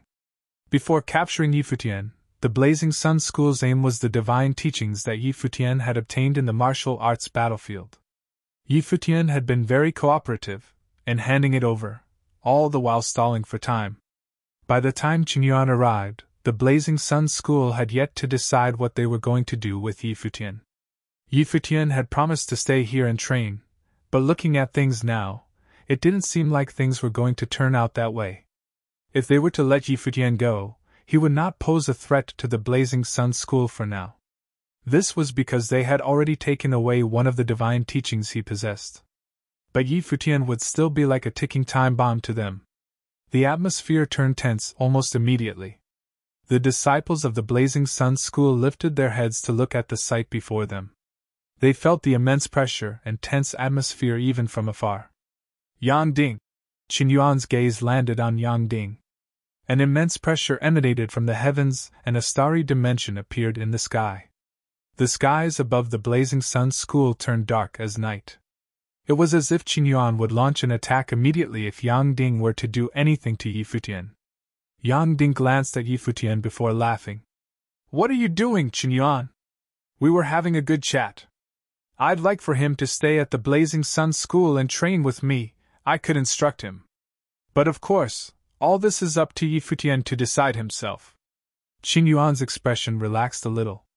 He had predicted that Yang Ding would not do anything to Yi Futian.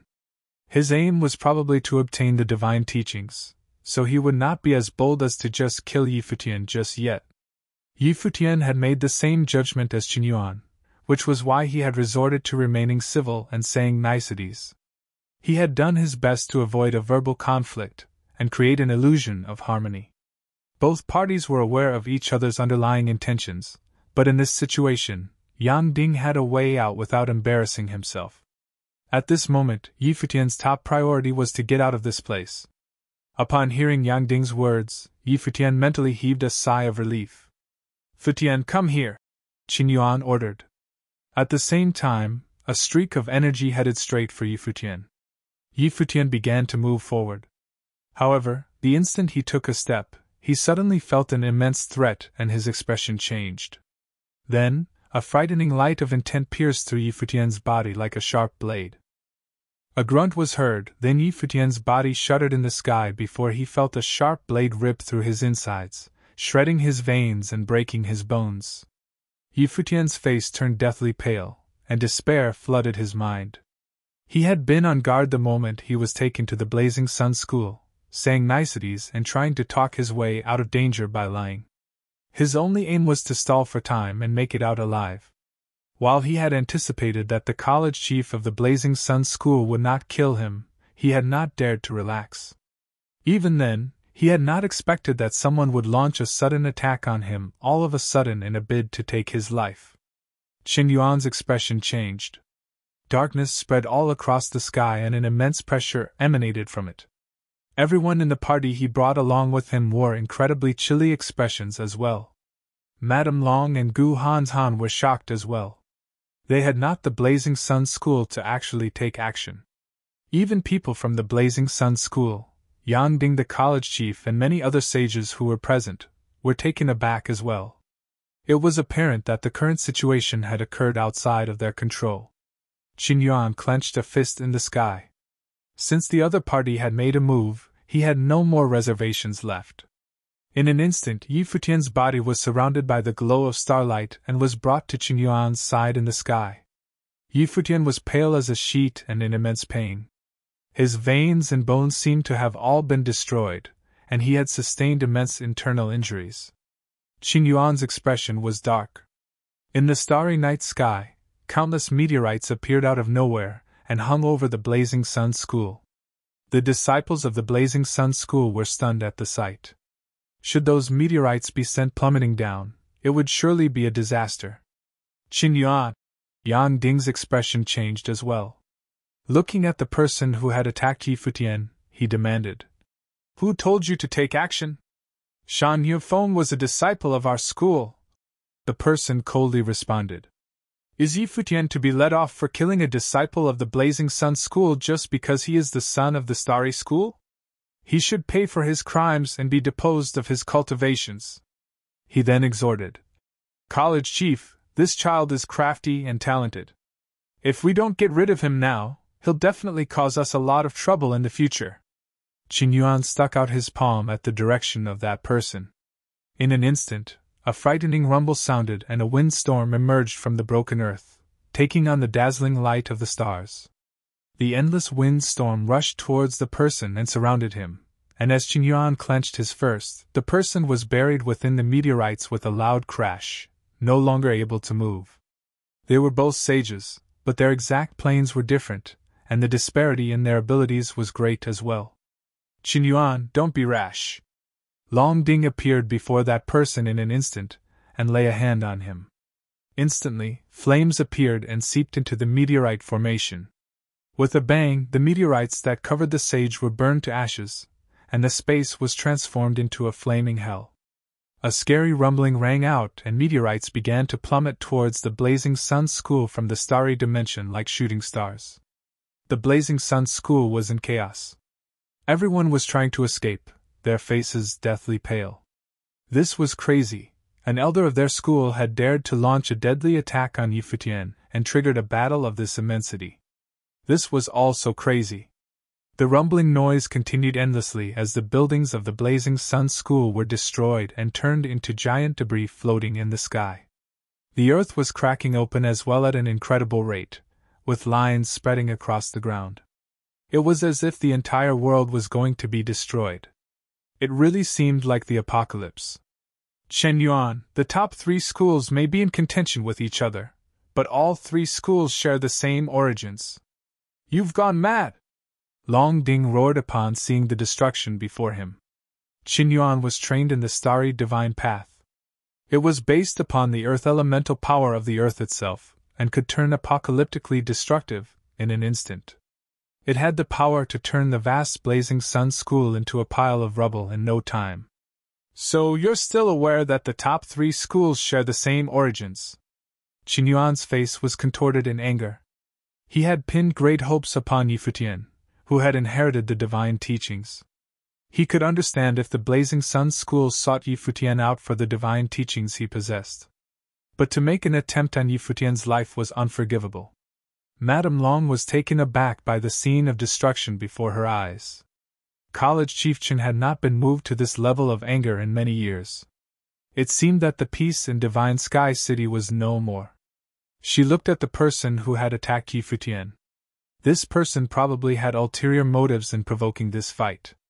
Indeed, there was someone behind this entire fiasco fanning the flames. Though Jin Yunxiao had carried out the assassination attempt, there was someone backing him who wanted to see the world burn. It seemed as though something larger was about to happen. The top 3 schools share the same origins, Yang Ding told Qingyuan gravely. Now that things have come to this and his cultivations have been destroyed, the divine path has lost its hope. He had taken the divine teachings of the top 3 schools away from the martial arts battlefield after all. Take the divine light with the power of the stars with you and let this incident come to an end. If not, the consequences will be too much for you and me to bear. Chapter 502. Yang Ding's words only served to anger Qingyuan further. It seemed as though an entire night sky was contained within his eyes. With an outstretched palm, the meteorite storm in the sky howled wildly. Yang Ding's words only served to anger Qingyuan further. It seemed as though an entire night sky was contained within his eyes. With an outstretched palm, the meteorite storm in the sky howled wildly. Let this incident come to an end. Qingyuan's voice was icy cold. Then why did you not consider the consequences before making a move? You've really gone mad. Yang Ding let out a shout, and he leaped into the sky, his body emanating an endless fiery glow. His body was like a giant sun, incinerating everything that came into contact with his light. He rushed towards the attacking meteorites, intending to reduce the resulting damage and casualties as much as possible. The sages of the Blazing Sun School stood facing all directions, covering all sides of the school. They released their own energies in a bid to deflect College Chief Chen's destructive attack. Qingyuan took a step forward. Starlight dazzled endlessly around him, and he brought Yi Futian with him as he walked towards the sage who had attacked him. Around Qingyuan, the sages cast protective spells all around. The pressure was so immense it was shocking. The expression of the sage Qingyuan was approaching changed. He thought that Qingyuan had gone stark mad.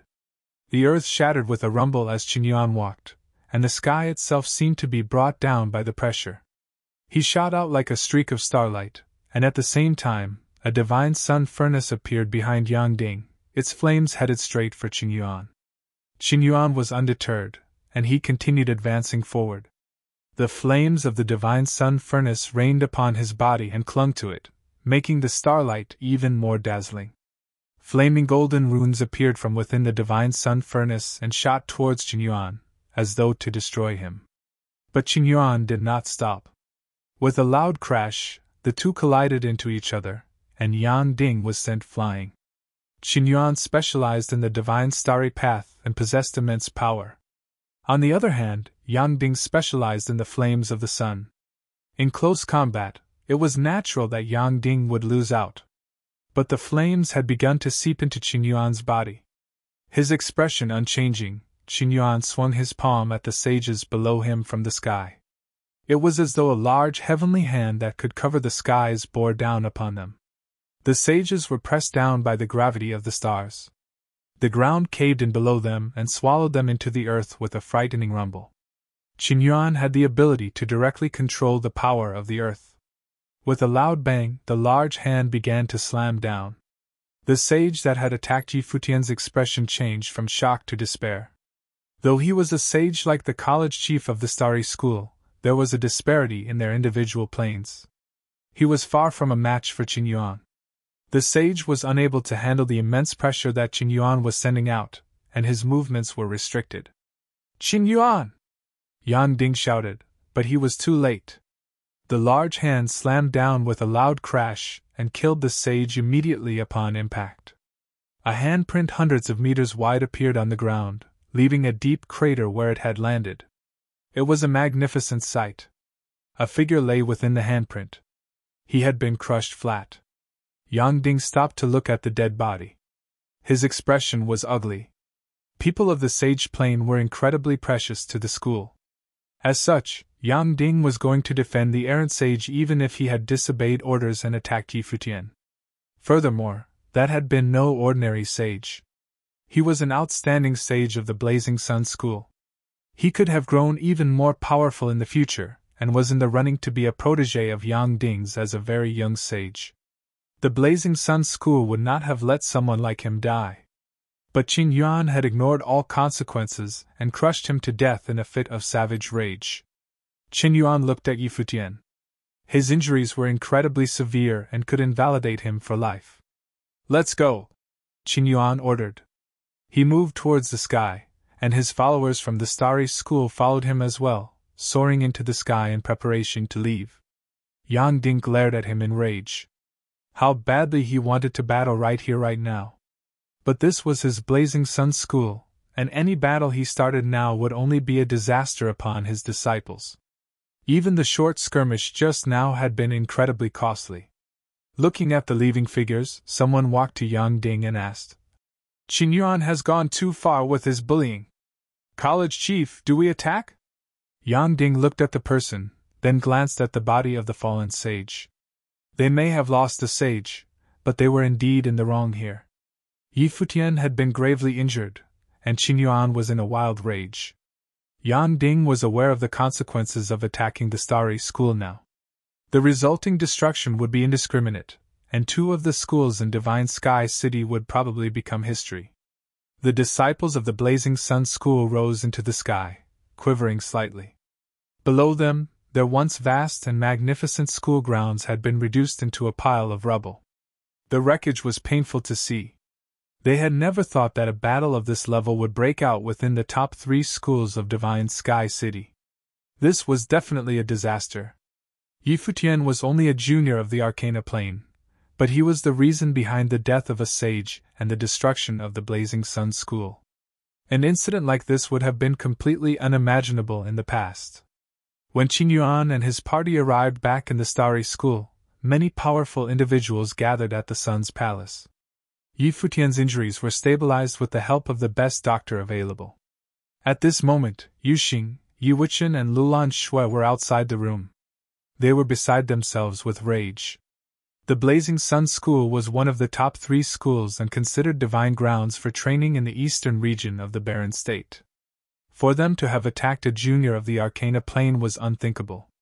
"College Chief, how is he?" The group rushed to ask Qin Yuan upon seeing him exit the room. Qin Yuan's expression was grim, and he did not speak. Madame Long, who was next to him, spoke up instead. "The attack was incredibly vicious, and Yi Futian's powers were destroyed. It'll be hard for him to recover." With a crack, something broke. Yu Xing's eyes turned red, as though blood would begin dripping from it. "I don't believe it," he said. He then rushed into the room before Qin Yuan or anyone else could stop him. "This may not have been part of Yang Ding's original plan." "I don't think he'll be this audacious," Gu Hanzhan speculated. "Perhaps," Qin Yuan replied, "but it doesn't matter whether or not this was his original intention. He's the college chief of the Blazing Sun School, and Yi Futian was captured under his command. He should take responsibility for this incident." "Yeah." Gu Hanzhan nodded in agreement. There seems to have been someone orchestrating things from behind the scenes ever since Jin Yunxiao was exposed, trying to create conflict. A thoughtful gleam appeared in Madame Long's eyes as she spoke. "I know someone is trying to sow discord in secret. But it is true that Jin Yunxiao tried to assassinate Yi Futian.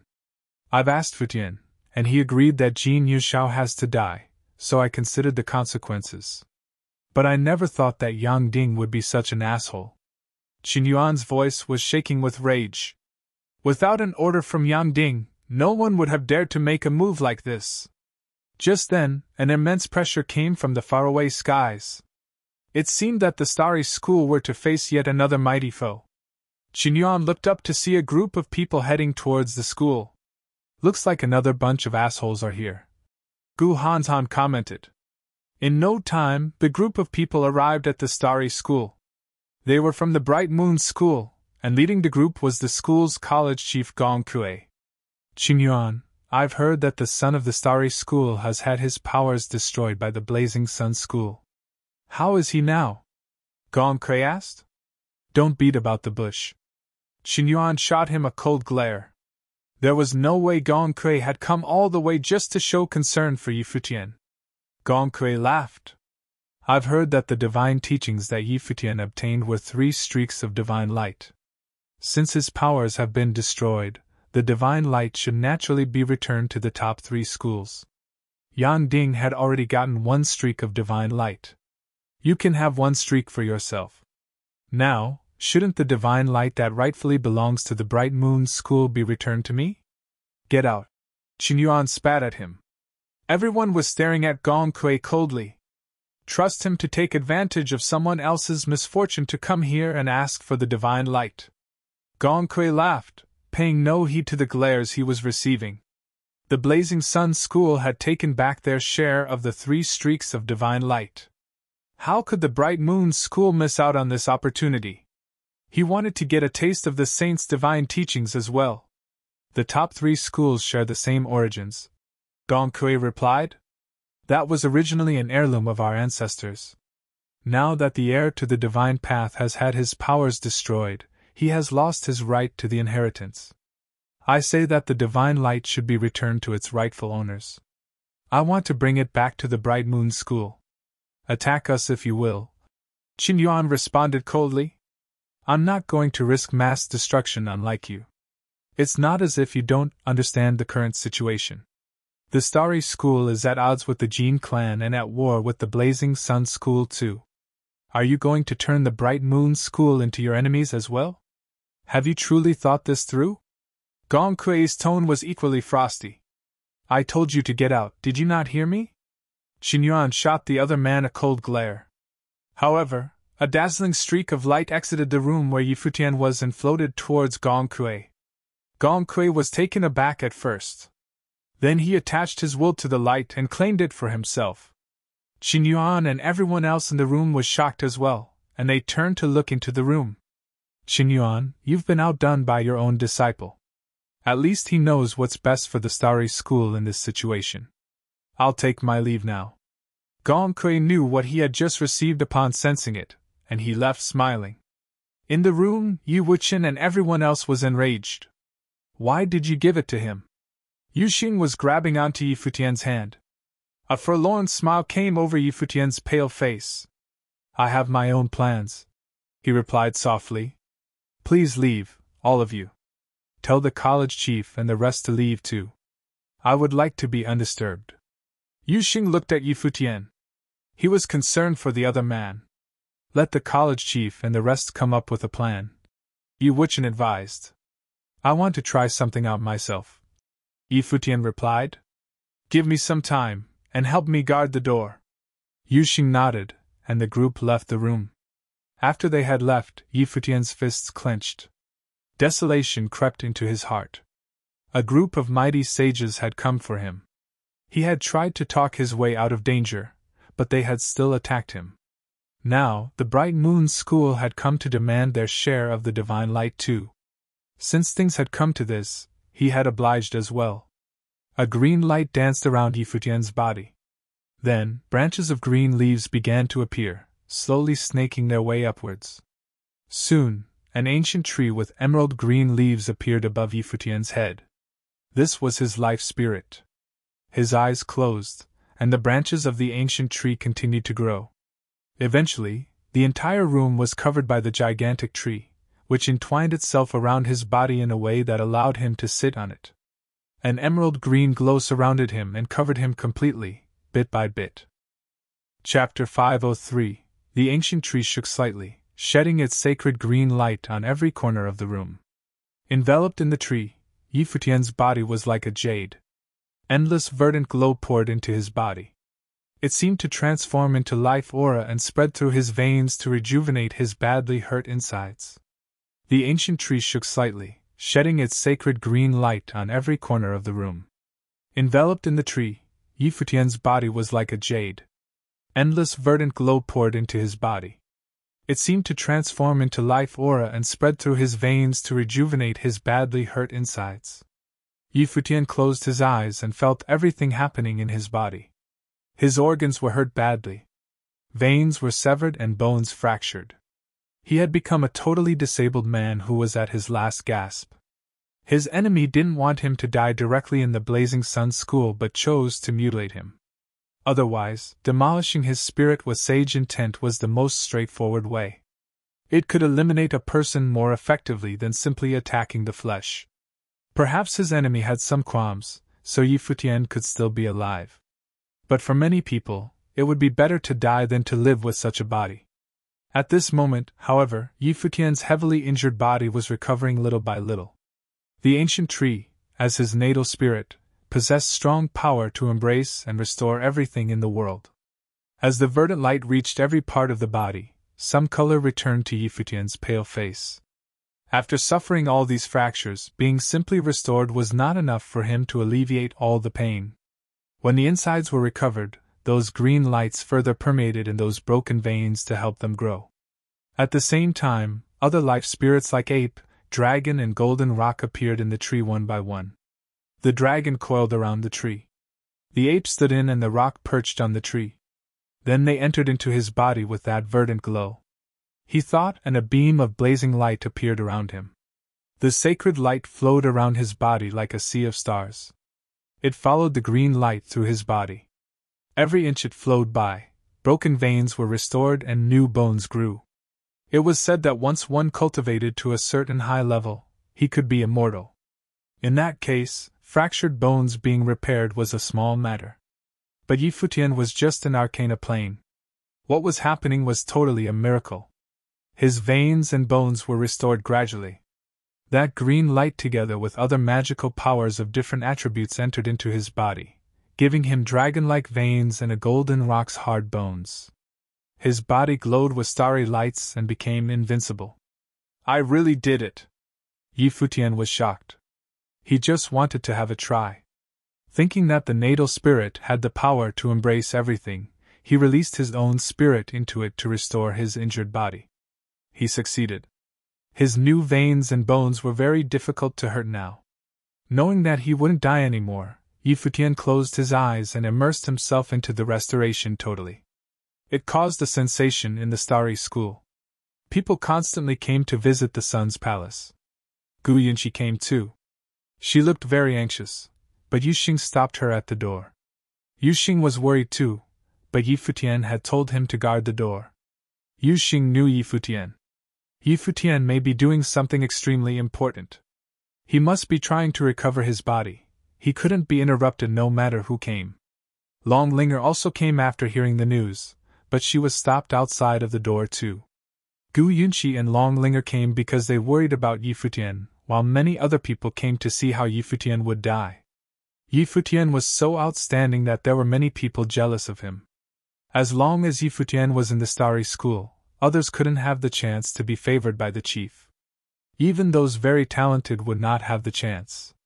No one expected that the peerless talent who had been canonized as the sun a few months ago suddenly became so pathetic. And the fact that the big figures from the Blazing Sun School were the ones responsible made Futian seem more tragic the stronger one was, the easier it was for him to be hated. Moreover, he had the heritage that both colleges longed for. Very soon, the news broke throughout the whole Divine Sky City, causing an uproar. When the starry school's strong cultivators headed for the Nine-Cloud Palace, the Blazing Sun School took the opportunity to take the sun away. It wasn't glamorous, but it ended with Futian close to death. The Blazing Sun School lost a powerful sage, and the entire college was turned into ruins. Besides, the Bright Moon School also forced Futian to hand out the beam of holy light inherited from the saints. Many people sighed for Futian's miserable fate. After what had happened, the top 3 schools would not be as harmonious as before. A war could possibly break out. If Yang Ding didn't hold back, he might have already declared war on the Starry School. Half a month later in the palace, Futian's veins and bones had recovered a lot, but he still didn't walk out of his room. Everyone was waiting for him, and Yuxing was extremely worried. He could sense the strong spirit in the room. Apparently, Futian was fine, so Yuxing could only keep waiting. Qinyuan came asking frequently, but no one knew the specifics. Gu Yunqi and Long Linger came most frequently. Wan Yuro and Xinyu also came here often. A month later, Futian's body generally recovered. He stretched his arms and heard the bones crack, but he still didn't walk out. The entire Divine Sky City, including the 2 major schools, was also waiting. Time continued to pass. The relationship of the 3 major colleges kept fraying. Conflicts among their disciples broke out often. Many other events happened too, which made people gradually forget Futian's name. Fewer and fewer people mentioned him. News was heard from the Starry School that Futian's cultivation was totally demolished. Even Qingyuan the chief couldn't save him. It was also said that the sun's palace was sealed. Futian the sun might have already died or would be disabled forever. Some guessed that the Starry School might have taken Futian's starry holy light away and imprisoned Futian in the palace for the rest of his life. The Starry School's sun was once so brilliant but dimmed so quickly like a shooting star. People lamented and sighed. They were amazed by the blazing sun school's acuteness and cruelty. After getting the holy light, Yang Ding, the chief of the Blazing Sun School, and Gong Kui, the chief of the Bright Moon School, often released the light and tried to understand the saints' methods contained in the light whenever they were cultivating. By now, the Blazing Sun School had been built again. Yang Ding crossed his legs and sat in the Sun Palace, bathing in the sunlight falling from the sky. The beams of lights seemed to be substantial. Frightening flames spiritual chi gathered around him, making him look like a fire god. The holy light boomed over his head again and looked extremely brilliant under the sun. Behind him condensed the divine sun furnace which could absorb all flame power in the world and burn everything. This power was recorded in the sun scripture which was passed down from the ancient times. There were many other strong methods and powers in the scripture. People with the sun as the life spirit could cultivate it the best. Even people like Yang Ding mainly cultivated with it. With the help of the power of the light, he made some progress in comprehending the abilities in the scripture. Yang Ding didn't know that in a palace of the Starry School far from the Blazing Sun School, there was a figure who was sitting like him. The sun hung high above the figure, and the sun's flames kept descending behind him, gradually gathered into a dreadful divine sun furnace. It gathered endless flames from the world like the sun. This handsome figure with long hair closed his eyes and cultivated silently. After a long while, he managed to condense 3 furnaces. He stopped. When he opened his eyes, the sun's light disappeared all of a sudden. That youth was Futian. "How many furnaces can be condensed?" asked Yusheng after Futian stopped. "According to the sun scripture, once 9 furnaces are condensed, everything can be refined," replied Futian. "You really could see the Blazing Sun School's chief cultivating?" Wuchen doubted. Futian said that once Yang Ding opened the sun scriptures, he could see what he was doing. "Sure, I could even see how he cultivates. But it's a pity that I can't get his comprehension." Futian looked a little disappointed. Hearing Futian's complaint, Wuchen and Yuxing were totally speechless. If Yang Ding of the Blazing Sun School and Gong Kui of the Bright Moon School knew that Futian could secretly learn their ways when they were cultivating through the holy light, they might come to kill Futian at any cost. Futian. At this time, Qingyuan appeared. Besides Yuxing's group, Qingyuan was the only one that could enter the sun's palace. This place was sealed. Besides Qingyuan, no one could enter without permission. "When will you finish your cultivation?" asked Qingyuan. "Chief Qin, once I learn all the means of Yang Ding and Gong Kui, I will destroy the 2 beams of holy light and tell you their abilities. In the future, the Starry School will make the heritage of the top 3 schools into one and own the complete saints' methods," said Futian. Qingyuan looked at Futian meaningfully. This guy must be very revengeful. You're tuning into the Phoenix Knights YouTube channel. Don't forget to subscribe and join us on this journey to catch the most captivating stories.